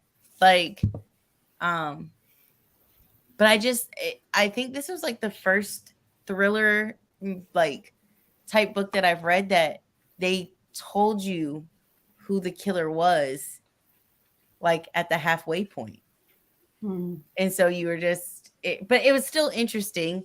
And I mean, I didn't hate it because I am gonna read the companion one next. So just so that I can say it's done, like, it's that completion in me to be like, I've got to finish it. So I have an hour and 24 minutes left in my audiobook. Nice. I think I'll finish it. Yeah. In our sprints tonight. Yeah. How did y'all do? Yeah. Pretty good. Chipping away 31 pages. Nice. It's a short book, so it will go fast. Yeah. Right here. Is it a graphic novel or? No, it's like a light novel. Oh. It's like a manga, but with barely picture. Okay. I don't know how to explain it. There's some picture, but there's some at the beginning. Mm-hmm. And then once in a while, you have one. Okay, but that's cool. But it's normal text for the rest of it. Okay. Hard to talk and eat at the same time. I can listen and eat, but I can't really talk and eat. I mean, I could, but you don't want that. I'm going with my best. Like a puzzle. Wow, is that one of the candies? That is cool. Yeah, that is very like cool. A puzzle. I'm going with my best friend in December to this huge book wholesaler near London. She went before and got 23 books for £68. Apparently, it takes hours to walk around. Ooh, that sounds like wonderful. Yeah. I did 27 pages this sprint. Melissa read 50 pages. Nice. Wow. Maybe you'll like the second one better, Dana. Yeah, I did not dislike There's Someone Inside Your House at all. It just was not like blow you away. Yeah, it wasn't like a 5-star thriller. And I think thrillers are just hard to write in general. I mean, I haven't had a whole lot of 5-star thrillers. A Flicker in the Dark. I read that on our last sprint, like last time during the hurricane. And one of my friends picked it up because I kept telling her about it. And she was like, I'm glued to this book. So if you guys are looking for a thriller, I ordered it during that last of my sprints because of what you were saying. It was so good. Some of my 5-star ones that I've like recommended to others. And I got Clint to read them, and he loved them all too. We have The Wives by Taryn Fisher, so good. The Patient or Silent Patient by Alex Michaelides, so good. More YA, I would say. It's not really. I don't know if I would classify it as thriller, more high stakes and adventure kind of thing. And that's Death Prefers Blondes by Caleb Roerig. You know what? Put it in the Amazon cart. Because you tell me that all the time. It is one of my favorite books. And I love it so much. It's a team of drag queen cat burglars led by a girl named Margot Manning, who is a socialite by day. She's like the Paris Hilton by day, but by night she leads this group of drag queen cat burglars. And nice, so freaking good. If you guys are looking for a thriller, for real, A Flicker in the Dark, fantastic. This one's well loved. I've loaned it out. Midnight at the Bright Ideas Bookstore. This was like a mystery wrapped inside of a mystery inside a bookstore. So, and it was pretty intense. Like it was like brutal. And then also No Exit. Like 10,000 stars. I'm not sure. Bethany really wants to try light novels. Another 40-ish pages down, 15 pages left. Oh, Osmo, you'll be done soon. Yeah, most thrillers usually follow the same format. If you want gruesome thrillers, I always recommend Karen Slaughter, but her books have a lot of graphic content. So always check for thrillers before picking up her books. I feel like I have one of her books in my cart. So Amanda, Drag Queen Cat Burglars, yes. But this book will literally give you all of the emotions, all of them. There's funny parts. There's parts that's going to get your heart racing and like, oh God, what's going to happen? Oh God, oh. And then there's going to be parts that are going to make you sad. And it's all of the emotions, all of them. Swoons, everything. I love that. It's fantastic. Osmo, which Karen Slaughter would you recommend? I've read a lot of good things about Flicker in the Dark. So good. Midnight at the Bright Eye Bookstore was that title? Midnight at the Bright Ideas Bookstore. It really was so good. It definitely, like I said, was like intense. It was not like completely like off the page type of thriller. So I would look up trigger warnings, but it was so good. Like the quick like synopsis of it is like a girl, there was like a brutal murder when she was young and she's kind of just trying to like escape from that life. And then somebody pops up and like has a photograph from her when she was young. And that's throwing her off because she's trying to like scrub that from who she is now and like separate herself. And then they end up dead in the bookstore. And so it's like there's layers to this story, but it was so good. The book was called Death Prefers Blondes. I keep asking Caleb, like, when am I going to get a sequel? Because it wasn't meant to be a sequel. It's meant to be a standalone, but I want more. You know the author? We had him for a season-a-thon. Like, Death Prefers Blondes we used for one of our season-a-thon books, and we've had Caleb on here before. And he's amazing. We talked to him probably the longest. Really? Of all of our authors. Yeah. Love him. He is fantastic. And yeah, that book is awesome. The question is, do I want hardcover or paperback? The covers are so completely different. You know, I have that one. Yeah, that's the hardcover. And then the paperback is just so absolutely different. Like such different vibes all around. So hold on, let me show you something because it is one of my favorite books. And I introduced Clint to this book, and we've had the author and all of this stuff. Clint had this made for me one year. Oh my God. That's cute. Wow. Just always be completely you. That's really sweet. I love that. That's one of those like gifts that you're gonna cherish forever, because like that's such a personal gift. Let's see. Ozma says, I gave Pretty Girls 4.5 stars and The Good Daughter 4 stars. Note that her books are mostly 500 plus pages long and are very gruesome.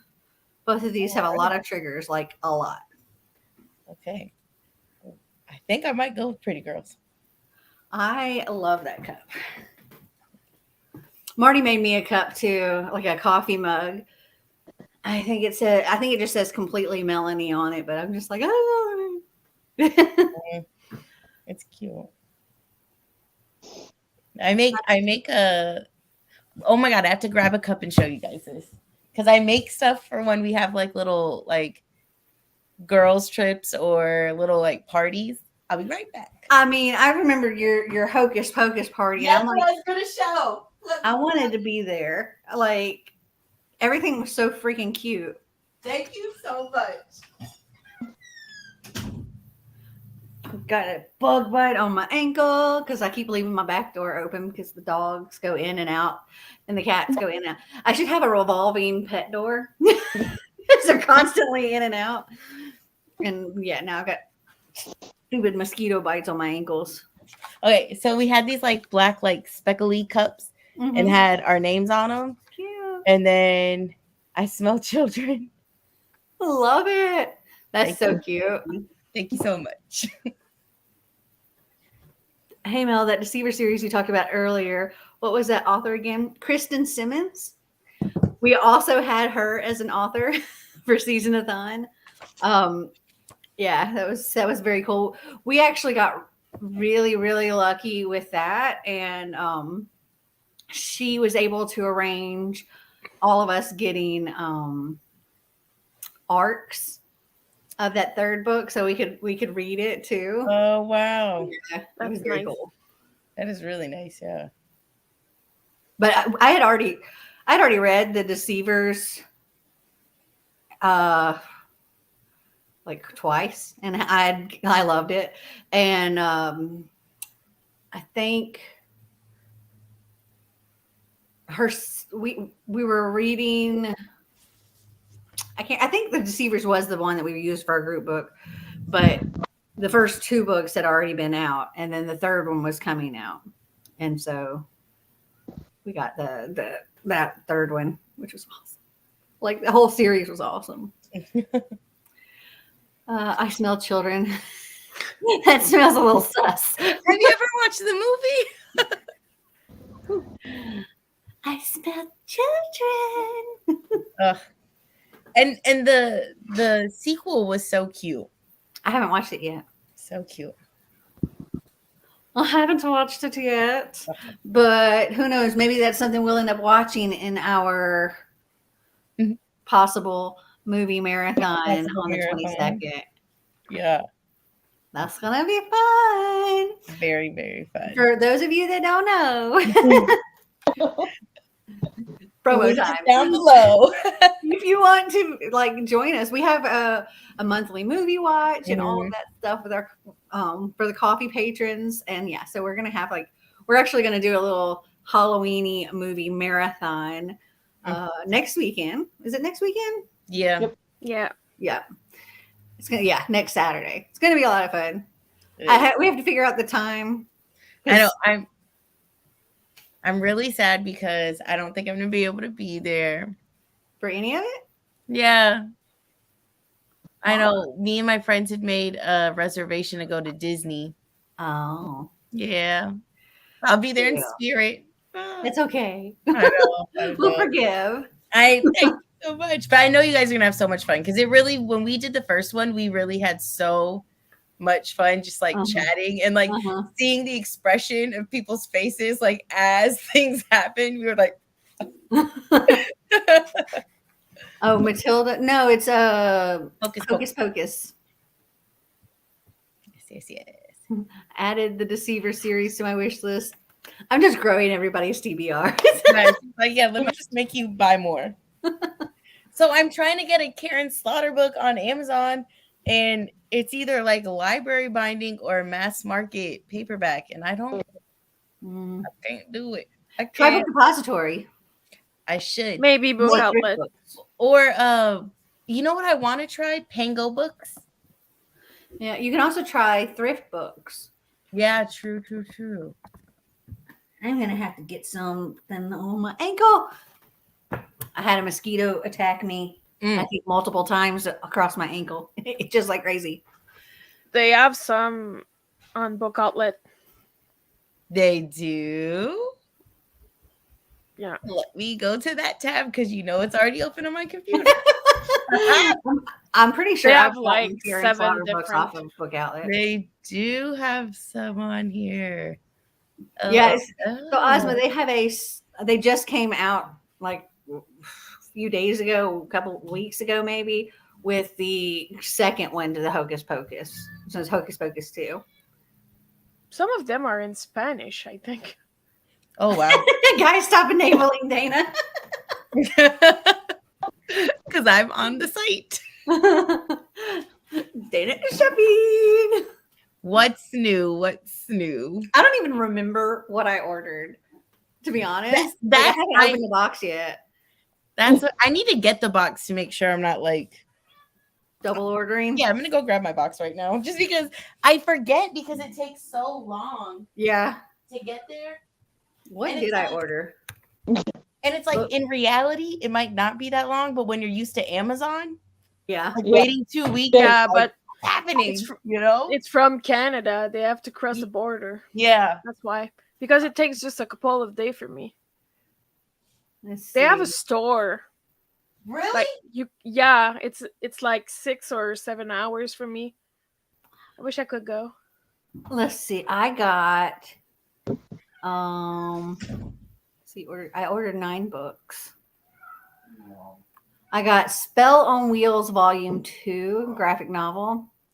1,000 Ships by Natalie Haynes. The Paris Department by Lucy Foley. The Atlas 6 by Olivia Blake. I didn't like that book. Oh no.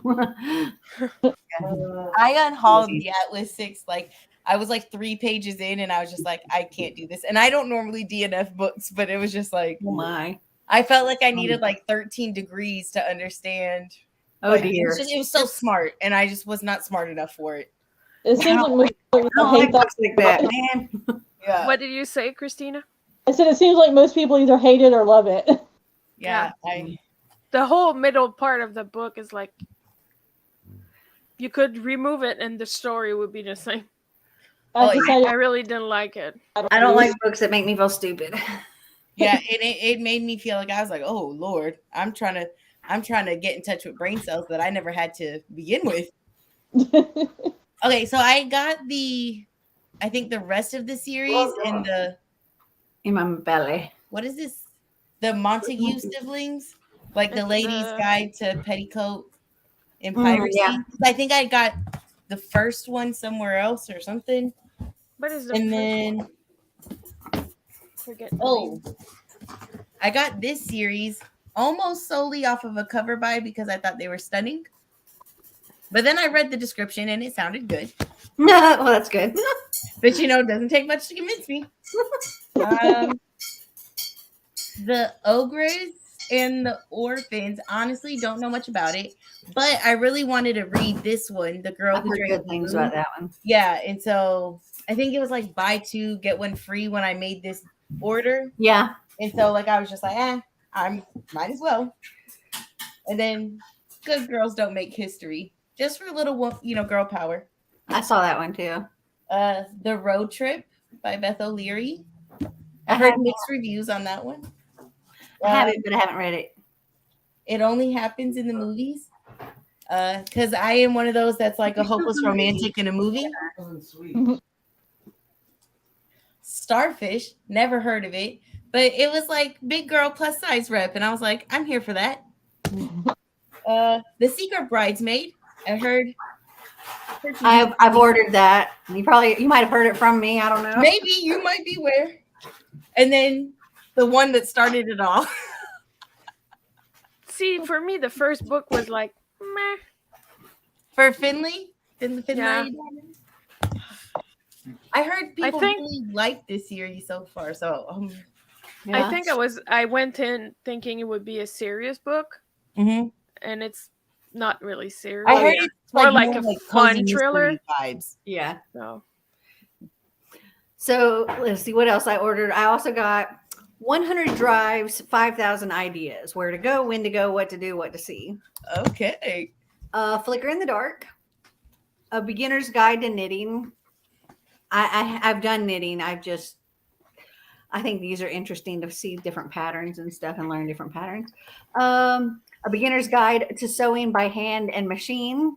I can do all kinds of like cross stitch and knitting and stuff, but I have no idea how to sew. And Night Bitch by Rachel Yoder. I love it. Okay. She said, guys, stop enabling data. It's too late, Asma.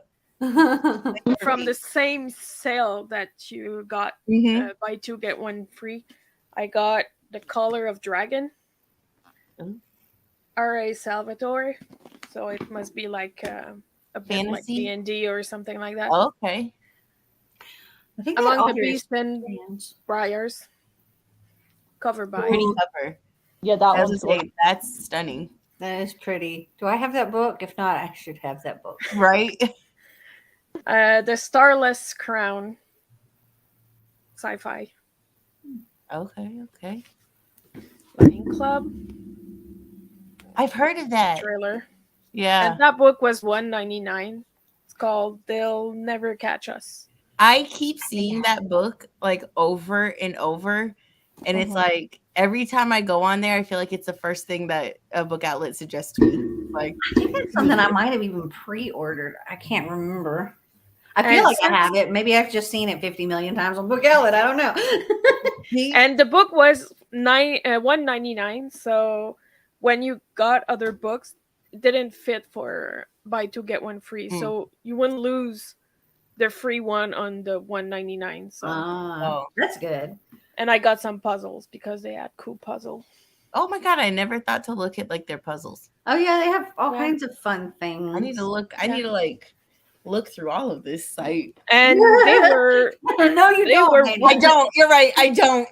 At one point, I get bored to look at all the pages, and I hoard what I have. But the puzzle were good for the buy two get one, so it was working with the books. Yeah, let's see how much did I end up spending? Not a lot. So for those 9 books, as I say, let me see with tax and all, I spent $7.24. Wow. Oh, I remember because you had all your points and everything. I have lots and lots of rewards. I'm so glad that they changed how you can use it, like different increments, like because it used to be the max was only $20. Oh, and that's why I piled up so many, because I could only use $20 every order.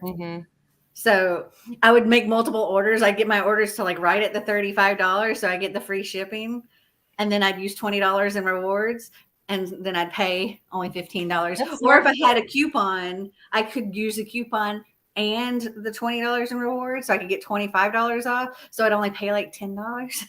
That's nice. And I remember you used to have so much $20. I was like, how did you doing that? I barely have a $5 once in a while. I was gonna say, I finally just hit, I think, $20 in my rewards since I've started buying from Book Outlet.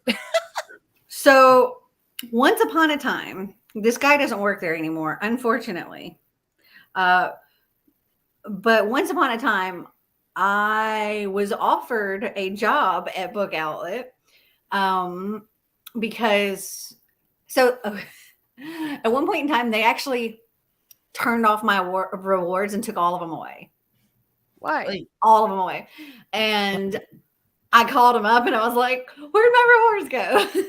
And they thought that they had to check into something because they were afraid that I was scamming or something. Like I was hacking it or something. It's like, no, I'm just buying that much. No, it wasn't. It wasn't me just buying that much. It was when they looked, I at that point had referred more people to Book Outlet than anybody else ever had. Oh my God. Yeah. More than Books and Lala, when she was, one of their book people, more than anybody. Wow. They said that like the number of referrals that I had referred was like the person that went in second place didn't even have half as many referrals as me. How did you manage that? It has to be from those huge hauls of like people just being like obsessed. Yes. Because I'm one of those people that will be obsessed with people doing things like that. And see, back when I very first started on BookTube and very first found out about Book Outlet, I was making these massive orders and every month making these massive orders. And so every month people were seeing these things and I was telling the prices that I was paying and all this stuff.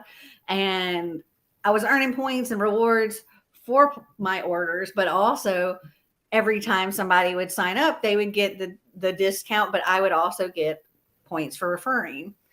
And I referred a lot of people in the beginning. I don't refer as many people now. It just doesn't happen as often now because I don't place orders like I used to. Yeah. Like I might order a box, but I don't order like 10 boxes.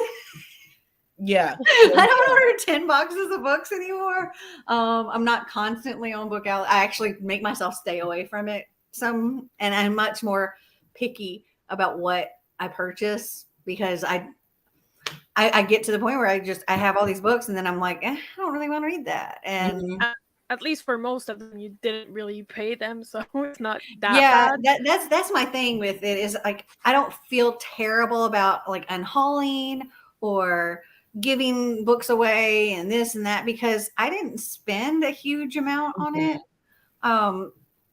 And like if I sell books and I sell it for, say I sell a brand new kind of book that I don't know, Book Outlet had for $10 and I sell it for $5, I might have only paid $1 after rewards for that book.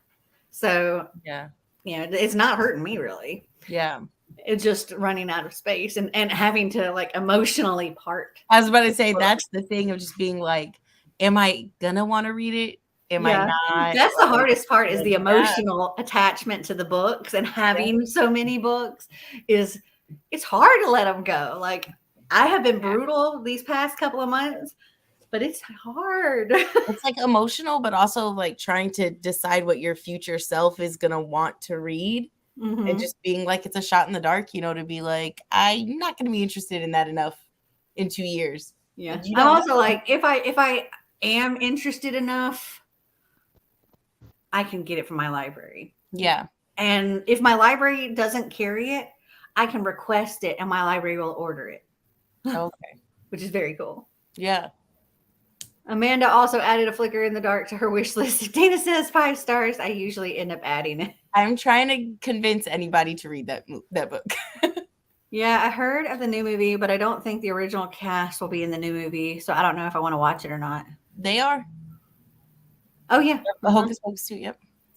I have The Prison Healer. I think I read you the description, Ella. You might have. Those are pretty covers. The second series you showed. This one, stunning. Absolutely stunning. The Girl Who Drank the Moon was 4-star read for me. It's the type of book to read in one sitting. What'd you say, Christina? I saw the covers of those and I wanted to buy them, and then I read the description. I'm like, oh yeah, that sounds good. I have the first and second one too. I need to get the third one. Yeah, wonderful. They're beautiful books. They are. I just want to like display them, but I don't have room for that. No. Have I read it, Melanie? Melanie is suffering from those massive book outlet hauls, and future Melanie will continue to suffer. Very true.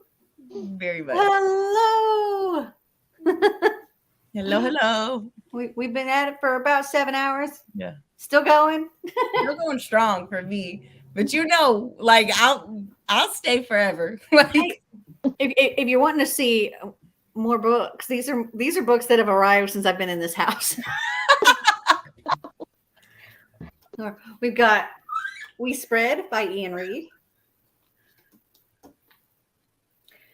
Eternally Yours, which is like 15 stories of paranormal love to capture your heart and resurrect your soul. Okay. Then we have Wild is the Witch by Rachel Griffin. That cover is giving. Oh, that's pretty. Stunning. Oh. The cover is clear. Wow. That's nice. That's really nice, yeah. We have A Sliver of Darkness, 11 Twisted Tales of the Macabre by C.J. Tudor. We have The 99 Boyfriends of Micah Summers by Adam Sass. I feel like every cover you're putting up is so pretty. Pretty Dead Queens by Alexa Dawn. Wait, what is that? A New Reign Begins. After the death of her mom, screw cancer, 17-year-old Cecilia Ellis goes to live with her estranged grandmother, a celebrated author whose Victorian mansion is as creepy as the murder mysteries she writes. On the surface, life is utterly ordinary in the California coastal town until the homecoming queen is murdered. And she's not Seaview's first pretty dead queen. With a copycat killer on the loose, Cecilia throws herself into the investigation, determined to crack the case like the heroines in her grandmother's books. But the more Cecilia digs into the town's secrets, the more she worries that her own mystery might not have a storybook ending. In the card. She's like, add this. I just added it. Then we've got Demon in the Wood, a Shadow and Bone graphic novel. Oh, wow. That's another series I need to read. The Dark King by Gina L. Maxwell. House of Hunger by Alexis Henderson. What Lies Between Us by John Mars. I've heard of that one. And You're a Mean One, Matthew Prince. Oh my God. Is that a Christmas book? You better stop playing with me. I love Christmas books. It's a Grinch Christmas book. I'm looking it up right now. Queer Grinch Christmas book. I'm ordering it right now. It says, find a little joy to the world? Not today, Santa. Matthew Prince is young, rich, and thoroughly spoiled. So what if his parents barely remember he exists and the press is totally obsessed with him? He's on top of the world. But one major PR misstep later, and Matthew is cut off and shipped away to spend the holidays in his grandparents' charming small town hellscape. Population, who cares? It's bad enough he's stuck in some festive winter wonderland. It's even worse that he has to share space with Hector Martinez, an obnoxiously attractive local who's unimpressed with anything and everything Matthew does. Just when it looks like the holiday season is bringing nothing but heated squabbles, the charity gala loses its coordinator and Matthew steps in as a saintly act to get home early on good behavior, with Hector as his maddening +1. But even a Grinch can't resist the unexpected joy of found family, and in the end, the forced proximity and infectious holiday cheer might be enough to make a lonely prince's heart grow 3 sizes this year.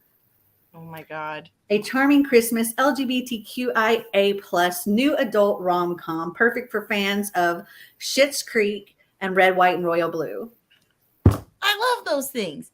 But it says it's Add to cart. 2. It says it's book 2, so never. Wait, book 2. Yeah, it says it's from Never Have I. Is it, what is it called? Never Been Kissed is the first book. But I wonder if it's like Like just like a. Hold on, I gotta look. I didn't know it was part of something. Right now, I'm just like, well, hey. I just thought it looked cute. Yeah. Who's the author? Timothy Janovsky. Yeah, there's a book one.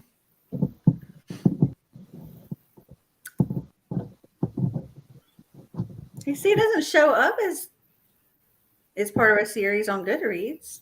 Exactly. Like it. Maybe Amazon's wrong. Let me click on this author.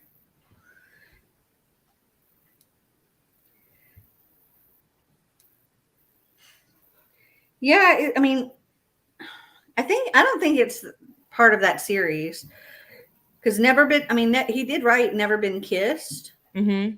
and it says Boy Meets Boy #1. But as far as his series goes, it only says boy. That Never Been Kissed is in that series. Yeah, so I think Amazon just got that a little wrong. Okay. Yeah, and these aren't even the same characters. Yeah. Yeah. Yeah. Those are some of the books that I've gotten since being in this house. I've sat right here and opened them. I have a couple more over there, I think, but I think that was at the other house. Ooh, dropping books. Oh, God. This one actually came messed up from the depository. But I contacted them and sent them the pictures and stuff, and they refunded me 30%. Oh, I was like, okay. It's fine. Like, yeah, as I say, it kind of sucks though, because like when you buy something, you expect to get it. Mm-hmm. Like I just put some tape on it. It'll be okay. Yeah. Like, this is one of those unreliable narrator kind of books. Ooh, where it's like it's actually an elderly kind of story where she goes into like a nursing home and everything's going well and stuff. And then she's like, she finds herself in the nursing home after she's had one too many incidents because she's older. And it says, initially surrounded by peers, conversing, eating, sleeping, looking out at the beautiful woods that surround the house, all is well. She even begins to paint again. But as the days blur together, Penny, with a growing sense of unrest and distrust, starts to lose her grip on the passage of time and on her place in the world. Is she succumbing to the subtly destructive effects of aging, or is she an unknowing participant in something more unsettling? So you don't know if something sinister is going on or if she's just losing it a little. Wow, those books are always like such a wild ride. I thought it sounded interesting. Yeah. Where was I? Okay. I loved The Prison Healer. So good. LOL, I just saw these. Going strong with you all. We've been at it 7 hours. You're joking. Nope. Not joking. Since 3 p.m. Ozma. 3 p.m. Eastern time. Yeah. OMG, that cover is of Wild is the Witch is so pretty. Yeah, it is. It did not feel like 7 hours. Time flies when you're having fun. For real. Just added Pretty Dead Queens to my wish list. Pretty Dead Queens kind of gives me the Agatha vibes. Does it? It does. I read it, but like reading the synopsis kind of gives me the Agatha vibes. Man, and we had such a time with the Agathas. Yeah. It sure did go fast, Ozma. Queer Grinch Christmas. Where's my wallet? I saw that Grinch book on Amazon and it sounded interesting. You're the Mean One book really caught my eye. I really want to get it and read it during Christmas time. I want to get it too. Yeah. Never Been Kissed is also a great movie, by the way. It is. I don't think they're related. Like, I don't think that's the same as the movie. But when you think about it, that movie is so wrong. a teacher going for a student and everything. Oh my God. Yeah. There's But we're okay because we know she's older. But when you think about it, it's like, ew. Because we have the point of view that we have, it's like you're like, oh, cute. And then it's like looking at it from any other perspective, it's like jail. Okay. Because that movie came out, I was like, was I in high school? 99. So I like didn't realize that, and I was like, oh my God. Yeah. And so you found it on Goodreads. I'm ready for this one. They might be based on the same world or something. Yeah, the two books could. I mean, on Goodreads, like the author doesn't have it, under like even a 0.5 or companion or anything like that. Yep, we're still on Megan. We're still going strong. We went out to a movie and to dinner and just got home. I was surprised to see that you guys were still going. We've had dinner. Yeah, I had dinner. I was like, I'm about to warm dinner up. Oh Lord, we all need a buddy read. Pretty Dead Queens now. The Agathas was wild to go through together. It really was. Well, Pretty Dead Queens is in my cart. I had to like cut some out. I have some like saved for later. Like the Christmas one, I have it saved for later so that like I can tell. And who knows, it might pop up on Book Outlet later. True. Oh, true. That's good. I heard Never Been Kissed, and I'm like, the movie was awesome. I'm sure it's nothing like the book, though. No, probably not. Yeah. Because let me just see what it says. For Never Been Kissed. It says, Dear, never been quite over you, crush. It's been a few years since we were together, but I can't stop thinking about the time we almost ... Ren Roland has never been kissed, but he wants that movie perfect ending more than anything. Feeling nostalgic on the eve of his birthday, he sends emails to all the boys he loved before he came out. All the boys I love. Yeah, I was about to say, one of my most favorite series. My computer just went stupid. Okay. Mornings bring the inevitable, oh God, what did I do? But he brushes that panic aside. Why stress about it? None of his could have beens are actually going to read the emails, much less respond, right? Enter Derek Haverford, Ren's #1 pre-coming out crush and his drive-in theater's new social media intern. Everyone claims he's coasting on cinematic good looks and his father's connections, but Ren has always known there's much more to Derek than meets the eye. Too bad he doesn't feel the same way about the infamous almost kiss that once rocked Ren's world. Whatever, Ren's no longer a closeted teenager. He can survive this. But as their hazy summer becomes consumed with a special project that may just save the struggling drive-in for good, Ren and Derek are drawn closer, ever closer together. And maybe finally, Ren's dream of a perfect kiss before the credits is within reach. A feel-good summer LGBTQIA+ new adult rom-com, perfect for fans of red, white, and royal blue, boyfriend material, and What If It's Us? Sounds cute. Yeah. But I'm like, the Grinch one really got me because I love me like Christmassy movies and me too. I'm a sucker for Hallmark. Yeah. Even though it's like the same format, it's the same plot. I will over and over.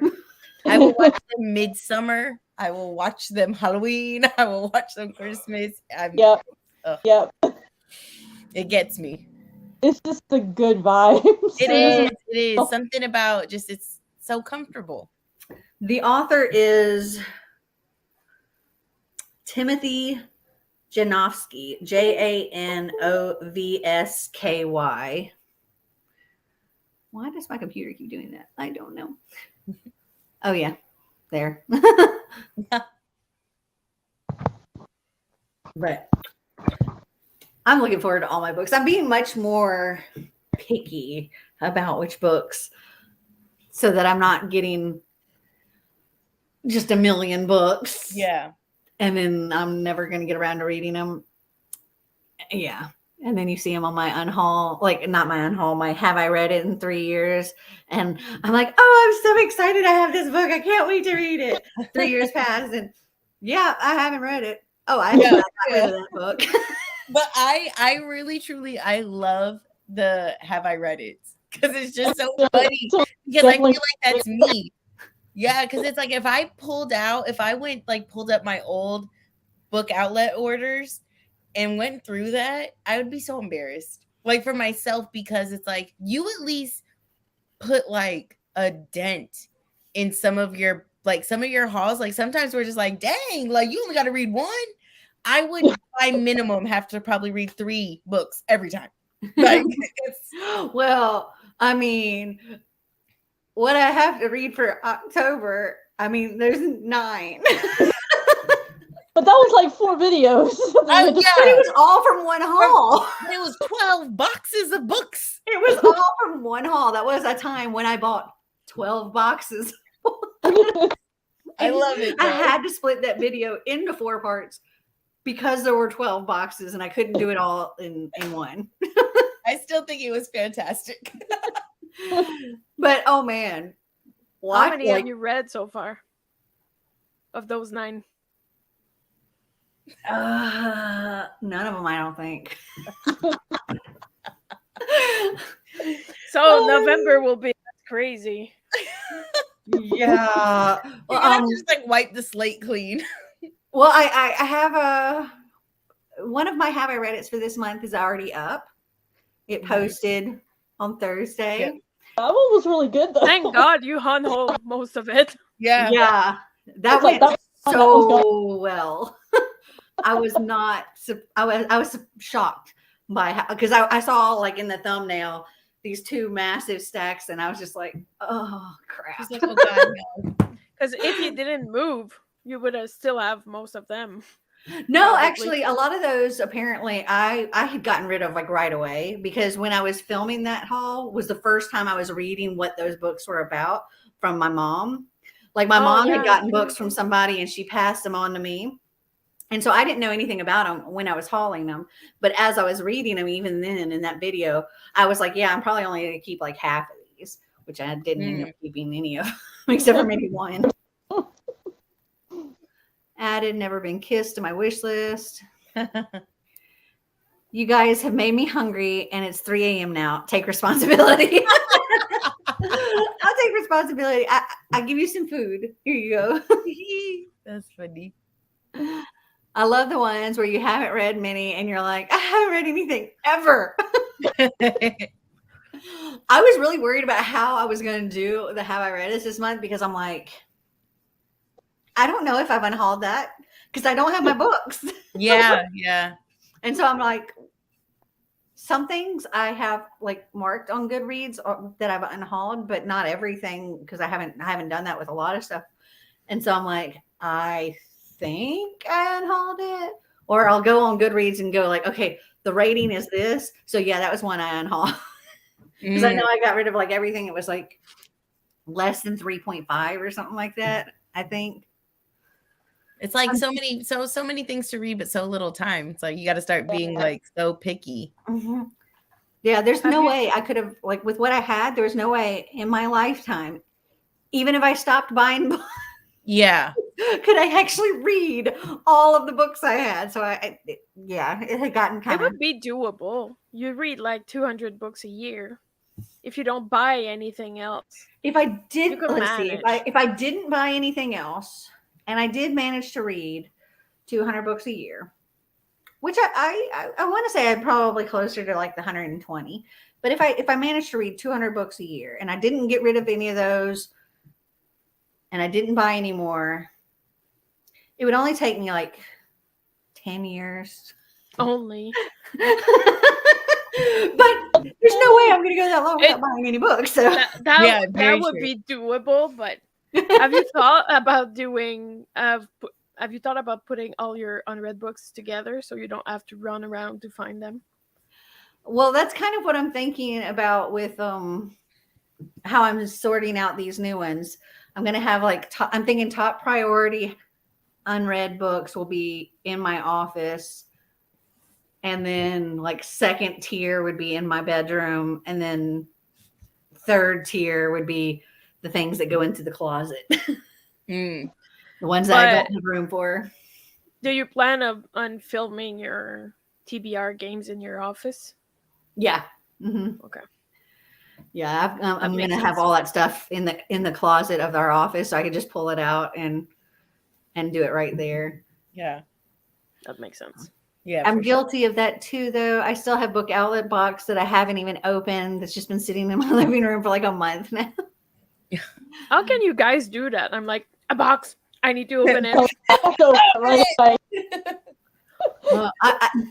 I have like multiple boxes coming to my house every single day from one thing or another. So they just kind of get stuck somewhere. I sort them and I'm like, okay, makeup box that goes here, books box that goes here. I can't. I'm like a child with an not open box. Sorry, bad English. I need to open it. I couldn't. I hate Christmas for that. Like,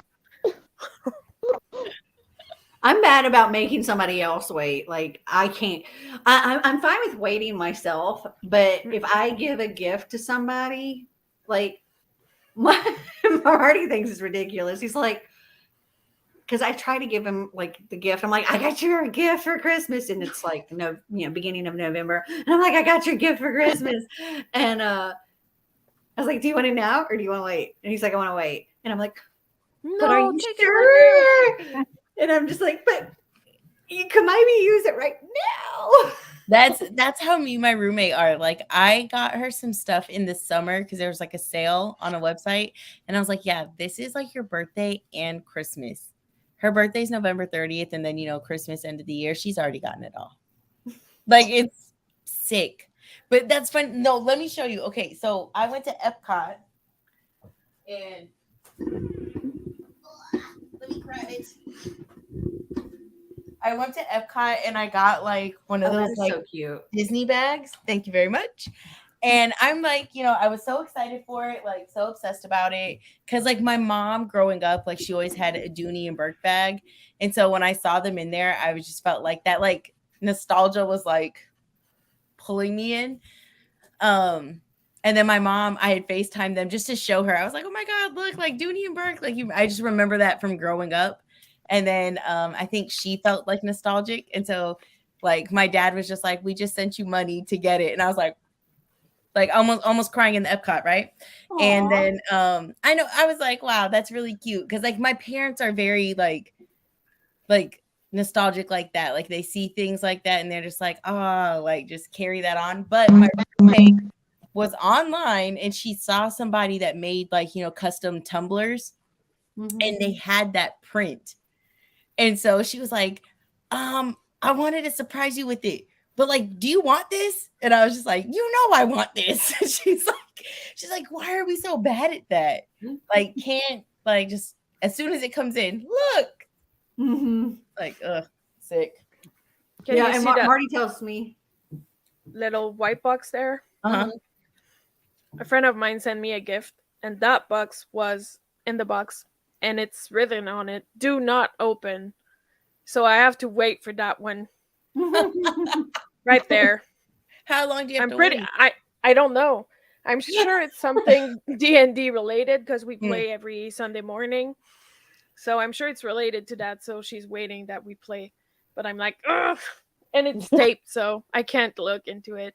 Like you can't even. It's just staring at you. To look. Yeah. Yeah. Oh, so yeah. Sitting there. I totally asked Dana because I've got her. I still haven't mailed her box, and I told Dana, I was like, "Do you just want to know what's in it already? I can open it up and show it to you before I send it." Because I was just like, I want to show the goodies. Yeah, it's in my. I think it's in my car right now because I had kept it over at the other house so I wouldn't get it mixed in with all this stuff, and then yesterday we were working over there and I was like, okay, we're trying to get all this stuff out. And so I put it in my car and I'm like, I need to, if I have it in my car, I'm more likely to go to the post to get it. Yeah. So one day it'll make it to the post. I would say no rush at all. It'll be a pleasant surprise because it's not like I don't have like literally hundreds of books to be read already sitting on my shelf. So I'll be okay. I honestly have been more strict when it comes to buying books because I promised my husband to get into the habit of saving money. Yeah, I'm trying that too. I did really good for a few months, like really truly of like not buying books and using Maddie from Book Browsing Blog. She started this kind of like this bingo style thing in the beginning of the year with like how many books she can purchase a year and kind of like saying like I'm just bringing so many, like how we all keep talking about bringing so many books in and obviously not reading them at the rate that we accumulate them, It's like, oh yeah, I've hauled 100 books this month. Yeah. I've read 15 or something. Exactly. And so it's like I was doing really good for the first like 5 months of the year, bringing in very few, unhauling. Like I was getting my TBR just like closer to like what I felt was like, 200 books, a much more manageable something than like the 500 that I had. And so now I'm at like I have it all on my Goodreads. I'm at like 300, 310, something like that. That's so reasonable for me. I know. And it's like, I was like, oh wow, I can just like cut off a 0. I keep adding to it though. And like, that's the crazy part though, is like, I worked so hard to just like get the number down just to continually be adding to it now. And it's like, it makes no sense, but here we are about to place an Amazon order. But, Have I read it? Are always hilarious. Your reactions as the amount of unread grows always has me cracking up. Girl, it has me cracking up too because I'm just like, what did I read? It's like because I know I read a lot. You see the panic in her eyes, like, oh. Like, I remember when you start to put them in a certain place, the one that you went reading, I was like, we won't see the window. I'm sure that ends pretty fast. Yeah, I'm just like, I know I read a lot, but what do I read? Because when I go to do these things, I'm like, I haven't read any of it. Yeah. So like, what was I reading? Like, what was I even reading? I do that too. Below 3.5 gets unhauled. As soon as I get a stack of 15 books below 3.5 rating, probably, it's time to unhaul. So I go through my shelves pretty quickly. That's pretty smart. Yeah, I just kind of stack them up. Yeah, I'll remember like my mountain behind me. So you go on Goodreads and then anything under 3.5 gets an X? Well, when I'm reading something, like if I have something that I've read, anything under 4 stars, unless it's part of a series that I really liked, anything under 4 stars gets unhauled. But then when I was trying to be like really, I have to cut down the books. Most of what, like I got rid of started out with getting rid of everything that had below 3 stars on Goodreads. And then I bumped it up to anything below 3.5 stars with certain exceptions. Anything below 3.5 stars got rid of because I was just like, I got to get rid of some. I've got to get rid of them. And granted, some of the books that have lower ratings I have really liked, but the majority of time, my rating tends to kind of go along the same lines as the majority. So I was just like, I can get rid of those. And if I'm really tempted to read it, I can check it out. Yeah. I don't think you'll ever be one of those booktubers to attempt TBR 0, Mel. What? No. No, because I like having a ton of books to choose from. I love that. Yeah. It's good for mood reading. Like when you have like such a big TBR that you could just be like, yep, perfect. It's good for my TBR games too, because it is. I have plenty to choose from. I would say it always keeps us guessing. I'm so mad for holding out with giving gifts. I'm so bad for you. I've already got all my son's Christmas presents and I've already given him 3 of them. I'm also bad about like, if I get something too early and I'm like, okay, I'm going to get this for so-and-so and this for so-and-so, and then stick it somewhere. And then I either forget that I had it or forget where I put it. And then it's like 3 months past Christmas. Oh, here it is. I had to start making a list, like for my family members, like when I got something to write it down to remind me when it's time. Grab that, wrap it, give it. Oh, I know. Everything I bought for because I've already like got my mom a couple of things for this year. So like put it on the list that I don't forget.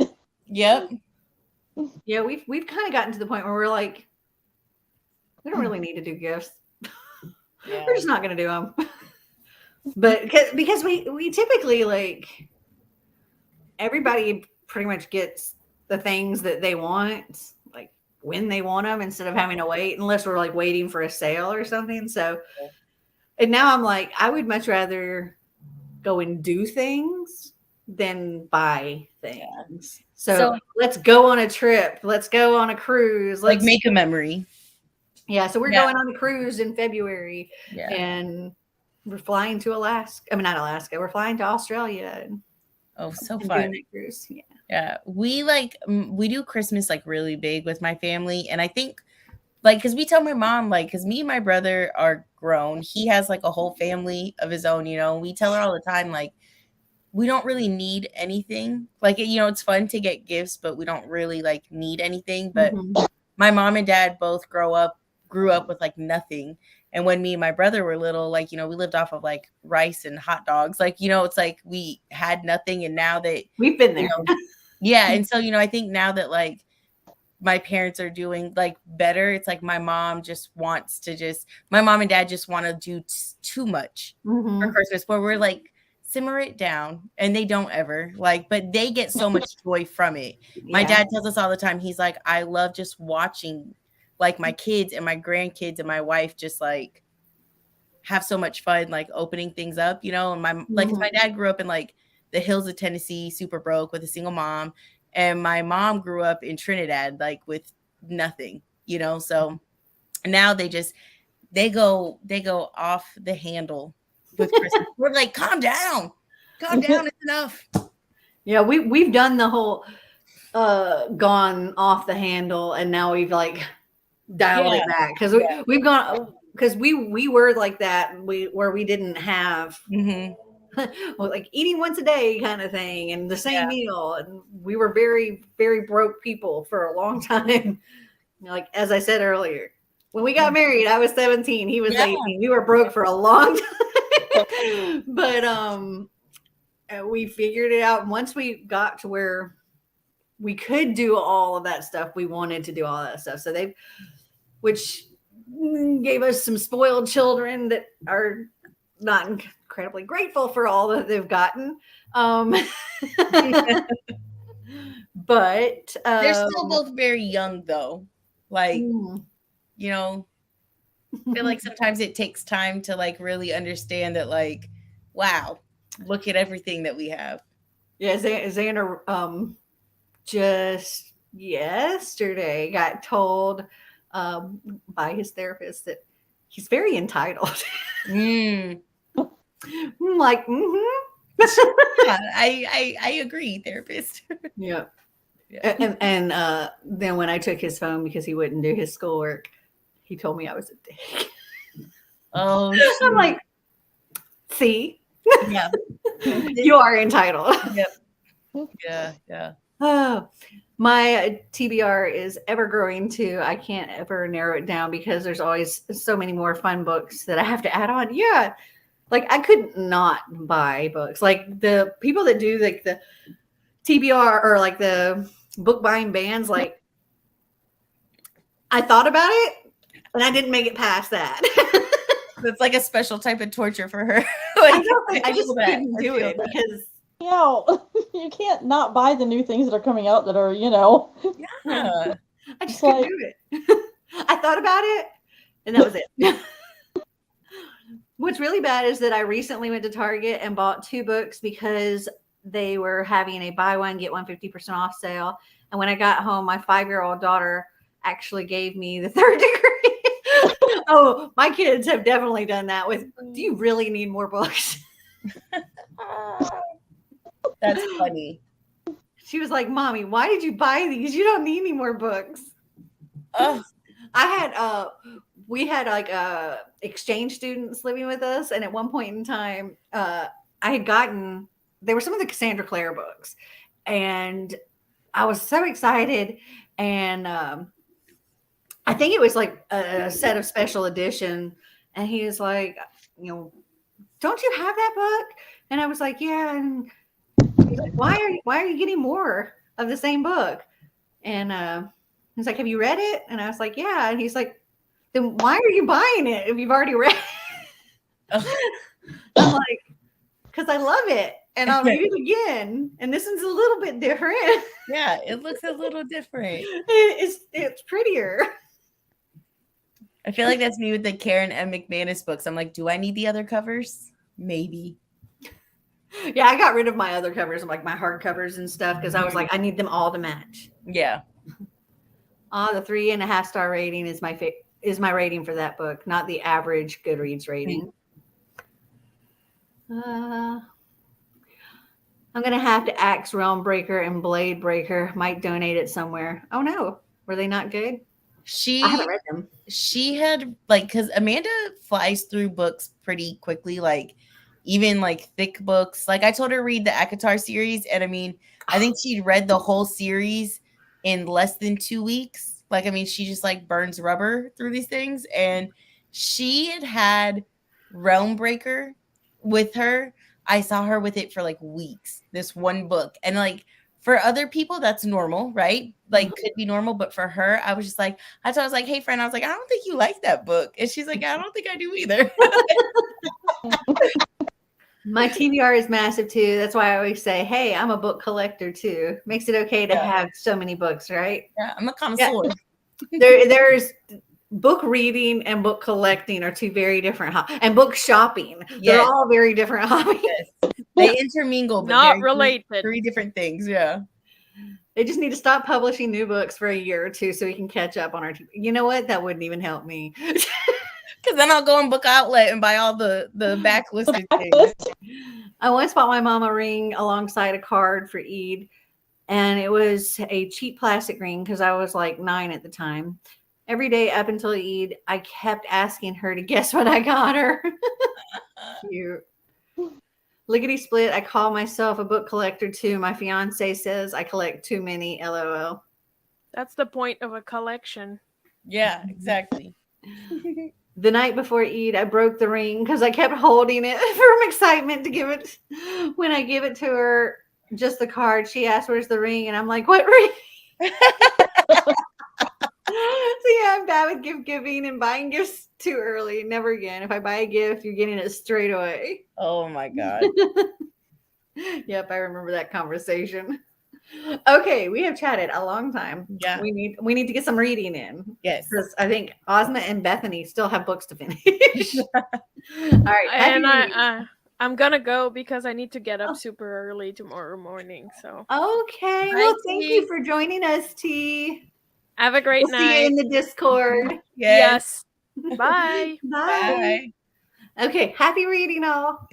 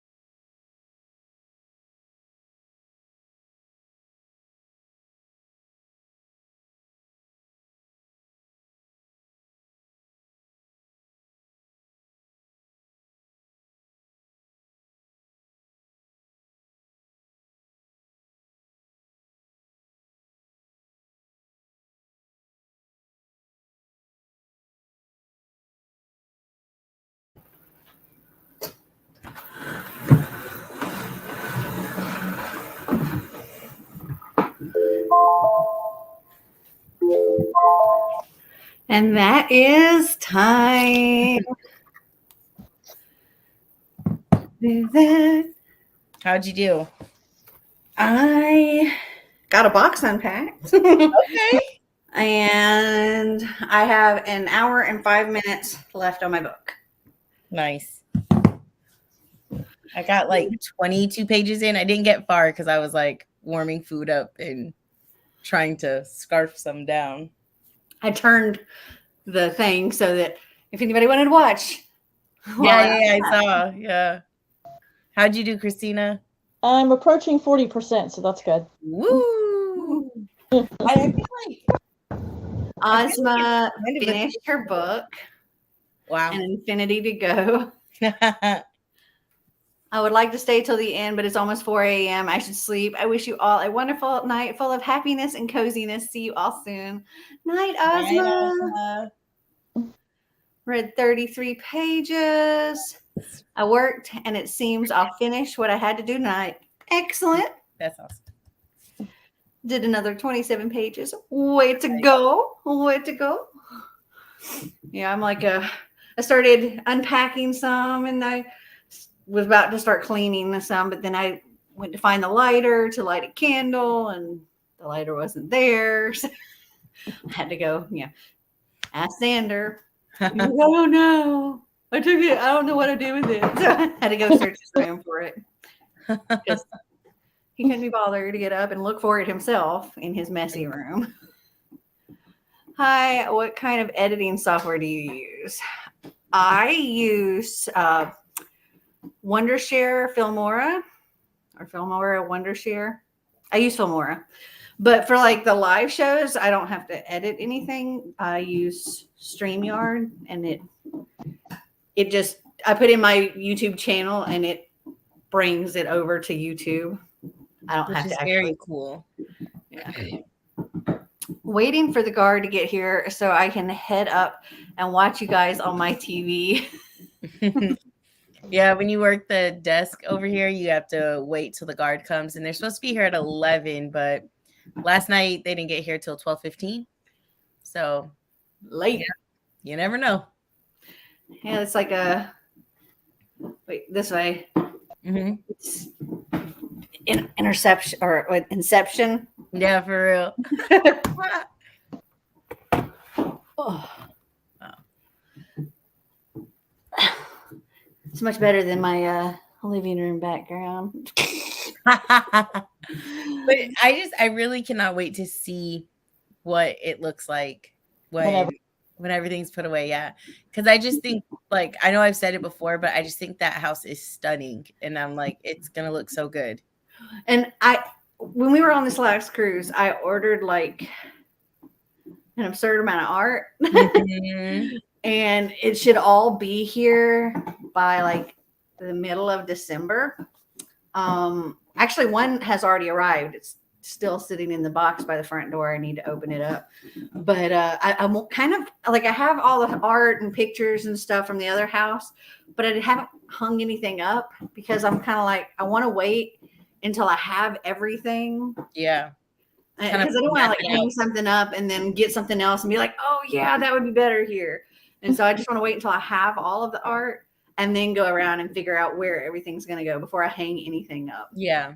That makes sense though, because sometimes like you put furniture someplace and then all of a sudden that artwork doesn't look right. Like, yeah.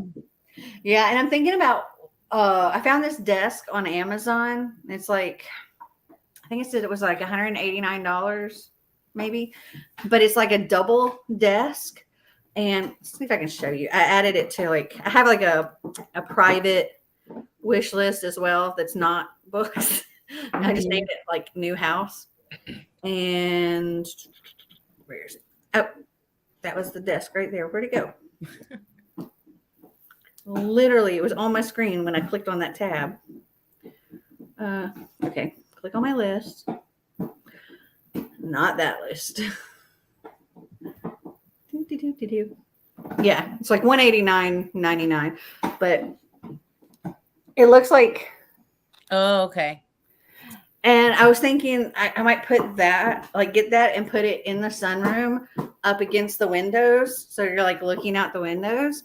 but I can actually, sit at one and Xander could sit at the other doing his school. And though I probably wouldn't get that until after getting rid of the pinball machine because it's long. Yeah, as I say, that's definitely going to take up some space. That's for sure. But did I Did you get it? Oh, got it. Yes. It might have been the beast that's attacked my ankle. It's been coming for you. Yeah, I just happened to see it like buzzing around right here. It's coming from my face next. But yeah, we've been doing all our school in there. We did try doing school upstairs, like on the bed in the guest room, and that didn't go over well because we both just wanted to fall asleep. And so we're like, we got to sit, and we don't have a table yet. So we've been sitting in there, and it's nice being in there. And so I kind of like want to put a desk in there, but not my office one. Yeah. And then I have like this cool typewriter that I got from an estate sale, and it's like sitting on the little counter where the coffee station is, but I don't want to keep it there. And so I was thinking I could put that in the middle part of the desk as a cool decoration. I have these pretty flowers I got from the Walmart grocery store. Like, they're so pretty. And I have them like, I've done them up in a vase in there, and I'm kind of sitting on a little pedestal right now, but they're so pretty. Hold on. I'm going to go get them. They've opened up just beautifully.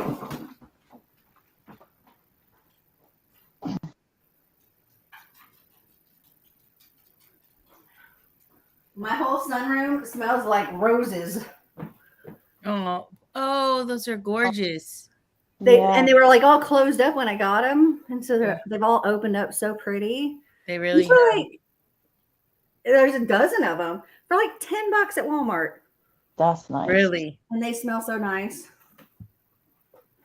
That they look so pretty. The color of them is gorgeous. All the colors. Yeah. Wow. I just can't keep anything alive. Like, I can't.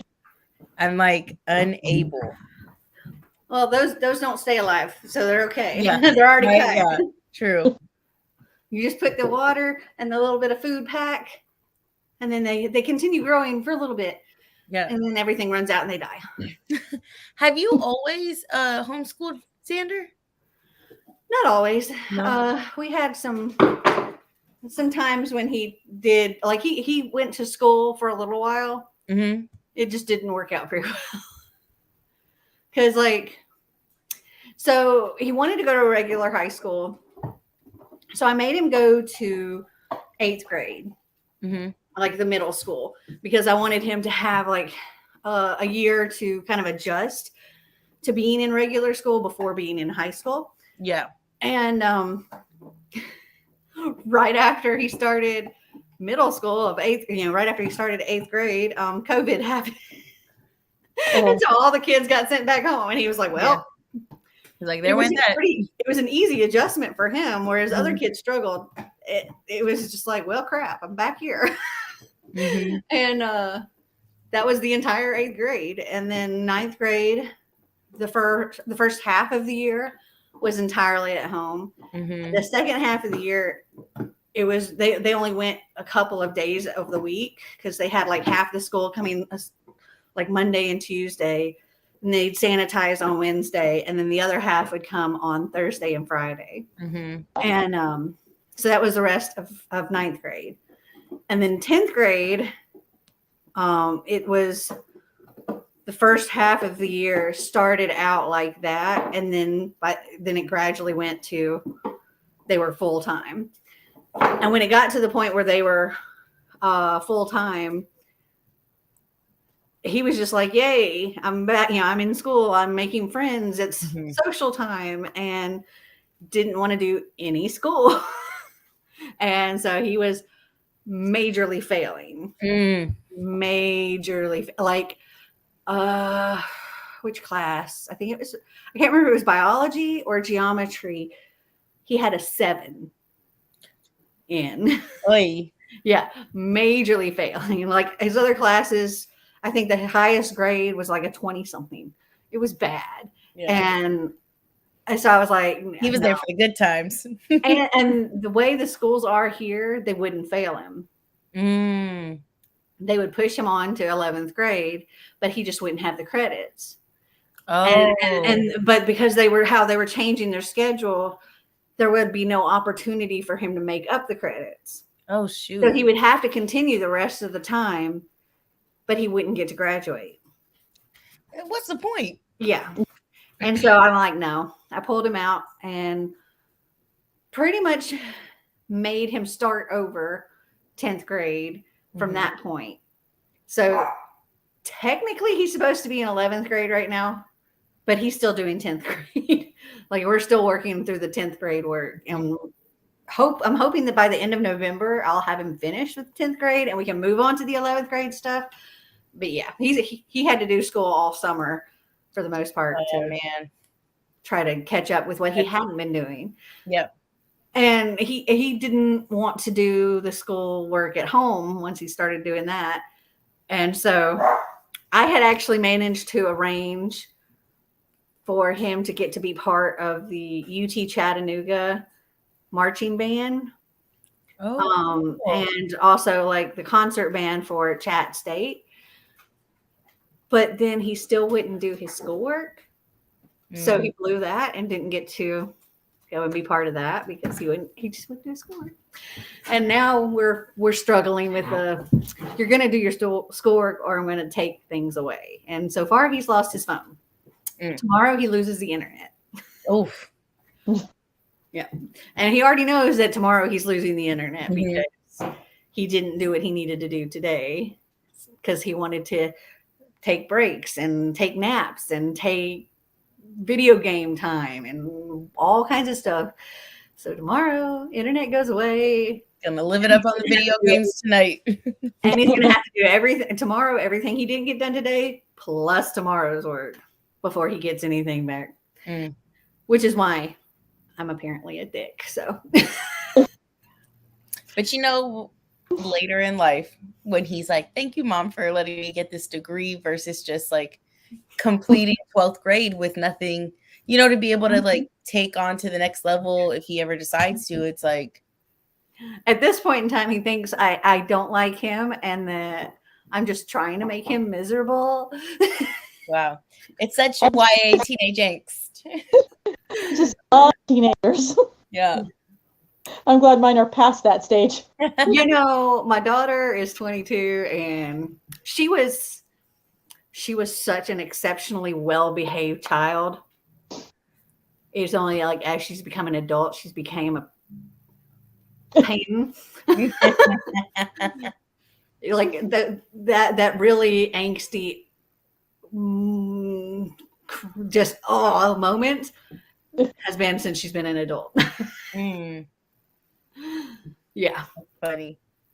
Which is kind of like one of the issues I'm having with the Trials of Apollo, because it's all like a lot of it, and it's valid, but it's a lot of like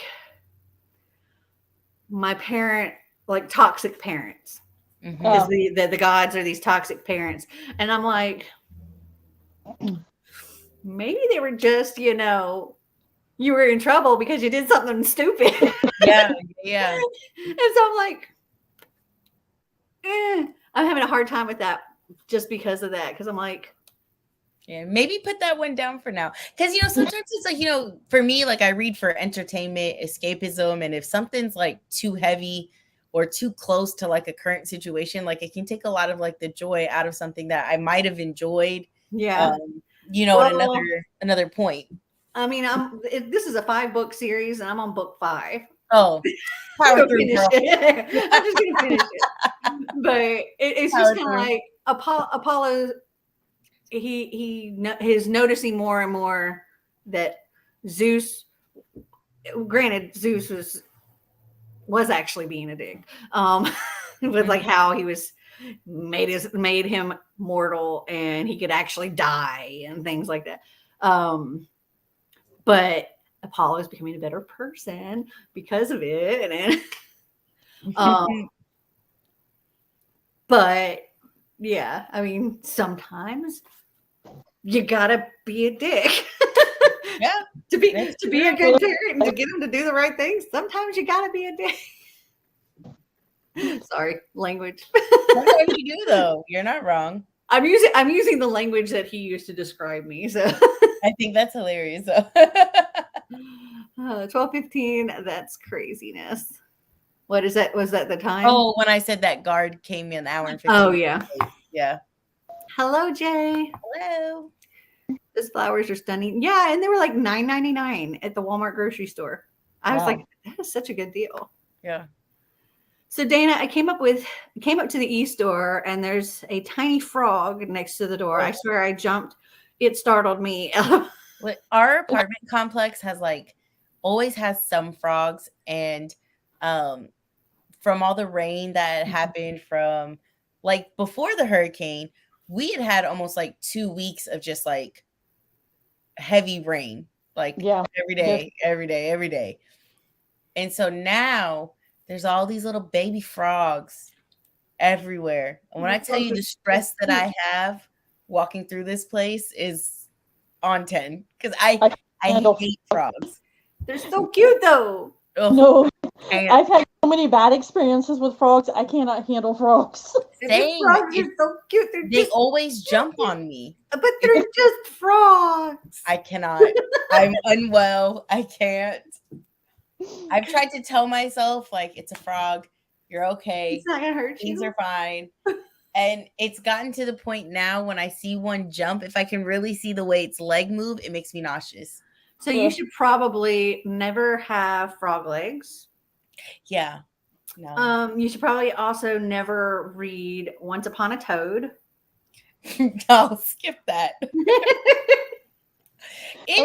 Listen, there's sometimes I see pictures of little tree frogs and I'm like, you are really so cute. And the little baby frogs, afar, they are cute. In my presence, they are too much for me to handle. I can't. I've just had way too many bad experiences with them in the past, so I'm just I can't. Everybody at work teases me; they think it's so funny, but I could not. I don't know if it's just a thing of living in Florida for too long. You're just it's too much. So look up the book Once Upon a Toad by Heather Vogel Frederick. Me too. I think frogs are cute.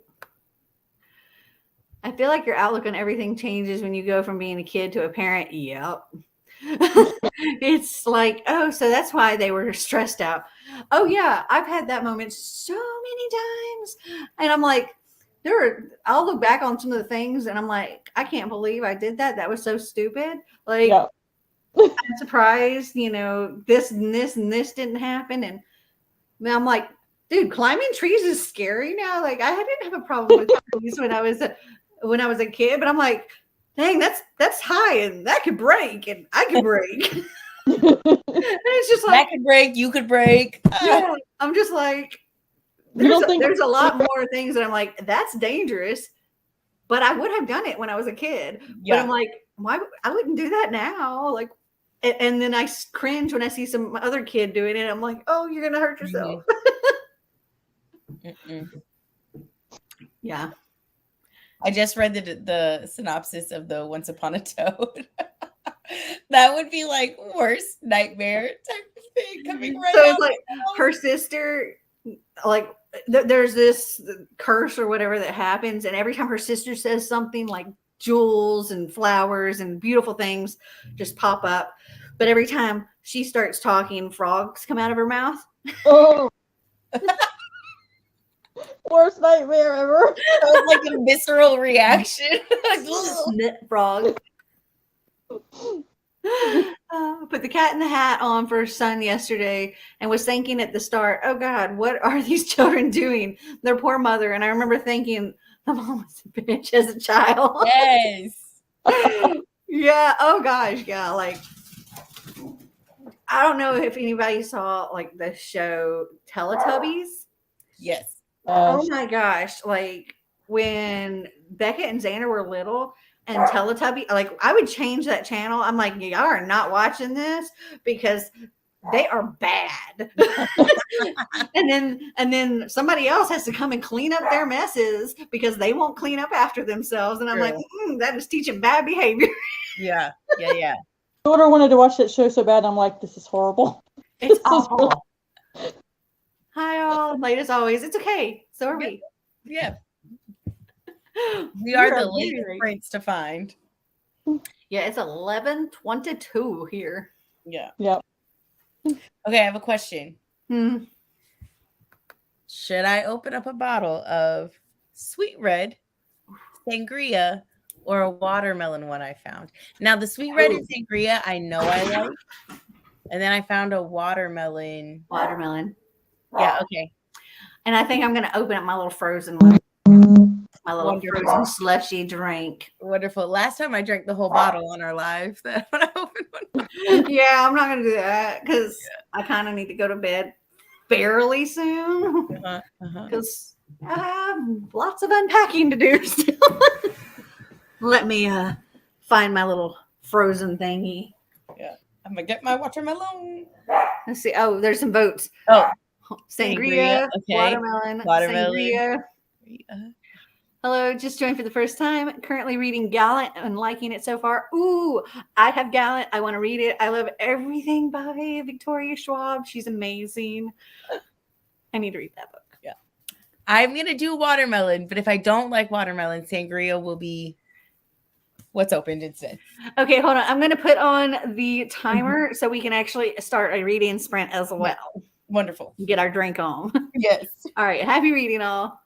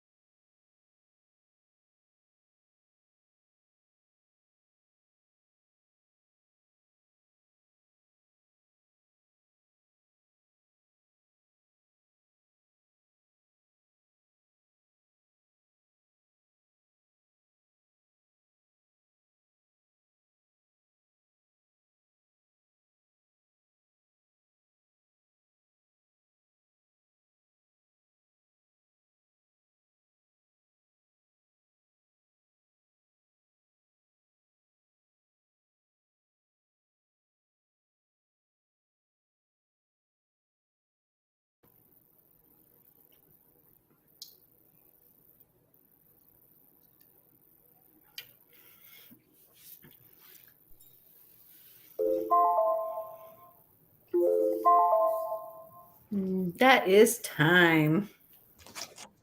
And I just finished my drink. I went with the watermelon, and it's pretty tasty. I went with the peach lemonade slushy thing. Nice. It was very tasty. I had to do most of it with a spoon. I also tried to start this little color paint by numbers. Holy, this is gonna take forever. Oh my God. Yeah, it took me several hours over several days. Like several hours at a time. Oh Lord. Yeah, it's a lot.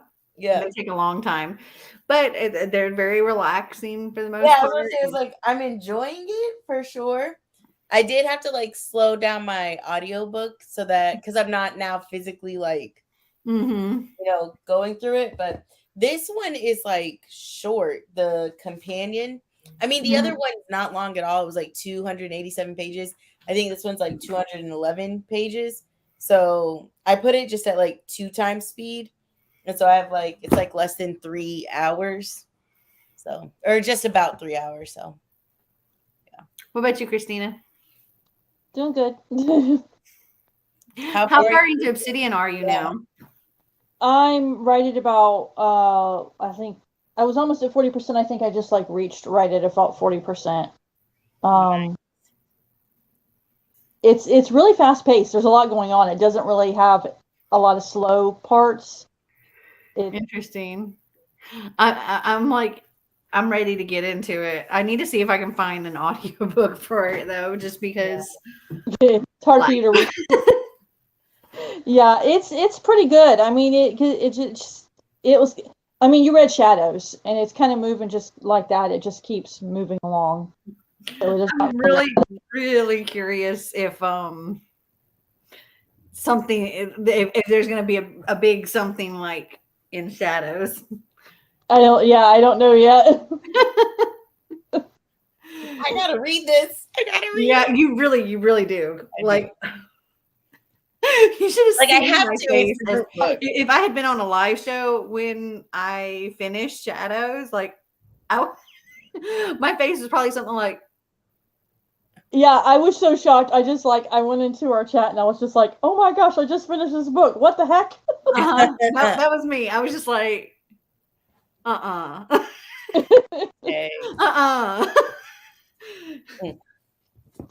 yeah. Awesome. I had to read like that part over again a couple of times to make sure I was reading it correctly. Yeah. I love when books do that though. Like when you're just like, wait, what? And gotta go back. I wasn't expecting that. Okay. We're anxiously waiting for you to read Shadows. Yeah, now I'm just like, gotta start it soon. It's a short one.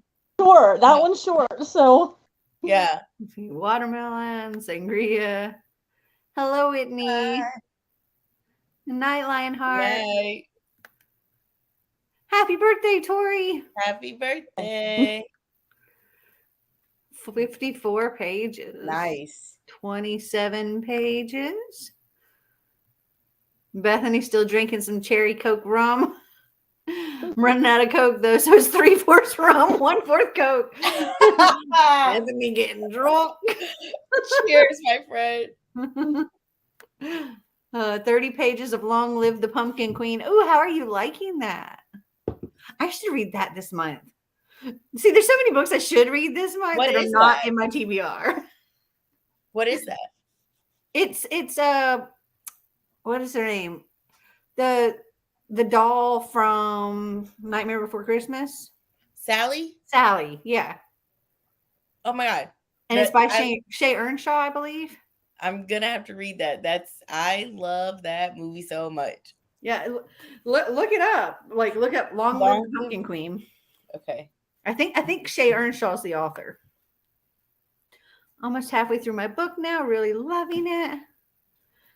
Just started and then I woke up. Okay. Oh, it just came out? Yeah. She says it's really good. That's so good because I pre-ordered it. So that's one that I got not long before I packed up everything. Oh Lord. And like my books. Okay, so when we moved into the last house, when I was packing my books, because all my books were in like alphabetical order by author's last names, very library-esque. And I had a friend that was helping pack things up. Now, what I'm talking about, when I moved from that house to this house, a friend helped me pack things up. When I moved into that house, though, I packed all my books. And I had like a little, either I wrote it on the box or I stuck a little Post-it note in the box, and it would say like this last name to this last name. So I would know, and I could put the boxes in alphabetical order, and then all the books were in order in the box. So I just put them on the shelves. They were like in the box exactly like they would go on the shelves. But the friend that helped me pack this time, she was like, yeah, I'm Tetrising this stuff in to get it to fit as much as I can in the box. And so she's like, pick some from this shelf, pick some from this shelf, pick them from across the library. And I'm just like, so they're all mixed up. Okay. I didn't say anything about it, but in my head, I'm like going, it's like you're dying inside. It's like, I'm like, okay. My poor self. I was just thinking, I'm gonna have such a hard time putting these back in order because there's so many. Yeah. But I'm planning on not doing things the same way in this house. So now things get split up with like yeah. favorites in one room. Yeah. Like, anticipated. That helped encourage me to do it this other way because like you'd have to. I was just like, well, it's all out of order now. That's crazy. Yeah, I have mine in alphabetical order by authors' names, but I have them kind of split up in like genres a little bit. So yeah, I don't have much rhyme or reason to my shelves. Like I keep like my series together, and sleep I have like books from the same author. I have them together, but other than that, they're kind of like just around. You know that feeling. I like my thrillers and my mysteries from like the fantasy and stuff like that. Mm-hmm.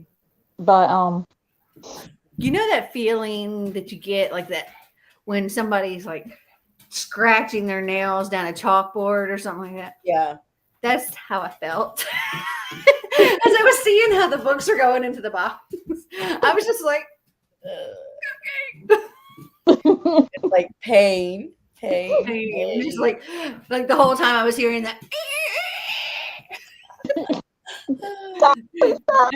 I just kept trying not to look because every time I look, I think my eye did this thing. Mm-hmm. I saw it at B&N last time I went. Pumpkin Queen.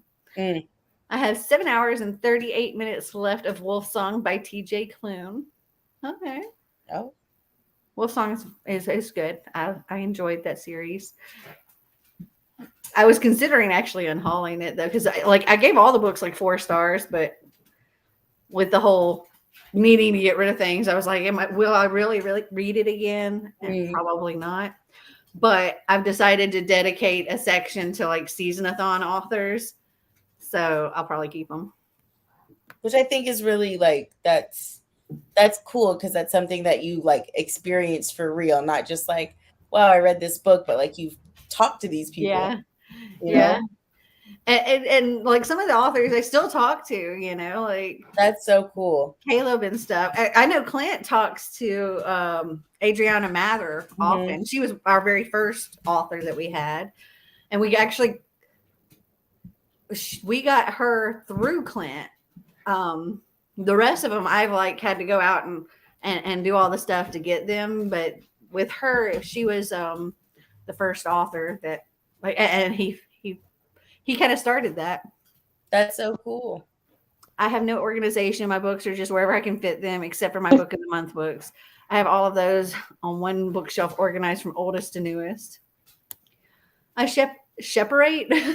I separate by genre mostly. I have all of my first in a series I own together and series I have more than one of together. I need to stop ordering first in a new series. I hear that.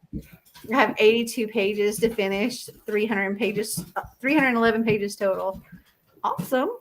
Nice. What's Seasonathon? Seasonathon is a readathon that me and two of my friends, we do every season. We just finished one. It was the entire month of September. For that, we did Seasonathon Academy, where you're earning your bachelor's in reading. And you like pick these classes, and each class has like a reading prompt, and you find a book to match that. Our next round will be the entire month of December, and it is called Merry Bookmas. And yeah, there'll be lots of prompts and fun stuff that I can't tell you about until we post our announcement. So my coffee patrons, a few of them have gotten some hints, some tips, or some updates on all the goings on. These two right here, because they're my top tier, they're my wine level coffee patrons. They actually know the author that we're going to have and the group book that we're going to be reading and two of the prompts that we will have. Which was helpful. So those are I'm beyond excited. Perks. Yes. Those are some perks that my coffee patrons get. Very excited. Yes. Me too.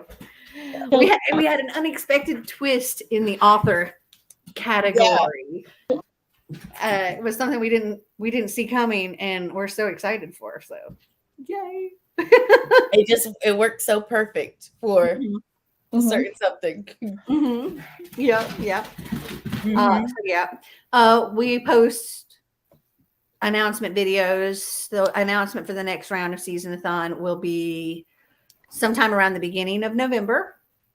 And we do a post on my channel, on my friend Clint's channel, and on Kaylani's channel. We also have a Twitter account called Seasonathon, where I'm like keeping everything up to date on there. Yeah. How do you become a coffee patron? Oh, so it's actually, it's weird. It's pronounced coffee, but it's actually KO-FI. And the link is down in the description where you can go and become a coffee patron. You can see like the different tiers and what each tier gets. I have a tea tier, a wine tier, a tea tier, a coffee tier, and a wine tier. You can name them whatever, and that's just what I named them because, I do sips by unboxings, and I like my coffee and like my wine. I love the wine. So I just thought those were appropriate. I can't wait for the next round of Seasonathon. Let's see how many I do this time. Well, I will tell you, like, what we've done for the past several Merry Bookmas readathons. There have been 12 prompts. Hi, Tigger. Because we've had the 12 whatever of Bookmas.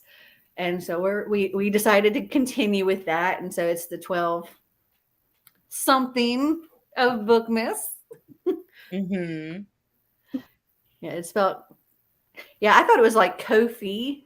But So did I.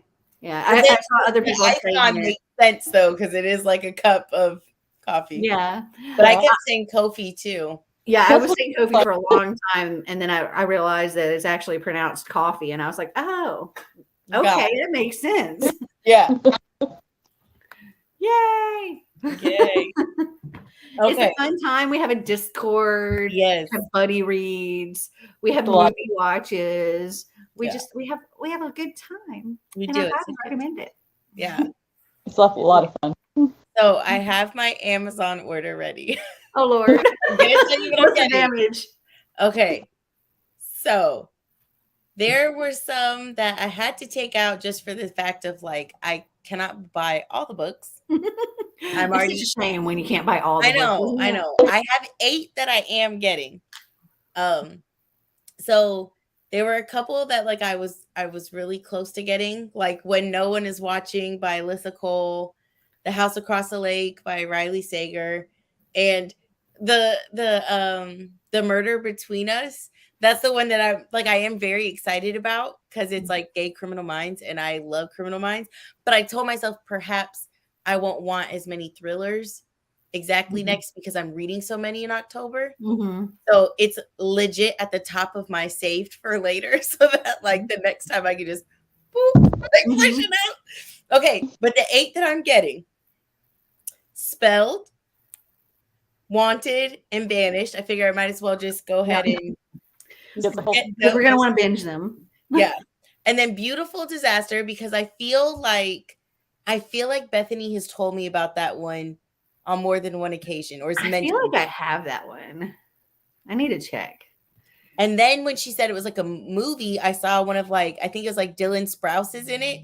And I'm like a child of that Disney era. And like, I'm like, yeah, okay, I'm gonna watch that. Or, you know, so I want to read it. Book 5 is Crave, because I saw Bethany and a few people said that. And then Clint said he's got his little something going on there. And then I have Death Prefers Blondes. And I got to order now because it says only one left. Oh, yeah. We know how that goes. And and then Pretty Dead Queens, because that really sounded like something, you know, I know I said maybe not too many thrillers, but I had to. Once you said it was like the Agathas, and I thought about all the fun we had with Agathas, like Bethany said, I was like, I got to get it. Yeah, and then I haven't read it yet because I did just get it, but I feel it like does have those vibes. It has those vibes, yeah. And then I got Long Live the Pumpkin Queen, just because it's Disney and I love, you know. So my damage is it's loading. It's still loading. It's trying to save me from my hurt. Okay. With tax, 102.32. That's not too bad. Not the worst. Not the worst, because there are 1, 2, 3, 4. I mean, some of those are brand new books. Like just I was gonna say 4 of them are hardcover, and 2 of them are like brand spanking new. Yeah, like Pretty Dead Queens and Long Live the Pumpkin Queen, and those are both. Yeah, I was gonna say Pretty Dead Queens is the most expensive one at $18.99. So, you know, I'm gonna do it. Bethany says she might be repeating prompts and make it 24. Ooh, listen, Bethany was the reason that I pushed myself to complete all 19 Season-a-thon Academy ones, because I wanted to do it so bad, but then I got to the point where I was like, there's no way I'll get this done. And then when Bethany was like, guys, I'm so close. And I was like, oh my God, it's doable. I can do it. And then I literally stopped living life for like 2 or 3 days and just solely read. Like, I was just like, this is it. This is all I do now. I've had to have those times too. I'm like, I gotta do this.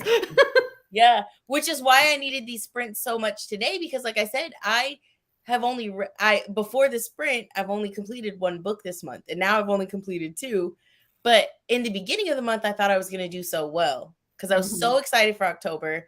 Like I had like doodled my own little like graphic, and I was just so amped for it. And then, you know, time just, it's not always on our side. Yeah, it's like, how can it already be the middle of the month? I know. This month is flying. It's like, how is this possible? Amanda says, sure sounds like a good time. It is. It is. It is. It is. Love Criminal Minds. Yes, I love Beautiful Disaster. Dylan Sprouse. No way. I love him. I'm pretty sure that's who I saw. Dylan Sprouse is my childhood crush. He was not my childhood crush because I'm old. But I think he's adorable. And I love The Sweet Life. Yeah, I love Sweet Life. And I gotta say, we smashed it together, Dana. We did. I loved being able to see Cole Sprouse in Riverdale, and then also in like 5 Feet Apart, which was a great adaptation. But Bethany, you were my inspiration, girl. Hello from Melbourne. So fun to catch a live for once. Yay. Yeah, we've been at it for a little over 9 hours. Yeah. But it seems like when we get to doing some reading sprints, we go. Like we go. We go. What's the longest we've done? I think around 10 and a half hours we've done twice. Yeah. Yeah. It's crazy. On my 12th book of the month. Oh, wow. You're impressive. Yeah, I've done 4 or 5, something like that. I think. Something like that. I don't know. I don't know what I'm going to do with my wrap up vlogs because I haven't been doing like vlogging any of that. I've just been like, you have to cut yourself like slack and just maybe wipe the slate clean. New house, new you. You know? New house, new list. How many books have you read, Christina? I've read like 1, and then I'm in the middle of two other books. One of them being Obsidian, and then I'm in the middle. I'm not alone. No, you're not alone. And I had like all these great thrillers I wanted to read this month, and it's just like, nah. Same. I was like, I like my cart. I was like, oh my God, I'm so ready for this. I even have like my favorite podcast, Crime Junkie. One of the hosts like wrote a book, and it's you know a thriller, like and I have it. I bought it, and I was specifically just saving it for October because I was just like, that's the vibe. And here I am. I got like all these books that were like perfect, and it's like they're just sitting there. And this happened to me last year too. So I didn't feel so bad when you said you only had 1 done. Yeah. Will we be doing more sprints tonight? Yes, we will. Yeah. Probably in just a second. Yeah. I'm probably gonna have to bow out though. Oh. I was never attracted to Cody in the Sweet Life, but then Riverdale came out, and I was like, hot damn. Same, sis. I think I'm too old to have ever thought they were attractive. I've always thought they were just adorable, and I want to pinch their cheeks. They were so adorable, and then but they grew up, and it was like, wow, you guys are like handsome now. I don't know. To me, they're still adorable, and I still want to pinch their cheeks. I'm just like, they're so cute. And then I just remembered, side note to all of this, I just remembered me and Bethany were supposed to be doing a Princess Diaries read along. And at this point, I should have already read the first book. So, Bethany, have you already read the first one? Because she's probably on like book 5 or something. Yeah, I know. Oh, I've got to get it together. So you are dipping out on us, Christina? Yeah, when you get to the next sprint, I got plans, stuff that we got to do tomorrow. So I got to get to bed so that I can actually get up in the morning, or my husband's going to kill me. Dana, what about Riverdale that you like about it? I don't know. Maybe just I think I love a mystery, and that whole show is like mysteries wrapped inside mysteries. I haven't watched much of it, but I thought what I did watch was kind of cute. Yeah, it gets. I will say though, the later it gets into it, I think it was like season 3 or something like that. It gets kind of dark. Like it really shifts gears from just like a, like, oh wow, fun mystery to like, oh, y'all really going there. Yeah, I just watched no. And she keeps telling me about it all the time. And yeah, it sounded like it did get pretty dark. It got super dark to where it almost made you like a little uncomfortable. Like, ooh. She said, no, the first one's my next read. I'm behind, so don't worry. We're both late to it, huh? Wonderful. Should we start in November then? Or okay, let's get some reading, and I'm gonna try to unpack a box while I listen to more of this. I'm gonna keep cracking away. Good night. Oh, good night, Christina. Thank you so much for hanging out with us. It was so fun. See you in the Discord, my dear. Yeah. All right. Good night. Good night. Happy reading, all.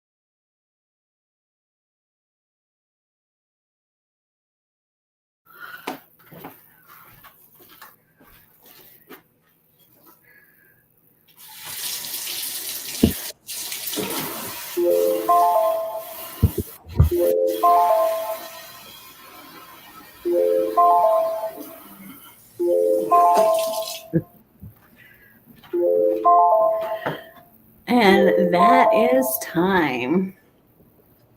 I made it to a third of my book, like a third of the way in. Yeah. Which I feel like is not bad for the second book of the sprint. No, not at all. You know? So making progress. Yeah. We are. I got dishes unloaded and put away and loaded back up and cleaned out my sink and Nice. I have 6 minutes left. Of your book? My book, yeah. No I have 6 way. minutes left. No way. You did get me to watch Stranger Things and I loved it. So maybe I should check out Riverdale. Yeah, Riverdale's a journey. It definitely I feel like it's not as good at some point, but it's addicting. Kind of like Grey's Anatomy. I think Grey's Anatomy goes through times where it's like not that great. Yeah. It is addicting though. I watched that for a long time. Yeah. I did eventually stop watching it. I stopped watching everything, but yeah. We can start whenever you want. Okay, so let's start in November with the Princess Diaries, Bethany. Good night, Christina.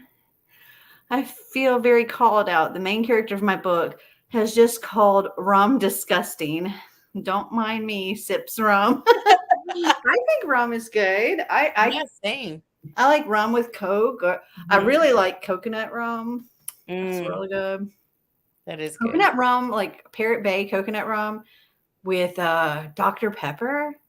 Is that really good? It's really good. I'm gonna just try that. I finished my book. Yay! Congratulations. I love seeing people finishing books in these sprints. Yeah. Did 31 pages this sprint. Nice. And also got 31 pages. Bethany said okay to November. Thank God. I had that water like steaming. Oh man, all sweaty. That's when like your hands are like beet red. Yeah, they're all pruny now. Yeah. Yes, coconut rum is so good. I used to love like some cheap Malibu rum when I was younger. Malibu or Parrot Bay, either one with some Dr. Pepper is really good. I don't drink regular soda often anymore either because sugar. Yeah. But every once in a while, once in a blue moon, I'll have one. And I'm like, that's good.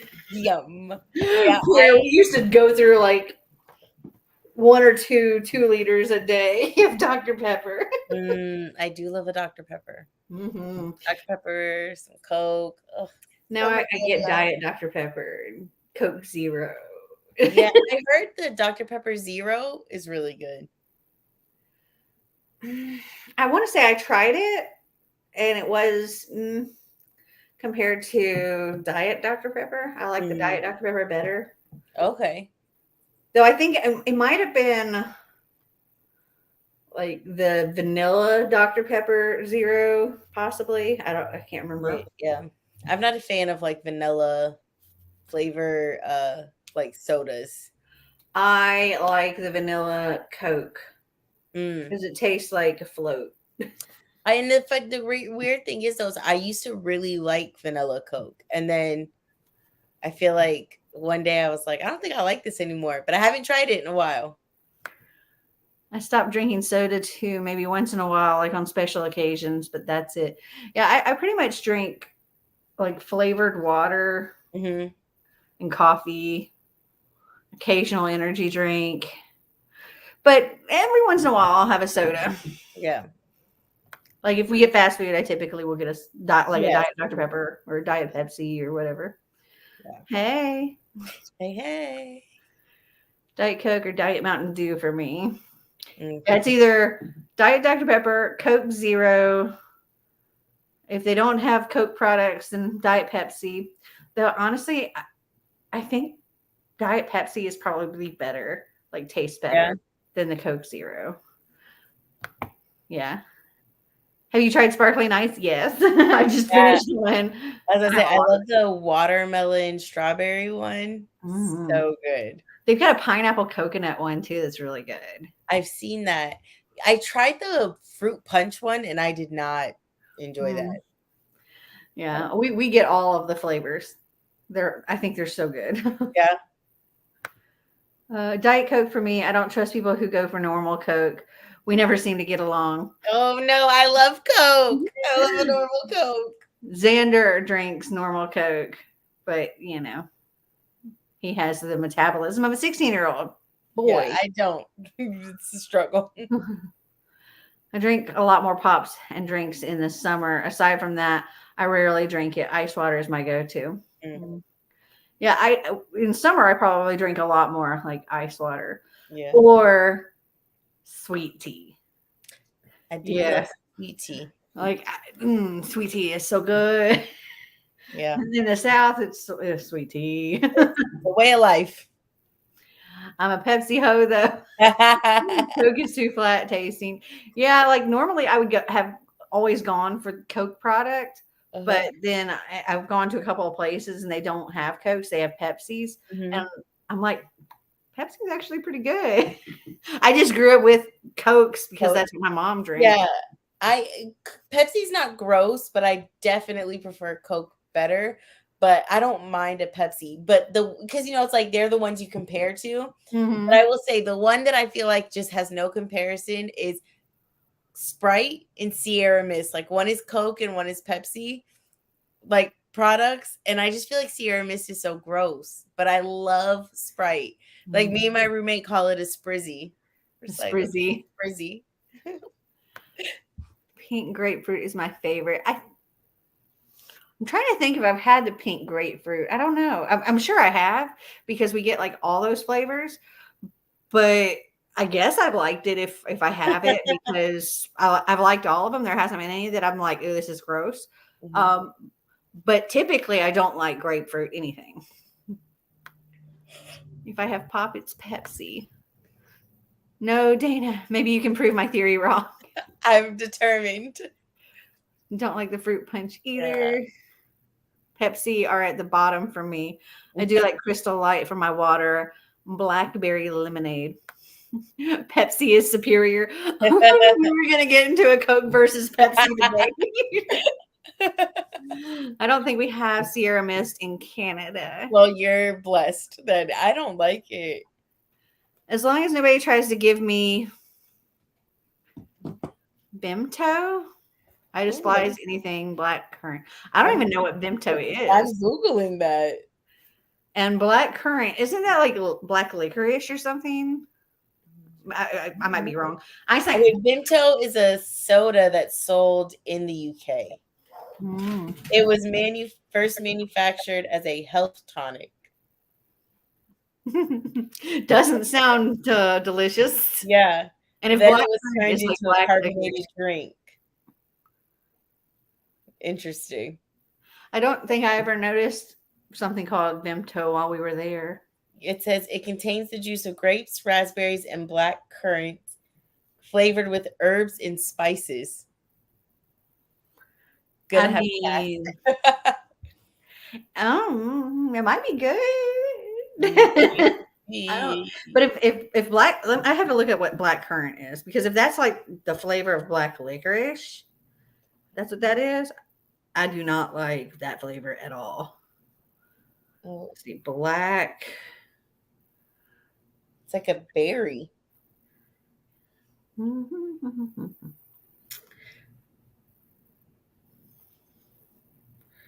They're used that's weird. Once preserves in syrups. Okay. Cool. Interesting. Learn something new every day, they say. All right. Lemonade says ew. Black currant is a fruit, the most popular cordial.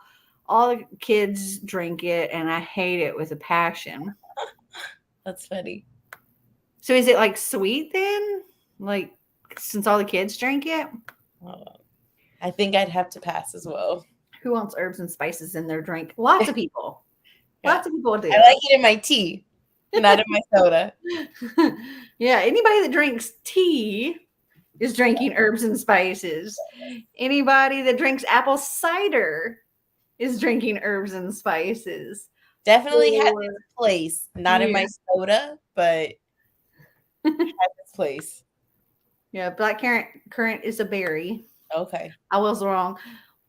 What is black licorice like? What is the flavor of that? Because that is, I hate Yeah, that's gross.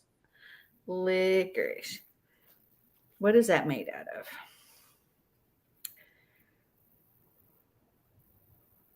Oh, okay. It's colored black with the extract of the roots of the licorice plant. There we go. Mm. Okay. It definitely does not taste like red licorice. I don't think that's the same. I think, I don't know what like red licorice is supposed to be. It is not the same. Definitely not. Red. Okay, let's look at red licorice. What is that? Because I like red licorice. Me too, yeah.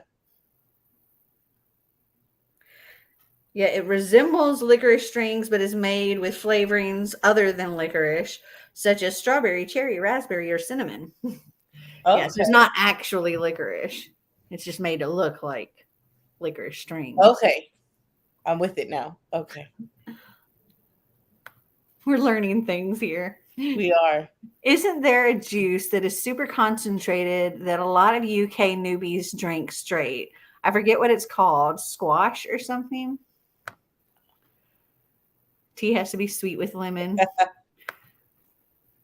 It's really strong. I don't know if you have summer fruit juice there. It's similar. I'll stick to my apple juice. Thank you. I do love an apple juice. I like some peach juice, or some peach cider.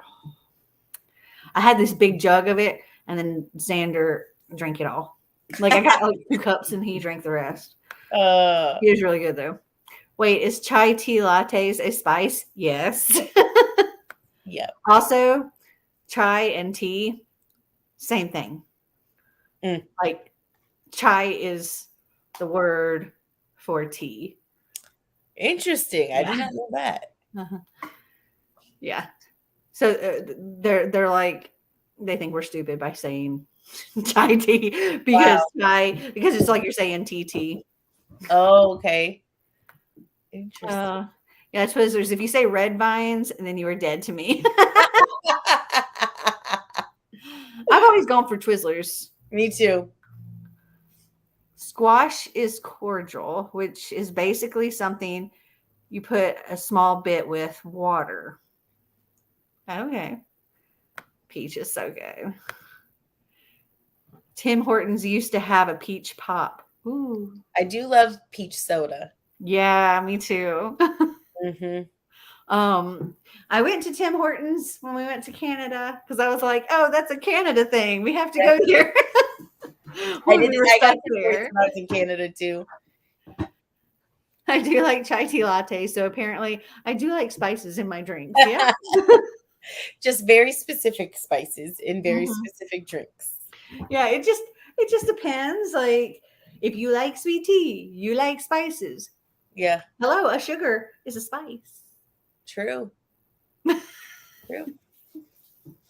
So any drinks really. Yeah, lots of spices. Yeah. Yeah, pretty much. If you think about it, most drinks have some kind of spice. Yeah. Like herb or spice in it. True. Coffee. That's very true. Yeah. Yeah. Or anything with like vanilla extract or anything. Mm-hmm. Tim Hortons has gone downhill a lot. I only go because they're more common than Starbucks and cheaper. I only went because I was like, that's a Canada thing. Yep. Like anybody I know that's in Canada, I hear them occasionally talk about Tim Hortons. So I was like, that's one of the places we have to go. Yeah. Get out of there. Does the rest of the world not do cordial? It's like flavoring, I guess. Apple, blackcurrant, orange, etc. All the flavors. But about a shot of it in a glass and add water. Mm-mm. Yeah. Like I was a little confused when you were saying cordial because when I see that word, I think of the cordial cherries. Yes. They're the chocolate covered cherries. Yes. Like you get a box of them at like Christmas time. I don't like those, but but they're called cordial cherries. Yeah. Starbucks is far superior to any other coffee place. At least I believe so. I do love Starbies. I think my house is far superior to any other coffee place because it's a lot cheaper. Mm-hmm. And I have good coffee, so I feel that. It is, but I don't always feel like spending $7 on a drink. Yeah, I had Tim Hortons when I was in college. I was in this like sport business program, and we went on a like trip through the Pacific Northwest, and so we went to like the Adidas headquarters, Nike, went to like all these different teams, and when we were in Canada, when we were in Vancouver, we went to the NHL team out there. And they like brought in Tim Hortons for us because they were like, you guys have to try this. It's so Canada. Mm-hmm. I sent Dana caramel frappe recipes for Starbucks all the time. A lot of people who I work with choose McDonald's coffee over Tim's. I mean, McDonald's coffee is a lot cheaper than. Yeah, they have really McDonald's has really good frappes too. Honestly, dude, Dunkin' Donuts. No. No. I've occasionally gotten some Dunkin' Donuts coffee, and that stuff is just like, that is thick. Yeah. Syrup. I only like Dunkin' Donuts iced coffee. Like if I'm getting a coffee, if it's an iced coffee, I'll get Dunkin'. If I want any type of tea, frappe, specialty drink, I go to Starbucks. What is everyone else drinking? Spend £1. Wait. What is everyone else drinking? Spend £1 cordial, and you can have like 50 apple juice drinks by just adding water. You know, I think it's not quite the same, but we do have like juice concentrate. Like you can get the can. It comes in a can, like frozen, and you take it, and it's just like a concentrated whatever juice, and then you put it in a pitcher or whatever, and you add water, and it makes like a pitcher of that juice. Maybe that's what I was thinking of too. Or wonder if cordial is something like the Crystal Light drops. I can't do Dunkin' coffee anymore either. Yeah, it's so sweet. Like ridiculoly sweet. McDonald's coffee is good. To me, it's almost too sweet as well. Like, I mean, I don't go for their hot coffee. Like I would go for their iced coffee, but it's too sweet a lot of the time. So I'll end up coming home and adding coffee. Like yeah. That does sound similar. Cordial is really strong. Yeah. Maybe those like cans of things are like really syrupy and juice concentrate. Oh wait, I just see a juice. I just see juice cordial.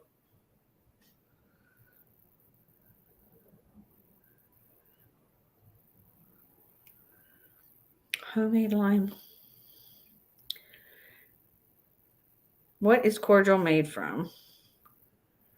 Cordials are a mix of fruit, sugar, water, and tartaric or citric acid. The latter ingredients are used as a preservative. They're optional and can be bought from a chemist or health food shop. What is the difference between a cordial and a squash? I mean, I thought a squash was like, so did I. Gourd. Yeah. The difference between a squash and a cordial is the concentration of fruit juice. Squash have at least 30% fruit, while cordial is normally around 10 to 15% area. What's the difference between cordial and diluting juice? Cordial, diluting juice, and squash are similar products, although the products known as cordials tend to be thicker and stronger, requiring less syrup and more water to be blended. In British English, cordial refers to sweet, fruit-flavored drinks as different from a syrup. Okay. Yeah, we don't have that. Yeah, I was gonna say, it's like, I don't think I know anything about that. Dana, will you be around tomorrow? Ray and I are going to Starbucks, and if you'll be on campus, I can bring you back a drink for Sunday, I mean. I can let you know. Mel's mind is exploding over cordial. Yeah, now I just feel like, what is this? Can I order cordial off of Amazon? Like, probably. Yeah. Probably. Okay, let's see. Right? It's like, do we need to try? I'm not actually going to get any, but I am curious. It's like, do we need to try cordial? Juice cordial. Wait, cordial juice. There we go. Ugh. Blood orange cordial. Yeah. Made with California blood oranges. I mean, I do like blood orange. Yeah. That's expensive. Oh, here's Vimto. I see it. There's some lime juice cordial. Some Belvoir blueberry and black currant cordial. Oh, I see the Vimto. That's cheap though. It is. Compared to the other stuff. What is that? Oh, it's a... Okay. Interesting. Yeah, I feel like my mind's blown right now, and I don't even know how I just found some squash. Did you? Robinson's Fruit Squash Concentrate Variety Pack. But it's like, it's not our kind of squash. It's whatever that is. To me, that just looks like a bottle of juice that somebody would just open up and drink. Yeah. It's probably the most common thing in a UK household. That's why it blogs my mind. Wow. Yeah, we don't have that here. No. Not the Vimto. I'll have to look for it the next time in the UK. Well, the next time I'm there, I'll also look for it, and I'll know not to drink it straight like juice. Yeah. And be like, wow, it's so strong. Robinson's is very big here. So that one that we're like, yeah, that squash. Apparently it's very big there. You can get a 3-pack, 33.8 ounce pack of 3 for $21.95. Prime delivery. It would get here on Monday. So you add water to it? That's what I want to know. Are there directions? Right? I'm looking on Amazon and be like, do you guys tell us how to do this?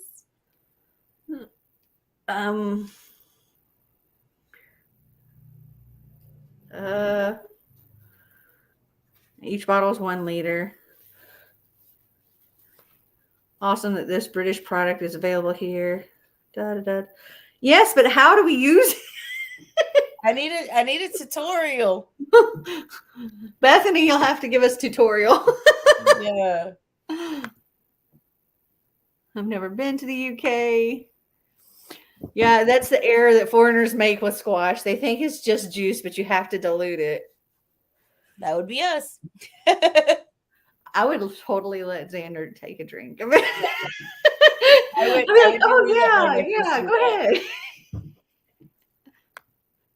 Yeah, you add water. That's their instruction to us. Got it. Water. Yeah. What's is it the ratio? If you poured the entire bottle into a pitcher, would you add like an entire bottle of water? Or would you need to add 2 or 3 entire bottles of water? Yeah. Yes, you add water. They're like these stupid Americans. Right? I've seen videos of people drinking it straight before and being like, wow, that's way too strong. Meanwhile, us Brits screaming at the TV. I need to look up videos of this now. Too. I literally was just like, well, now I know what I'm going to watch as I fall asleep. People drinking it.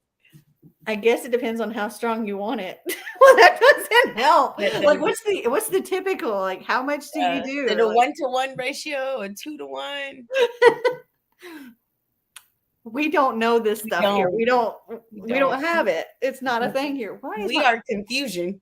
I think a mosquito must have got my arm too. It's itchy. Oh man. We are confusion. We are.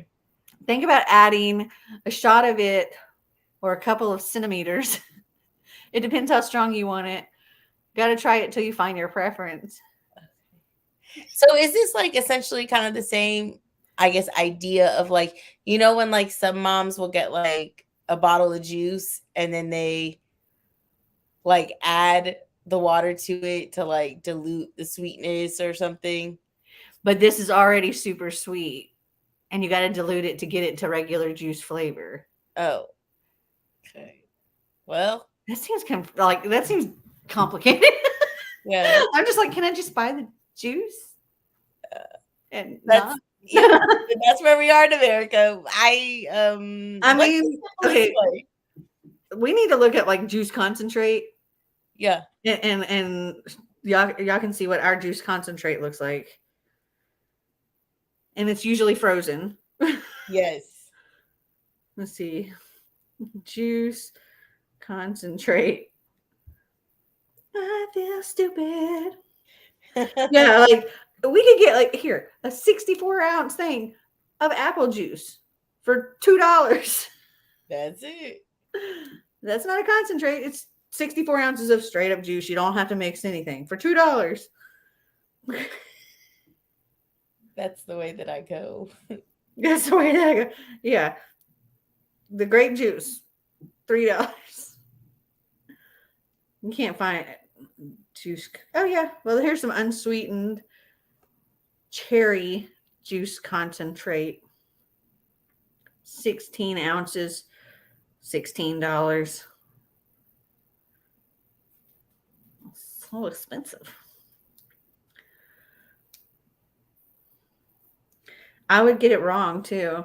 Yeah. But yeah, like with the frozen ones, it's just like a can. You open up the whole can, you put the whole can in, and then you fill it up like a gallon of water, and you're done. Mm-hmm. Easy peasy. I'm thinking it's like drinking shots. You just add water to the shot. I gotta watch videos. You're probably gonna be good to mix with alcohol, like vodka or something. Oh yeah. Now you're speaking my language. Yeah, you can like flavor. That's a good idea. That would be, yeah. And maybe since the flavoring is so strong, it'll really take out the nastiness of some alcohols, you know? Or you completely ruin an entire bottle of alcohol. Doing a little shot. Yeah. A drop in a shot. Yeah. You just pour a little bit in the cup, then add water. It's very simple. Can you drink tap water there? I know some places you can't. We just add tap water. Yeah, you can drink tap water here. I mean, I don't typically, but you can. I use my fridge to get the water because it has like the filter. But you can drink the tap water. I just don't. Yeah, I filter mine too. I'm sure there's a tutorial somewhere. Gotta be. She's like, they are stupid. It's just a little bit of this. Next thing you know, we're gonna get a video in the coffee of like making that apple juice. Hold on. Is there already like have they already done that? Like I can see that being a thing. No, okay. Yeah, so like whiskey shots just dilute the whiskey. Well, I don't want to dilute my whiskey. Or tequila shots. Add water to it. No, you add the fruit concentrate to it. You add the squash. You add the squash to your squash liquor. My tequila. Oh no. Squash to the vodka, not to the tequila. Squash to the vodka then. Because nothing really goes well with tequila. I'm so close to just saying we video call later and I show you. She's like, I know. She's like, I wish I never brought this up now. Yeah, we don't. We don't know these things. Okay. We don't. It isn't that just so crazy how something is just so normal someplace and it's just like we've never even heard of this. Mm-hmm. That's they're like, what? You never heard of that? Yeah. Because when I'm sure we have stuff like that too. Like, what? Yeah, oh, for sure. I'm saying it's the same process, not actually using the alcohol. Trying to speak in a language we understand. Yeah. That's funny. I just always think of like the orange juice cans or the grape juice cans. Yeah. They have, like grapefruit or grape juice or apple juice. You get the little frozen can. Yep. In the freezer section. You peel it open. You dump the can of icy slush into your pitcher. You add a gallon of water. You stir it up. Voila, juice. Yep. Sorta. Then again, I've heard you don't even have electric kettles there. We do. We do. We do. Yeah.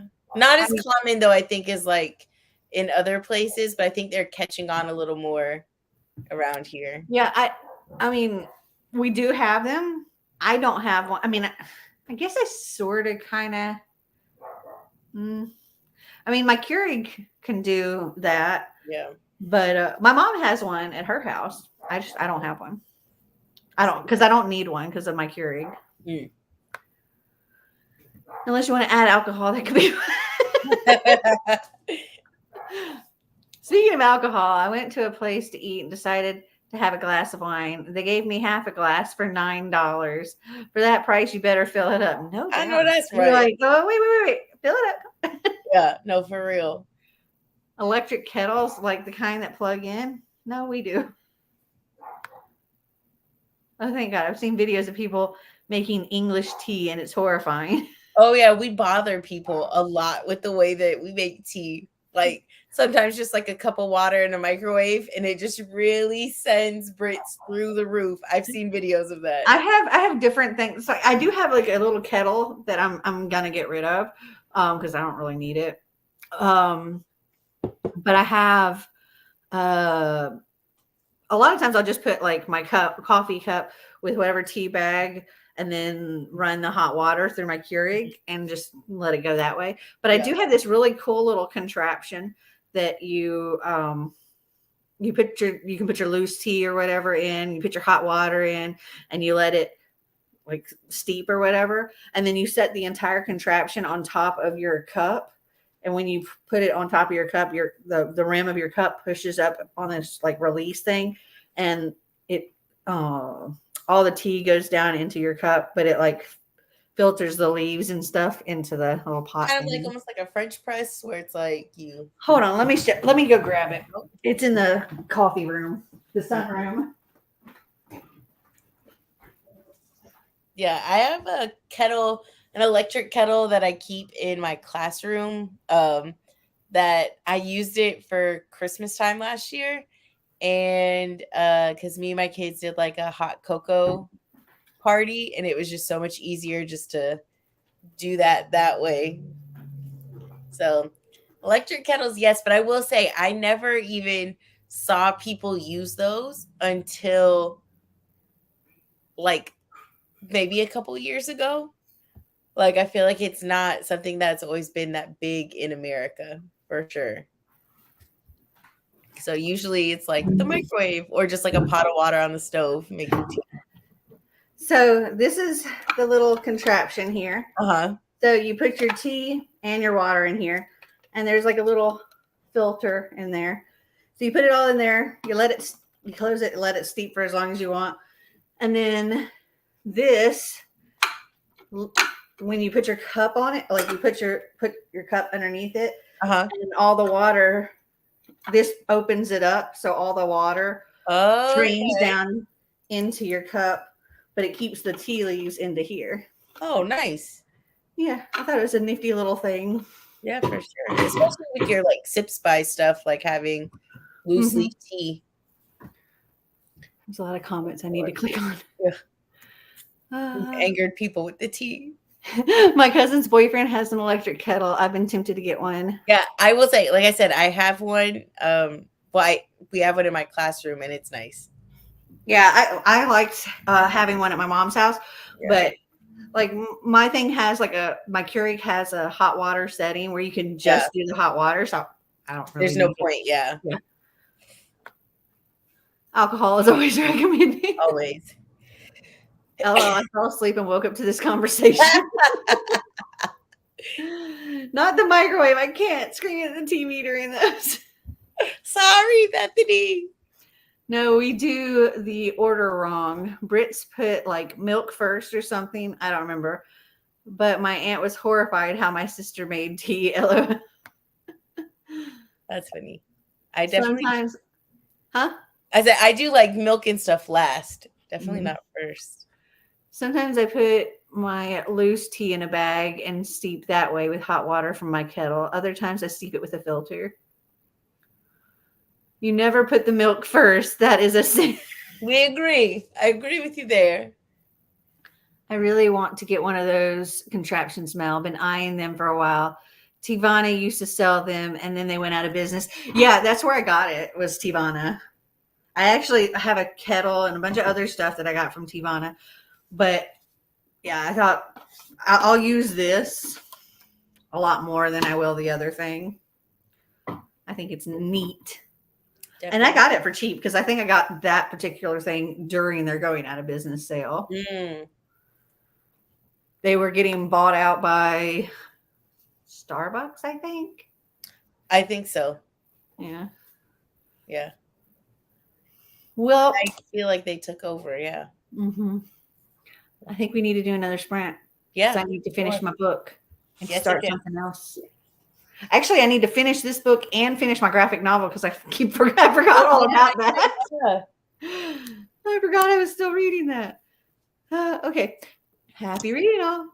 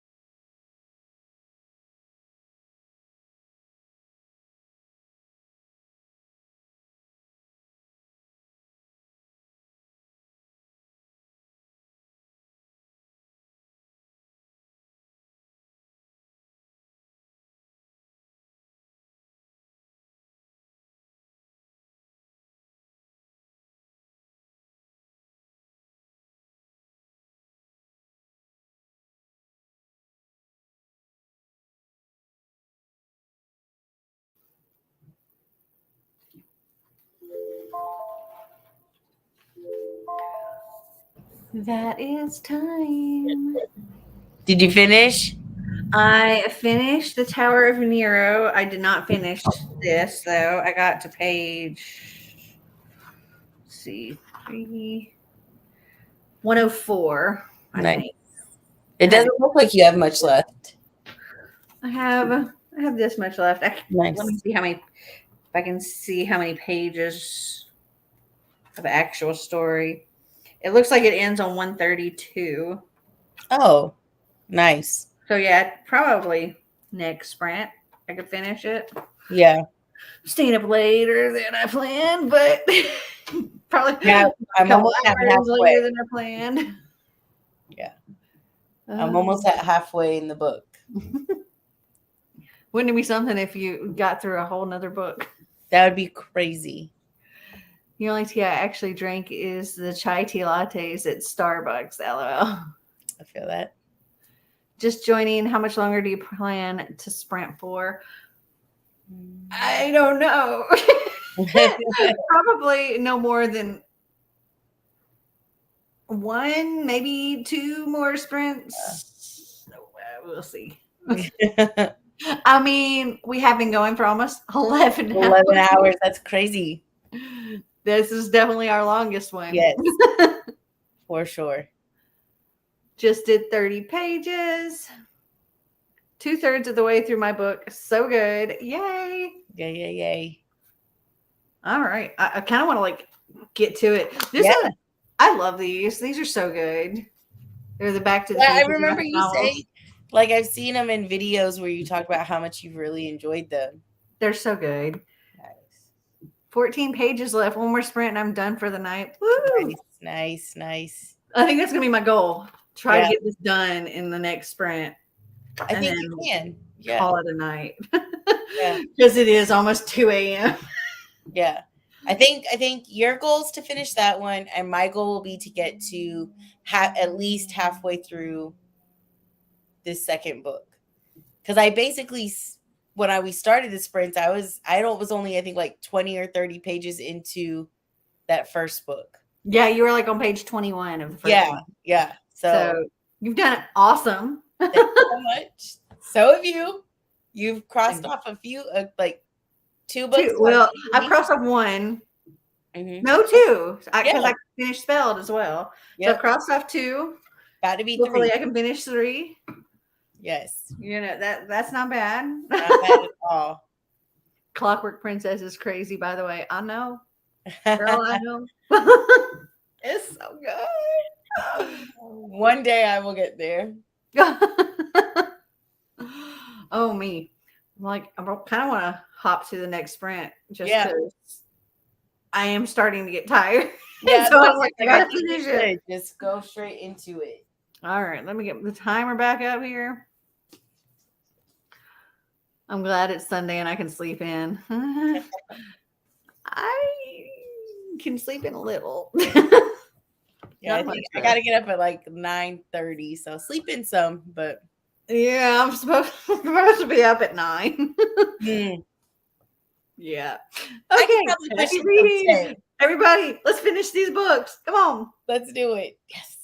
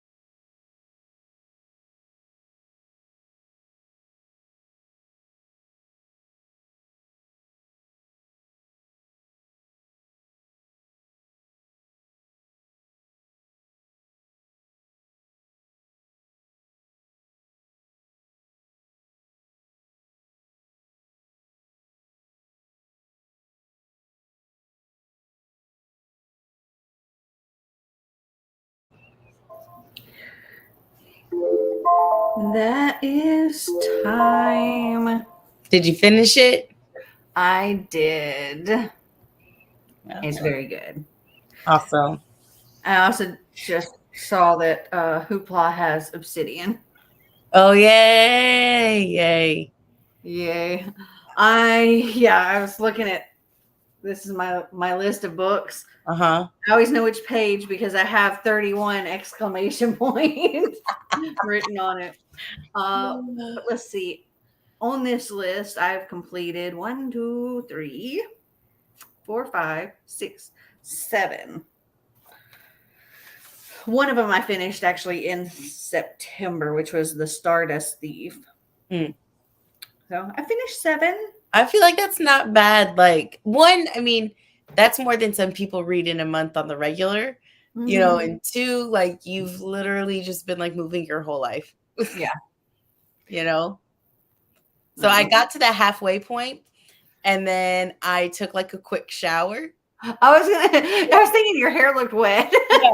Like I got to the halfway point and I was like, let me go take a shower. And then I came back and I was reading and I've got 99 pages left in my book. So Wow. under the 100 mark. Awesome. Yes. So close. I know. Not going to do more sprints though, because it's 2:30 in the morning. But 11 and a half hours. We crushed it again. Oh my goodness. Was fun though. It was, yeah. Let's see, Amanda says, I started it during the first sprint and I'm now at page 272. I wonder what she's at now since we did another sprint. Yeah. Finished at 214. Yay, she finished her book. Awesome. Read another 31 pages, now on chapter 14. Wow, she got 300 pages in today. Yeah, 303 pages. Nice. Not bad. While I completed 3 things. Yeah. And you unpacked things, you cooked dinner, did your dishes. Productive day. Look at me go. Honestly, give yourself a pat on the back. Look at me go. Oh, I'm not looking forward to tomorrow. No. Not. 9 a.m. is not going to be fun. I'm definitely going to sleep until 10. Yeah. Oh, you know what's funny? So I'm reading, or I was reading the Back to the Future graphic novel. In your shirt, right? Yeah. And I'm wearing this shirt. I love it. I love that shirt because it has Marty's name on it. Like, I think it's just so perfect for you. Plus, how much you love the graphic novels and the show. Like, I love the show, like the movies and these graphic novels. They're written by the people that wrote the movies. Oh, awesome! And it's so much fun. They do such an awesome job. Like, it's filling in other things, and we're like learning about other characters, like Edna Strickland. Do you know the movies? Yes. Okay. So you know who Principal Strickland is? It's his sister, Edna. Okay. So we get to see a lot of her in this one. That's cool. And we get to see like alternate Doc Browns. Ooh. Yeah. And yeah, we even get some of the Western in there too. Wow. Very little, but nice. Only an hour and a half left of my book. Hope my bestie doesn't mind. I've nearly finished the book already. What time is it, Bethany? Yeah, like 7 a.m. over there, 7:30. The sun's already up. It's truly a new day for you. Yeah, you've sprinted into the future. That is crazy. I'm curious. Yeah. I'm tired now. Yeah. I feel like I was fading, and then when I took a shower, it kind of like woke you up a little bit where I could keep reading, because this book is like, just very briefly, it's like 2 best friends who just graduated high school. They're about to start, next chapter of their life. And they decide for some reason to go camping, like hiking, and with backpacking, right? They have no knowledge of what they're doing, and they don't even seem to really like each other, to be honest. Like, it's like they have so much like animosity built up, and the book is only 221 pages, and we're halfway into it, and it's still not like nothing's happening. Like, they have the things where it's like they've heard somebody walking in the woods, like those kind of like like a couple creep moments like that, but literally nothing's happened. Like, and you've only got 99 pages left. Yeah. And like somebody just got injured, right? There was like an injury that took place, which I feel like was bound to happen with two people who don't know what they're doing, hiking through these woods, like up trails and like not like just flatlands, right? And I'm pretty sure like whoever's out in the woods probably like set this up. But for the fact that like we're over halfway in and like nothing real like scary or spook has happened, I'm kind of like, what's the point of this book? Bethany says it's 7:30 a.m. Still not tired. Oh my goodness. Wow. You're a champion. Slow books drive me crazy. Yeah. I've read some books that I'm just like, I'm reading and and writing's fine, but I'm like waiting for something to happen, and then nothing does, and I'm like, I literally just wasted this much time of my life. Yeah, that's kind of how I feel about this, because the writing is fine to me. Her writing doesn't bother me or like rub me the wrong way, but I looked because I was like, I just got to see. It's broken up into 3 sections. It together, apart, together. And the together time, it's like they hate each other. These apart chapters are just like now split point of views. And so it's like they're only like 2-3 pages in each one. So I feel like that's going to make it feel like it's like zooming quick until the third part of the book where they're back together. So we'll see. But I just feel like, and all it is just set in this universe. Like, it's not, the characters aren't the same. It's not set in the same area. It literally is just like the town in this book where like those serial killings were happening is named Osborne. And then this book makes a lot of like references to like true crime cases that have been covered in podcasts, and like they said the Osborne slayings. And other than that, there's absolutely nothing so far that has connected it to this book, even though it's supposed to be a companion novel. And it's like, that's just like, I wonder if at some point, like maybe it's just like a character or something. Yeah, I hope so. Because like Karen and McManus, like she has started kind of like popping in a reference to another thing. So it's like, it's cool because like hers are in the same universe, but they're not connected. But she doesn't list them as like companion novels. It's just kind of like within the same realm of like what's going on. They're in the same neighborhood. Yeah. So I was trying to remember what the name of the book was that I read that just infuriated me, and I felt like I wasted hours of my life.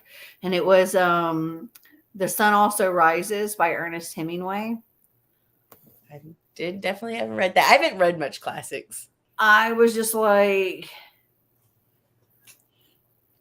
there's no point to this book. And I don't understand why it's like this a big deal book. Yeah. Because there's literally no plot at all. And it was just like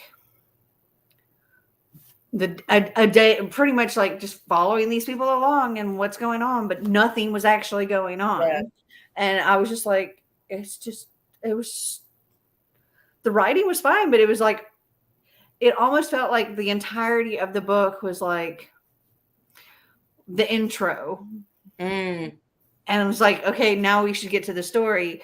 But then the book just ends. And I was like, what was the, as soon as I finished reading it, I was like, what was the point of this? Yeah. That's how I felt with Sarah Dessen that summer. That was the book. That's what it was called. And I just felt like nothing happened and there was no point.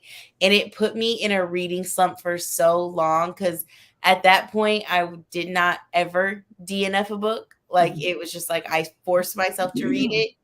And it was excruciating, like not to be dramatic, but I hated it. And it's when I was an adult. And I remember when I was younger, one of my friends loved Sarah Dessen books. So when I got back into reading, I was like, well, I want to read those books. And so I started with her first book. And it was just like, since then, I haven't read any other Sarah Dessen books. Like, I have some and I've read some and I've enjoyed them. I was about to say, other people have told me they're like, yeah, like her later stuff, gets better, which makes sense, right? Like her first book that's out, that's not always the strongest. Oh yeah. But it's like I started with the first one because I told myself I was gonna I was like, my friend loved it, I'll love it, and it was not true. Yeah. Come on, click on. Would you believe it if I said I'm an insomniac? Yes. Yeah.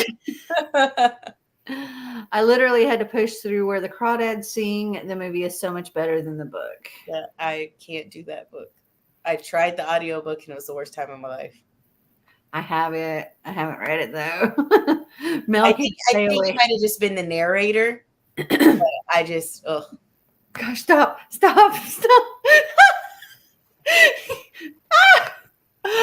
Okay, I don't know what's going on. Uh-oh.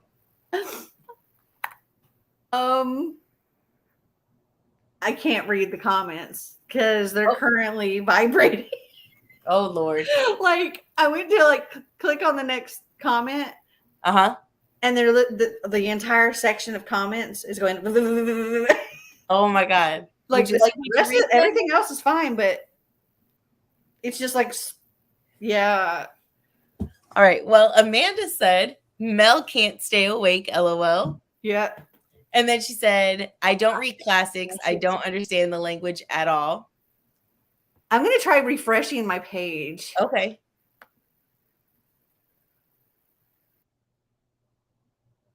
Hey guys, it's me. I hope Mel can come back. I'm sure she can. There we go. That was so weird. It's back? Yeah, everything looks fine now. But yeah, it was like the whole thing was just. That was weird. I don't read classics. I don't understand the language at all. I mean, I've read some classics and really enjoyed them. And I've read some classics and not enjoyed. Yeah. I've read I read as typical and just easy to think. I read Pride and Prejudice and I really enjoyed it, but I have to read them slower. I don't really care for Pride and Prejudice. I loved Little Women. I have to read that. I do have it. Love Little Women. The Great Gatsby. Meh.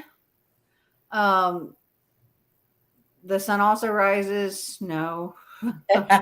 Anna Karenina. Oh no. That's one I'm not even gonna pretend I'm gonna get to ever.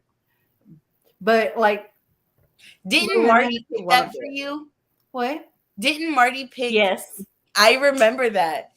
When he picked that one, and I was like, "Oh my God!" Yeah, that was a Marty pick, and I was like, "Thanks." I hope you got revenge. I did actually. There was a thing where I made him read pick something. I had to do the spinning the wheel, or he spun the wheel, and then had to read a book from. I remember that. Yes. Though he got lucky and had a Dean Koontz book. So I was like, yep. I think I might have to just think I might have to stay awake during the day. Common occurrence for me. Sleeping evades me. Man, I love sleep. I'm so sorry for that, Bethany. Good night, all. Thanks for the reading sprints. Good night, Anne. Thank you for joining us. Thank you. It's a sign that Mel needs to sleep. Hey, it was when you like had gone away, and I was like, "Hey guys," like I was like, "I'm sure Mel will be back." Yeah, at this point, I'm kind of like, yeah, I should end this. However, in 16 minutes, we will have made the 12-hour mark. Yeah. Do we need to like a 15-minute sprint or something? The most classics I read was Of Mice and Men for high school. I cried during the book, and I cried during the movie. They kept repeating in class, and I kept crying. Oh. Yikes. I remember reading Johnny Tremaine, and I loved that book. I don't know why, but I did. I just love that book. And it's like a historical kind of thing. Mm-hmm. It was really good. I've been appointed librarian in our community, so I'm cleaning out shelves full of classics that I know none of the residents will ever read. Aww. Some people might like them. Maybe. I don't know. Yeah, I highly recommend Little Women. I thought it was fantastic. I have. It's just so freaking wholesome and sweet and lovely and really. Yeah. Hold on, let me see so I can.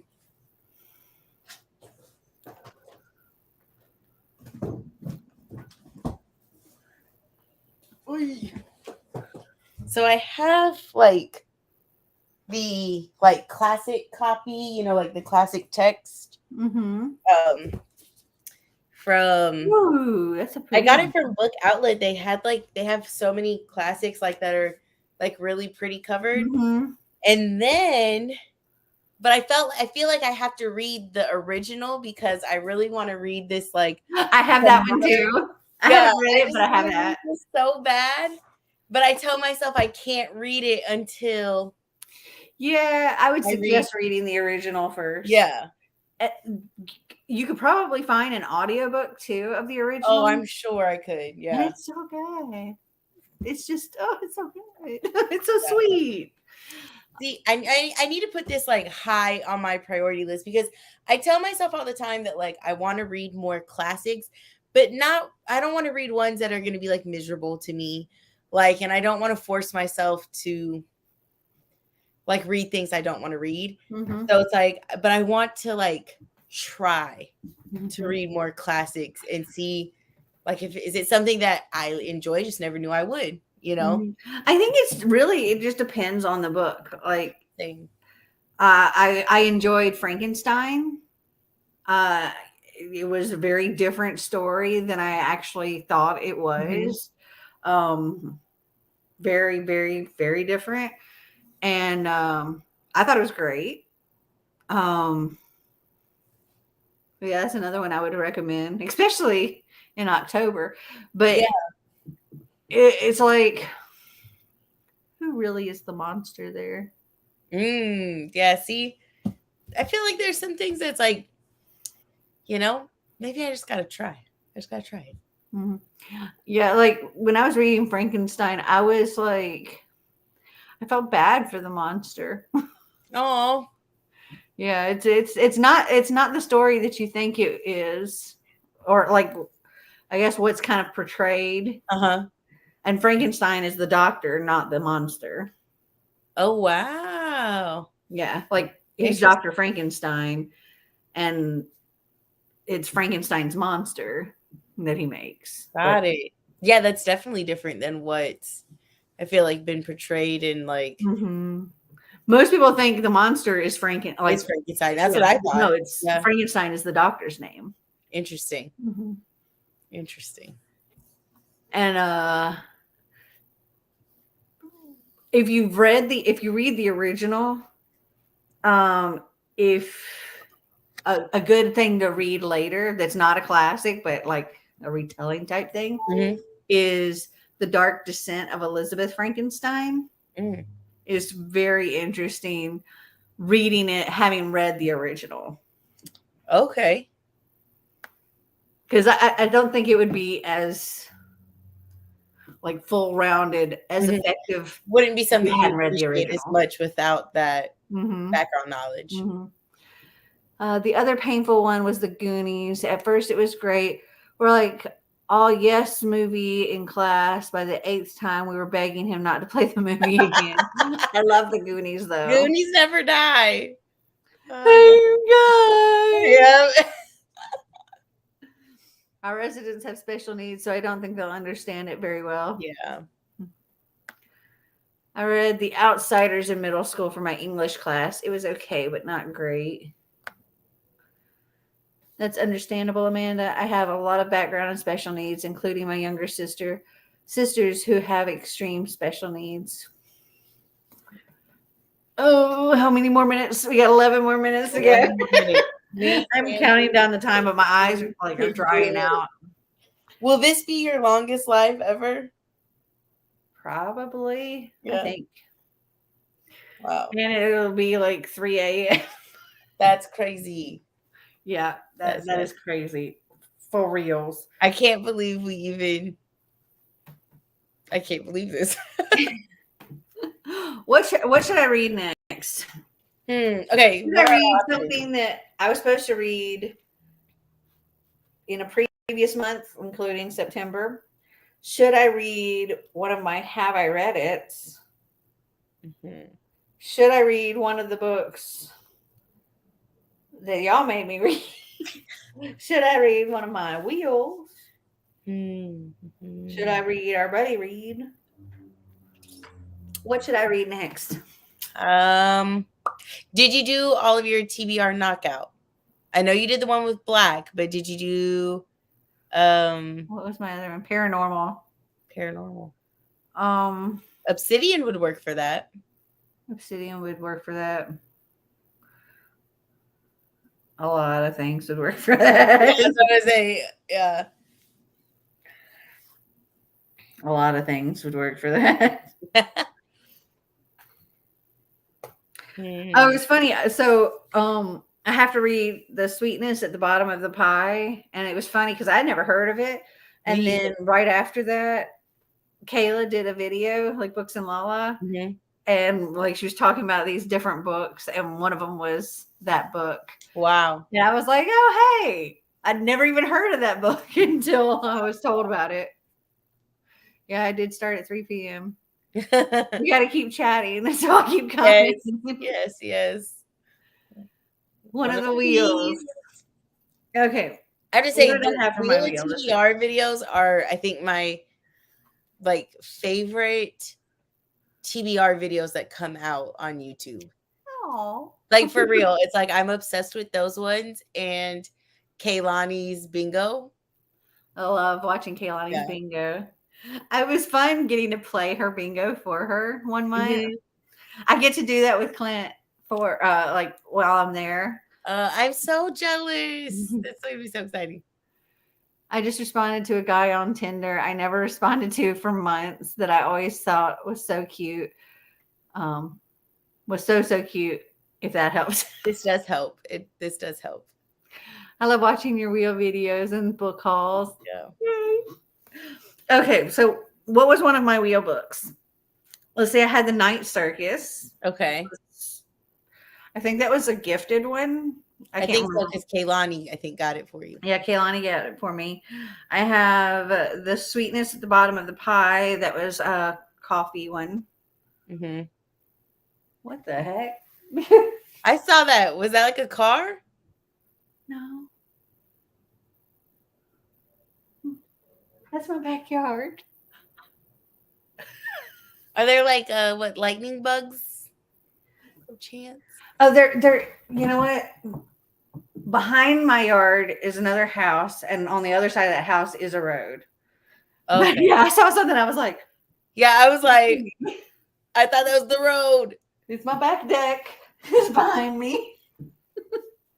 Okay. I I didn't even know it was a car. I saw something. I was like, is that a person just walking behind my window? Like, what the? Oh my God.